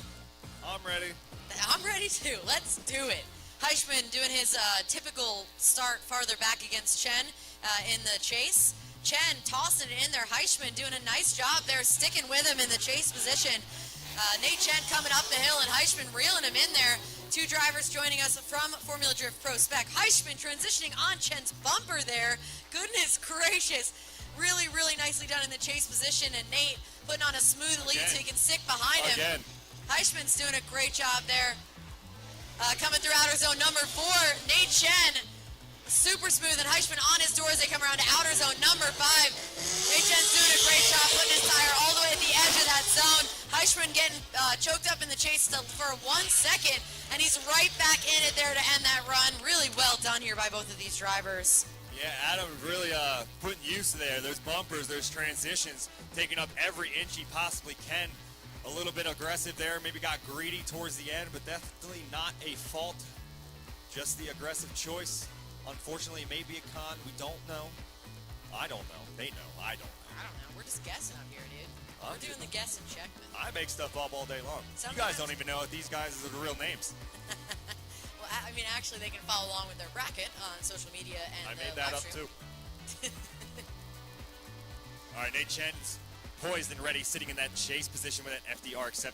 Adam pulling up in that Ford Mustang with a Chevy V8 underneath the hood. A little bit of identity crisis going on there, but hey, it works for him. Don't we all? All right, here we go. Adam taking that lead position, driving that Ford down into outside zone number 1. Chen initiates shortly behind him. Both drivers driving aggressively into the first half of that box. Adam doing a great job locking himself into outside zone number 1, but Chen is right behind him, transitioning on the back bumper of that Ford Mustang as both drivers work their way through outside 2 down to outside 3. Heisman doing a fantastic job getting that rear axle where it needs to go. Pack pulled back into that front inside clip, but Chen is shortly behind him in tow. Chen makes his move now, trying to fall into a tighter position here at the outside 4. Dives through the smoke into the people's corner.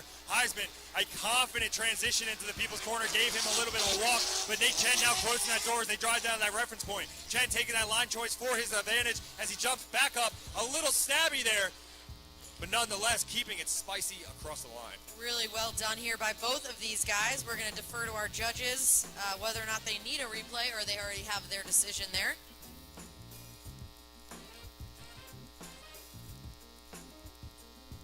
All right, and the decision has been made. Nate Chen gets the win. Nate Chen gets the win and is moving on to do battle against Dmitry Brutsky. We're getting down to the wire here, guys, so we're going to ask that the drivers try to play a little bit of a game of hurry up here to make sure we can get through all of these battles. Nate Chen, go back and change those tires immediately, sir. Heisman, thanks for playing. Great job. He's done for the day. But Nate Chen is going to see Dmitry Brutsky for the right side of this bracket. The winner of that battle is going on to see Trevor Root. And the loser is going on to see Chris Meyer.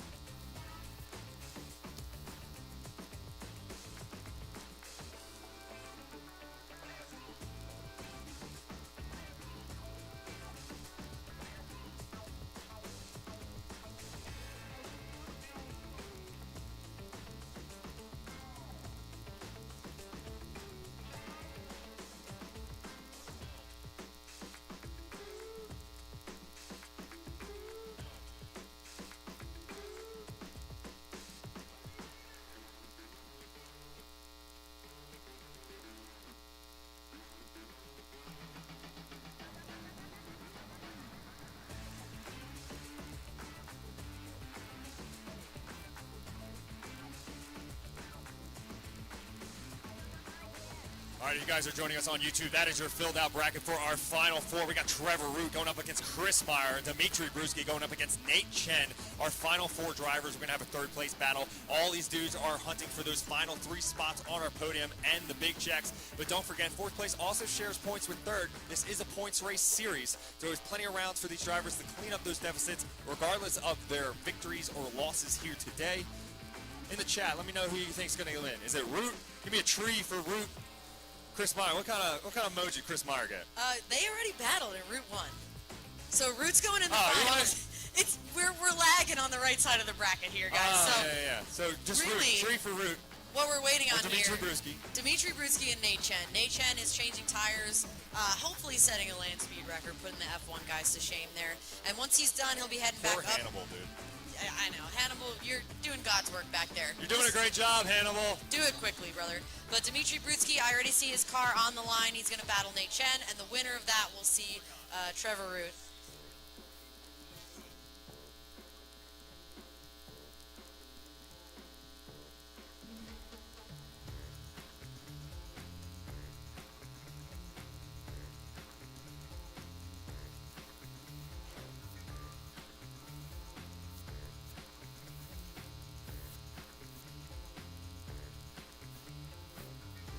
Once again, a big shout out to each and every one of our drivers that showed up today for this weekend's competition. A big shout. We had a field of 32 drivers out in qualifying, as well as a shout to Los Goonies and those Panda Fest attendees. This was a great Sunday. We're about to conclude it. We have only a handful of battles left. Just waiting on Hannibal. That's Nate Chen's crew guy, by the way. Excluding one more times, there should be 1, 2, 3 battles left. You jinxed it. I know. So, but then we'll be streaming the podium ceremony. We'll have the cars right on the track in front of the bleachers directly after this, to knock it out. But we just need Nate Chen up to the line, and we will continue on competition here.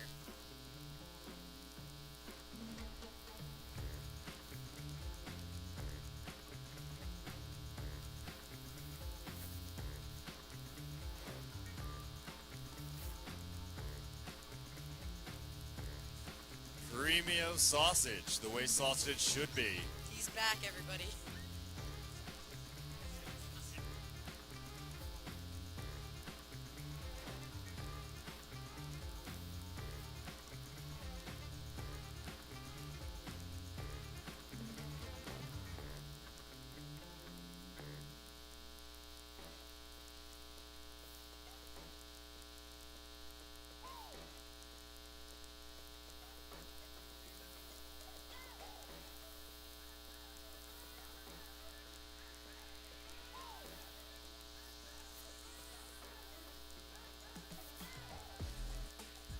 See?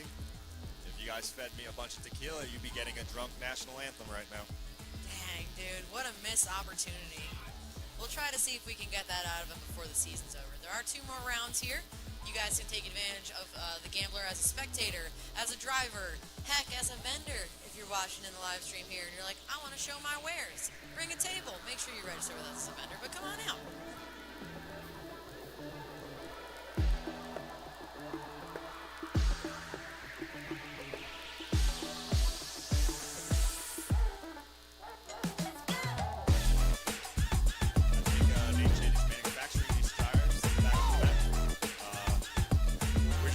Chen to swap the tires. He just battled.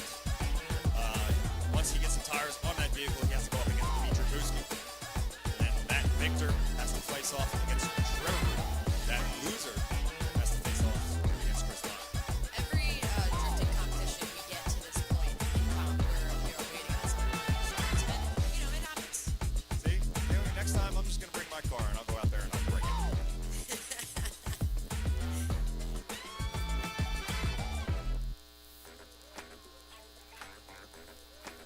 Don't stop.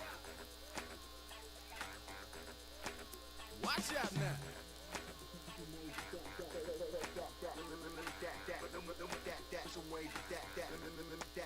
Watch out now. All right, we're getting word on the radio that Chen is on his way. I can just see his RX-7 popping out from behind our hot pit area. Dimitri Ruski already patiently waiting at the burnout box. Both of these drivers are going to hop in there right now and start warming up their tires. We are just moments away from our semifinals here between Dimitri Ruski and Nate Chen. Winner goes to the finals. Loser sees Chris Meyer for 3rd place. It does matter. The check is bigger. The points are the same. So if you get 3rd, you get paid out. You get 4th, you get paid in points. And you get to stand next to the podium, which is like... You get to stand near the podium. Right. Near it. Not Very next to it. much Near it. hotel extra chair vibes, you know? Well, yeah, all right. I was going to... Just close enough you can smell the shit. All right, Dimitri Ruski taking that lead position. Nate Chen the chase. Chen in that FD RX-7. Dimitri Ruski piloting that S14.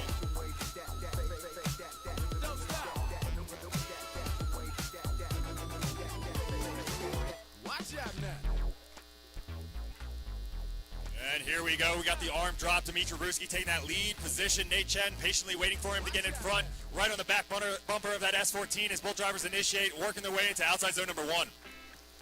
Ruski getting that rear axle where it needs to be. Chen making his presence known, getting a little bitey behind and waiting for that transition to happen, going to outside 2. Dimitri Ruski working his way through outside 2, driving down the hill to outside 3. Nate Chen is literally on his door handle, transitioning on the back bumper of that S14, showing some aggression inside that front inside clip through that transition, working his way through that next outside zone 4. Working their way into the people's corner. Dimitri Bruski landing it, keeping it out of the mud, but Nate Chen cannot be shaken. Dimitri Bruski's doing everything he can, but Chen is patient, poised, and precise as he works his way back into position here in that last outside zone. A little deficit there for Chen to close out that proximity, but Dimitri doing exactly what was necessary. A fantastic drive for both of these gentlemen here in the semifinals.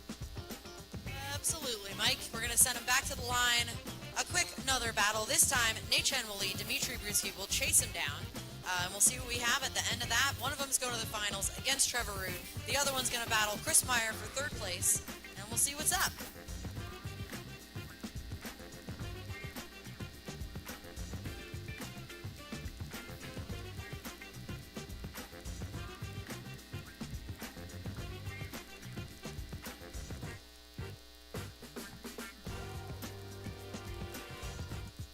All right, here go our drivers back up on the line. Nate Chen now sitting in that lead position, the responsibility to lead Dimitri Bruski around our road course layout here at round 2 of the Gambler semifinals. The drivers already got the drop. Here we go. Chen taking that lead. Dimitri Bruski waiting for him to get in the front. Both drivers initiate. Working their way into outside 1. Chen, deep, deep, maybe too deep in a big deficit. We got to go back to the replay there to see if Dimitri had anything to do with that. But we're going to have to go back, and they're going to finish it up strong. Chen falls back into position, getting to the outside zone number 3. Dimitri right back to the door handles. Dimitri trying to be aggressive, following Chen all the way back up into outside zone number 4. Dimitri starting to mark Adam as the both drivers transition to outside 5. The people's corner here, Nate Chen landing where it needs to be, doing what the judges want to see. I thought as much. Keeping the energy That's a up. DB. He's been on it. Down to that reference point, and then back up. Parts falling off of the RX-7. Yeah. Tires falling off of the RX-7. That was crazy. So I heard it DB'd, and I wasn't sure if it DB'd it. And then by the time we got to the hairpin, that thing was just smack, smack, smack, smack, smack in the wheel well. He DB'd it when there was contact up there. Yes, he had a DB on the entry. Yeah, so he ran that entire run with a DB'd rear tire. So I guess Nice. points for him, you know. Nice. RFP his wheels. Probably should have left the scrubs on, huh? Hannibal, you did all that work. What do I know? Now you gotta do it again. Totally joking, by the way. Just a little funny. You know, some He'll get those on those big jobs. He was cranking into that outside zone, number 1. Unfortunately, I think that little bit of a bobble may or may not have been the DB. Go back and replay the footage. All right, you see that side-by-side here on YouTube, that replay going down.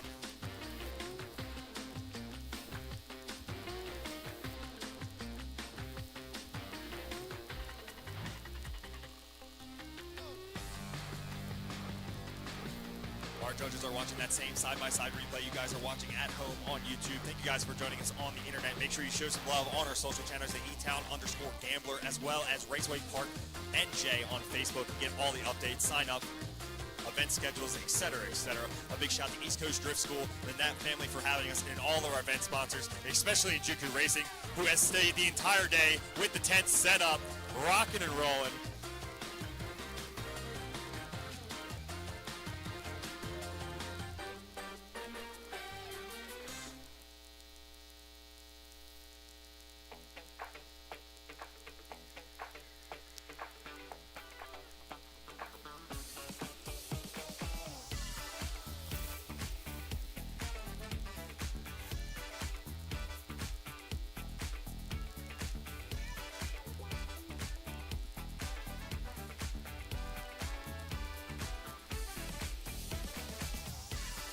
Alright, so once we have our top 3 set, we will send them right in front of the bleachers where we're hanging out right now, guys. We'll announce our 1, 2, 3, we'll give them the big checks, and we will keep it moving.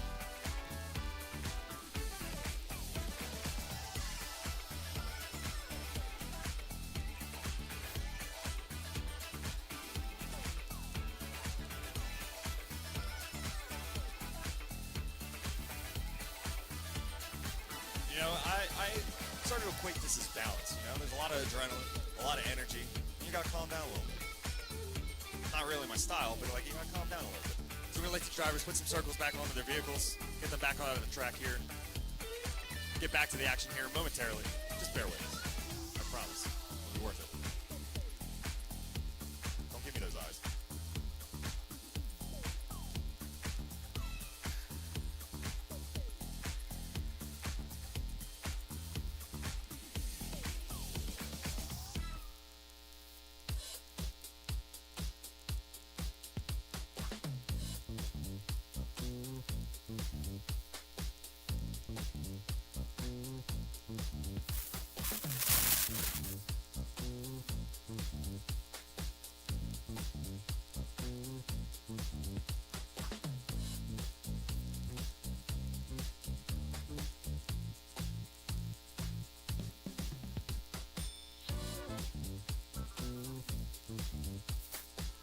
All right, we do have a winner in the semifinal battle between Dimitri Bruschi and Nate Chen. He is going to get the win. Bruschi takes the win. Unfortunate for Nate Chen, but Nate Chen's weekend is not done. We're going to have to see that third place battle between him and Chris Meyer.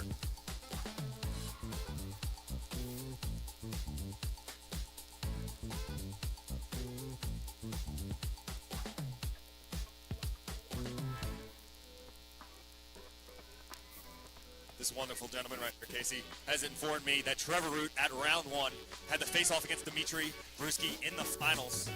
This is redemption. Redemption, he says. We're going to see what transpires here momentarily. We're waiting for Nate Chen, unfortunately, working his crew so hard. Hannibal was down in Richmond, Virginia yesterday. That dude got a little sleep. Godspeed. But anyway, H-Chan working on getting new tires underneath for that third place battle with Chris Meyer in that BMW E46 powered by a V8. And we'll get to our finals here and then have our podium ceremony and award the big checks to our winners, our victors here at round 2 of the Gambler. Once again, thank you guys for joining us here on the internet as well as in person. You guys here in the bleachers, you guys are troopers. I appreciate all of you. Thank you very much for joining myself, Sarah, and listening to us yap all day. A big shout to our media personnel, our drone team, our event sponsors, partners, our bartenders, as well as our snack providers. Thank you very much for helping make this event run so smoothly and so much fun all day. We're almost done, but not yet. The last 3 battles here of round 2 of the Gambler going down just momentarily as Dimitri Bruski works his way over to the bark box as I speak. We're just moments away.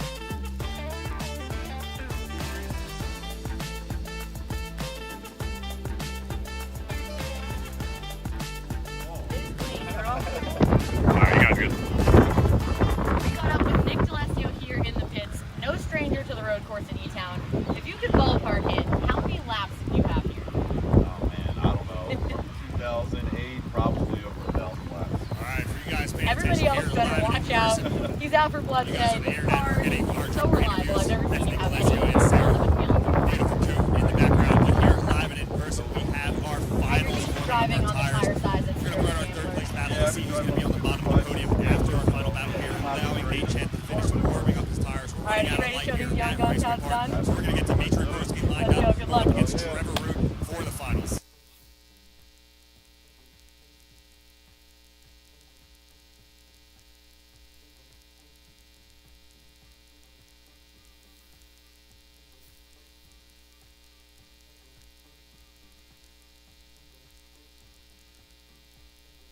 And here we go, our finals here. Not our last battle, but it is our finals. Dimitri Bruski enters in, Trevor Root slowly in tow. Both drivers work their way to outside zone number 1. Bruski locks himself in early, but Trevor Root is right there, barking, right in position, poised and ready for that transition to outside 2. Dimitri Bruski drives his way down the outside 3. Trevor Root shortly behind him as both drivers transition. A little late on the transition from Root, but he's right there proximity-wise as he waits for his time to jump into the side of Dimitri Bruski's S14 through outside zone number 4. Bruski doing a fantastic job through that lead position, landing out of the box, got to keep it out of the mud. Trevor Root slowing down and is poised and position, now getting aggressive here. He knows down that reference point, he's very familiar here at the bank, and a weird dive out of both drivers. Trevor Root doing a great job holding his composure. Dimitri Bruski putting the taillights back up on the wall. We'll have to see what transpires out of that. Definitely not my opinion that matters here. Our 3 judges are watching very closely. We're going to get our drivers back, flip back around, responsibilities swapped. Dimitri Bruski now has to chase Trevor Root.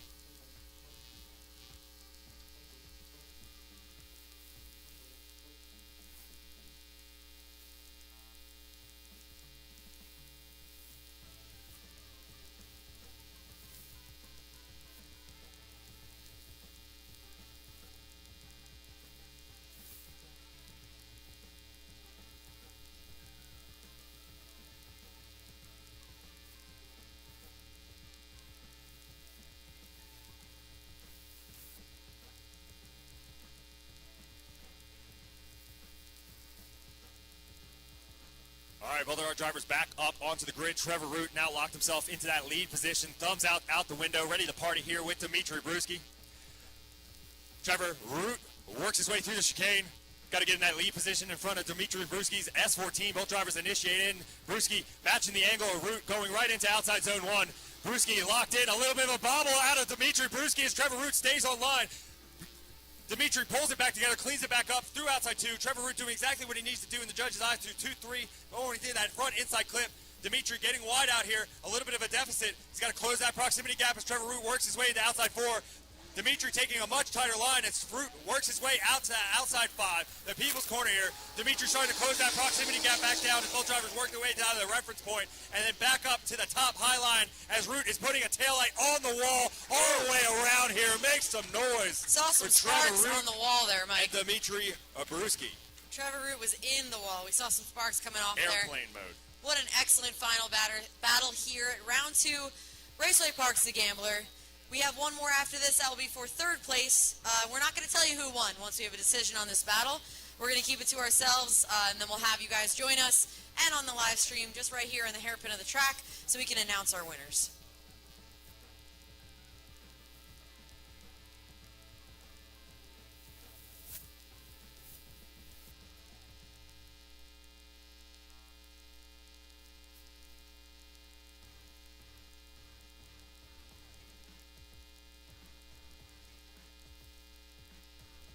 All right, it looks like we do have a winner.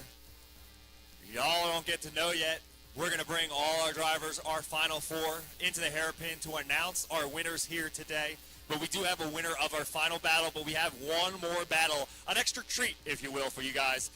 You guys are responsible for now helping me choose that 3rd place. Remember, our opinions don't matter. Only these 3 gentlemen up here are judges. But we have our 3rd place battle going down against Chris Meyer and Nate Chen.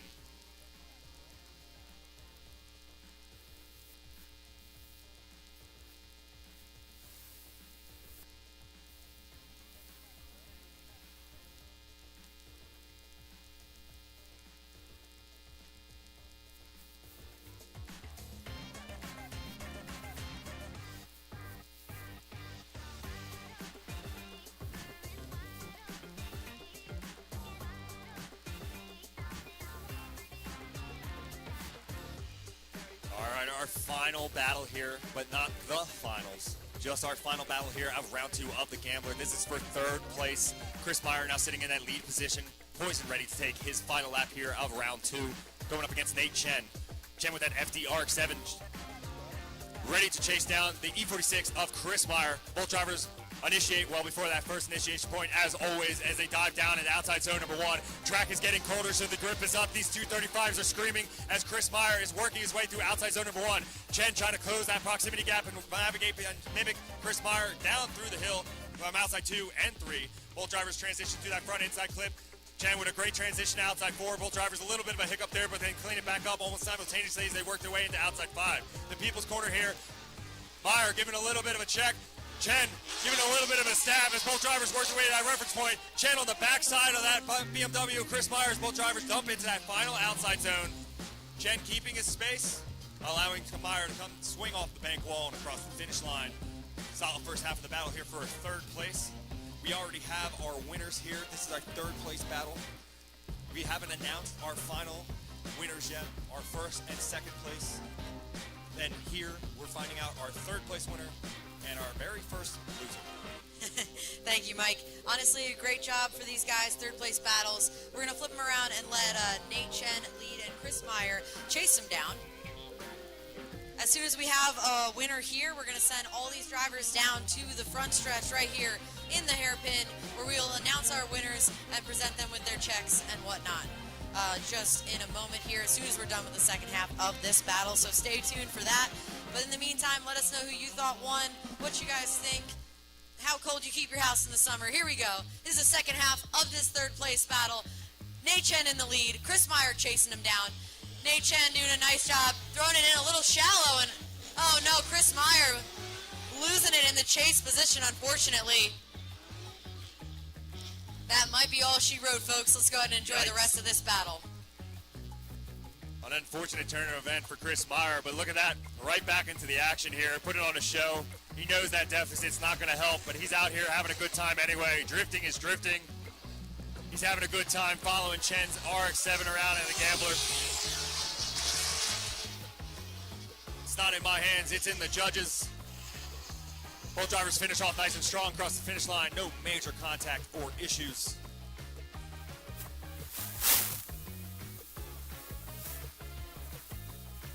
All right, we're looking for our side-by-side replays of this third place battle. We got Chris Meyer and Nate Chen. Nate Chen was piloting that FD RX-7. Chris Meyer in that black E46 BMW.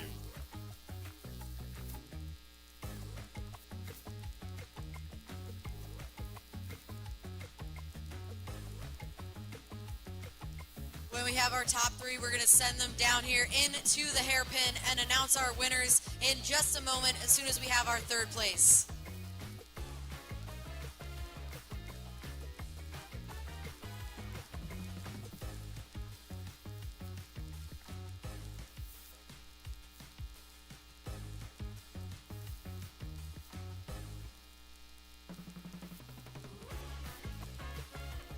You guys are watching that side-by-side replay here.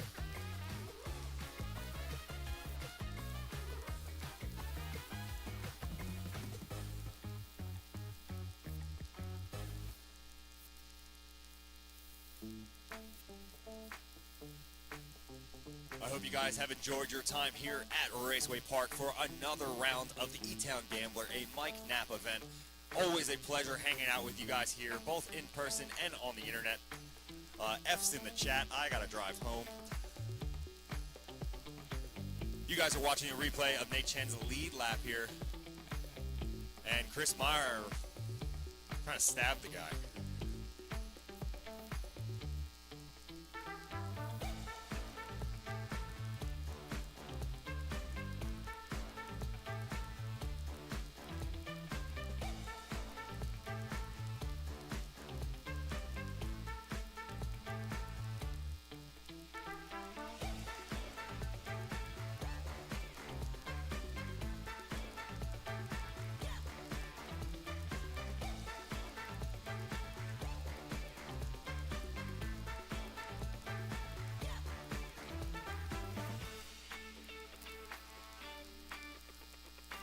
I'm really teasing y'all with the results here.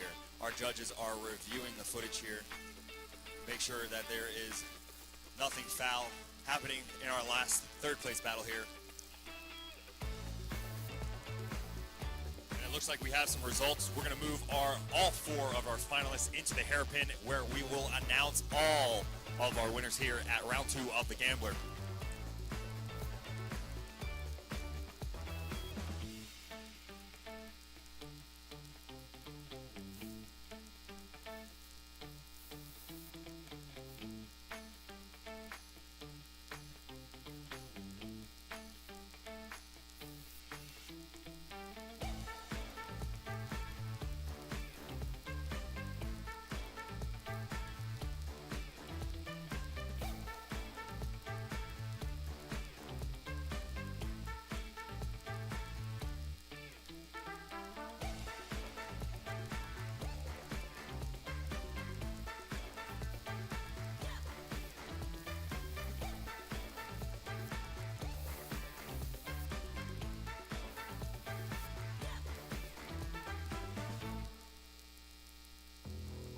All right, we are gathering our finalists, the final 4 drivers here at the Gambler. Round 2, we're going to bring them into the hairpin.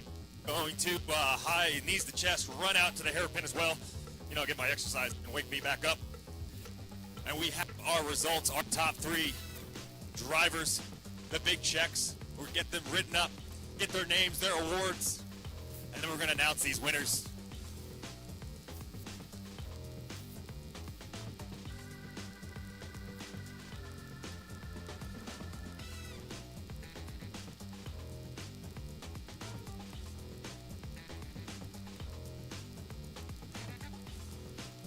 Make some noise for Trevor Root, giving you a little show in the hairpin here.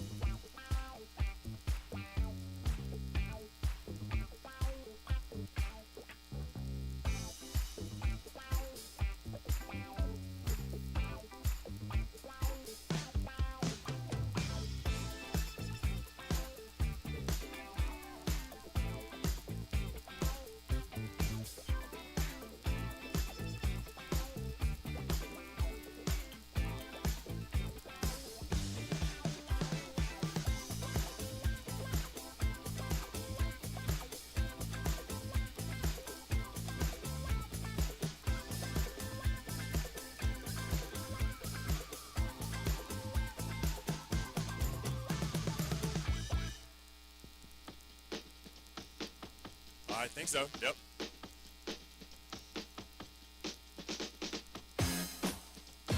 Big shout to these gentlemen hustling to get our podium set up very quickly out here in the hairpin.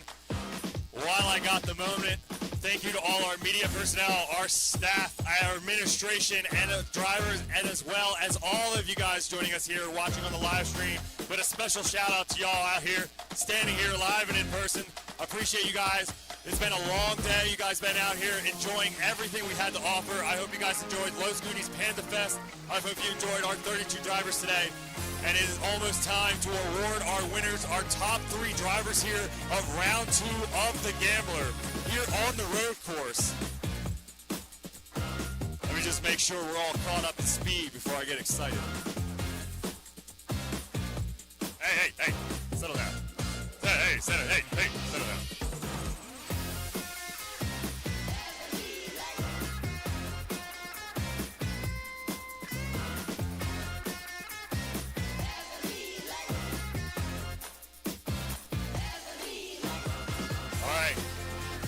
The celebratory liquids are here. The trophies are here. The big checks are here. Our drivers are here. Y'all are here. Are you ready to hear some winners here round 2 of the Gambler? That was a real sad woo from that one guy.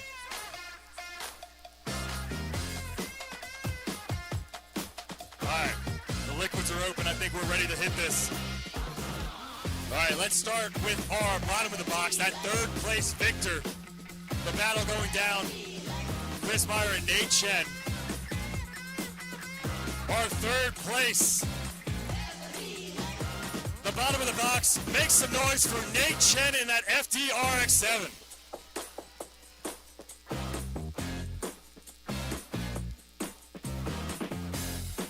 Big Chen piloting that FD-RX-7 extremely well, putting him on the bottom of the box, but let's get to it.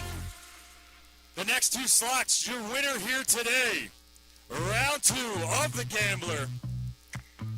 Make some noise for Trevor Root.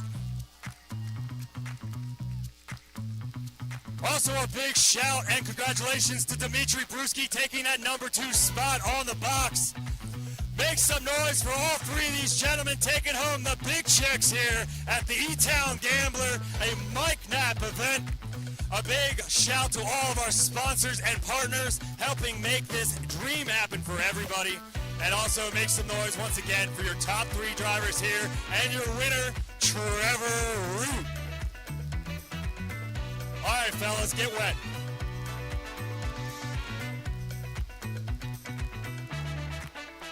I like how they really preserve those things. They like those big checks. Congratulations, fellas, on a great drive today. Probably the 8th time that you've been soaking wet. Congratulations to everybody here. A big shout to our 32 drivers, and a big shout to each and every one of you joining us both on the internet and live and in person. Thank you very much. Thank you, Sarah, for joining me and yapping all day.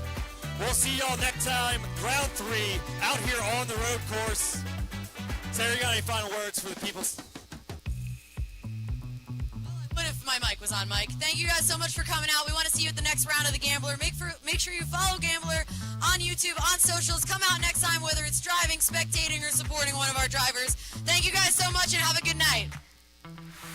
All right, drive safe, behave yourself. They're lurking out there, you know what I mean? Maybe lurking.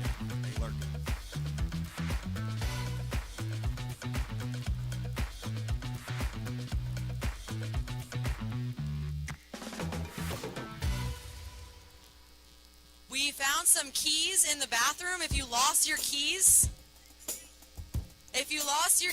and your name is Jacqueline, your keys will be in the bar. Your keys will be in the bar. Make sure you grab those before you leave, all right?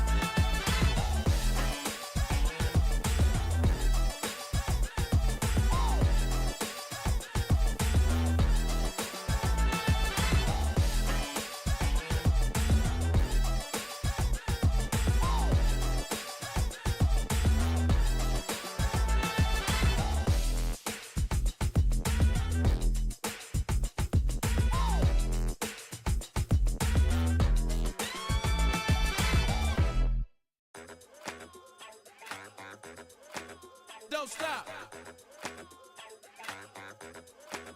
Watch out now.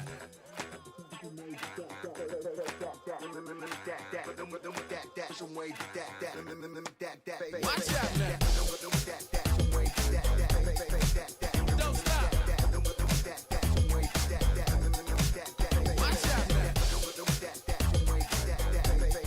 Watch out now. Don't stop.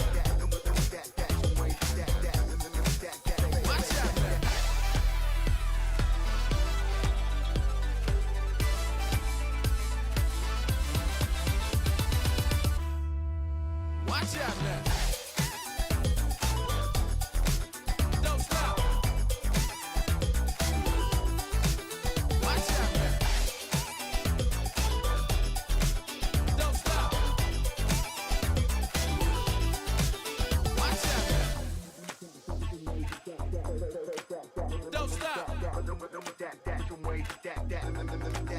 Watch out now. Don't stop. Watch out now. Don't stop.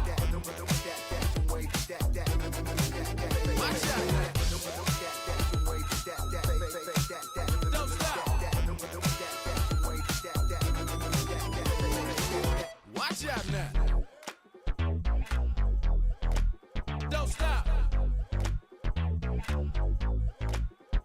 out now.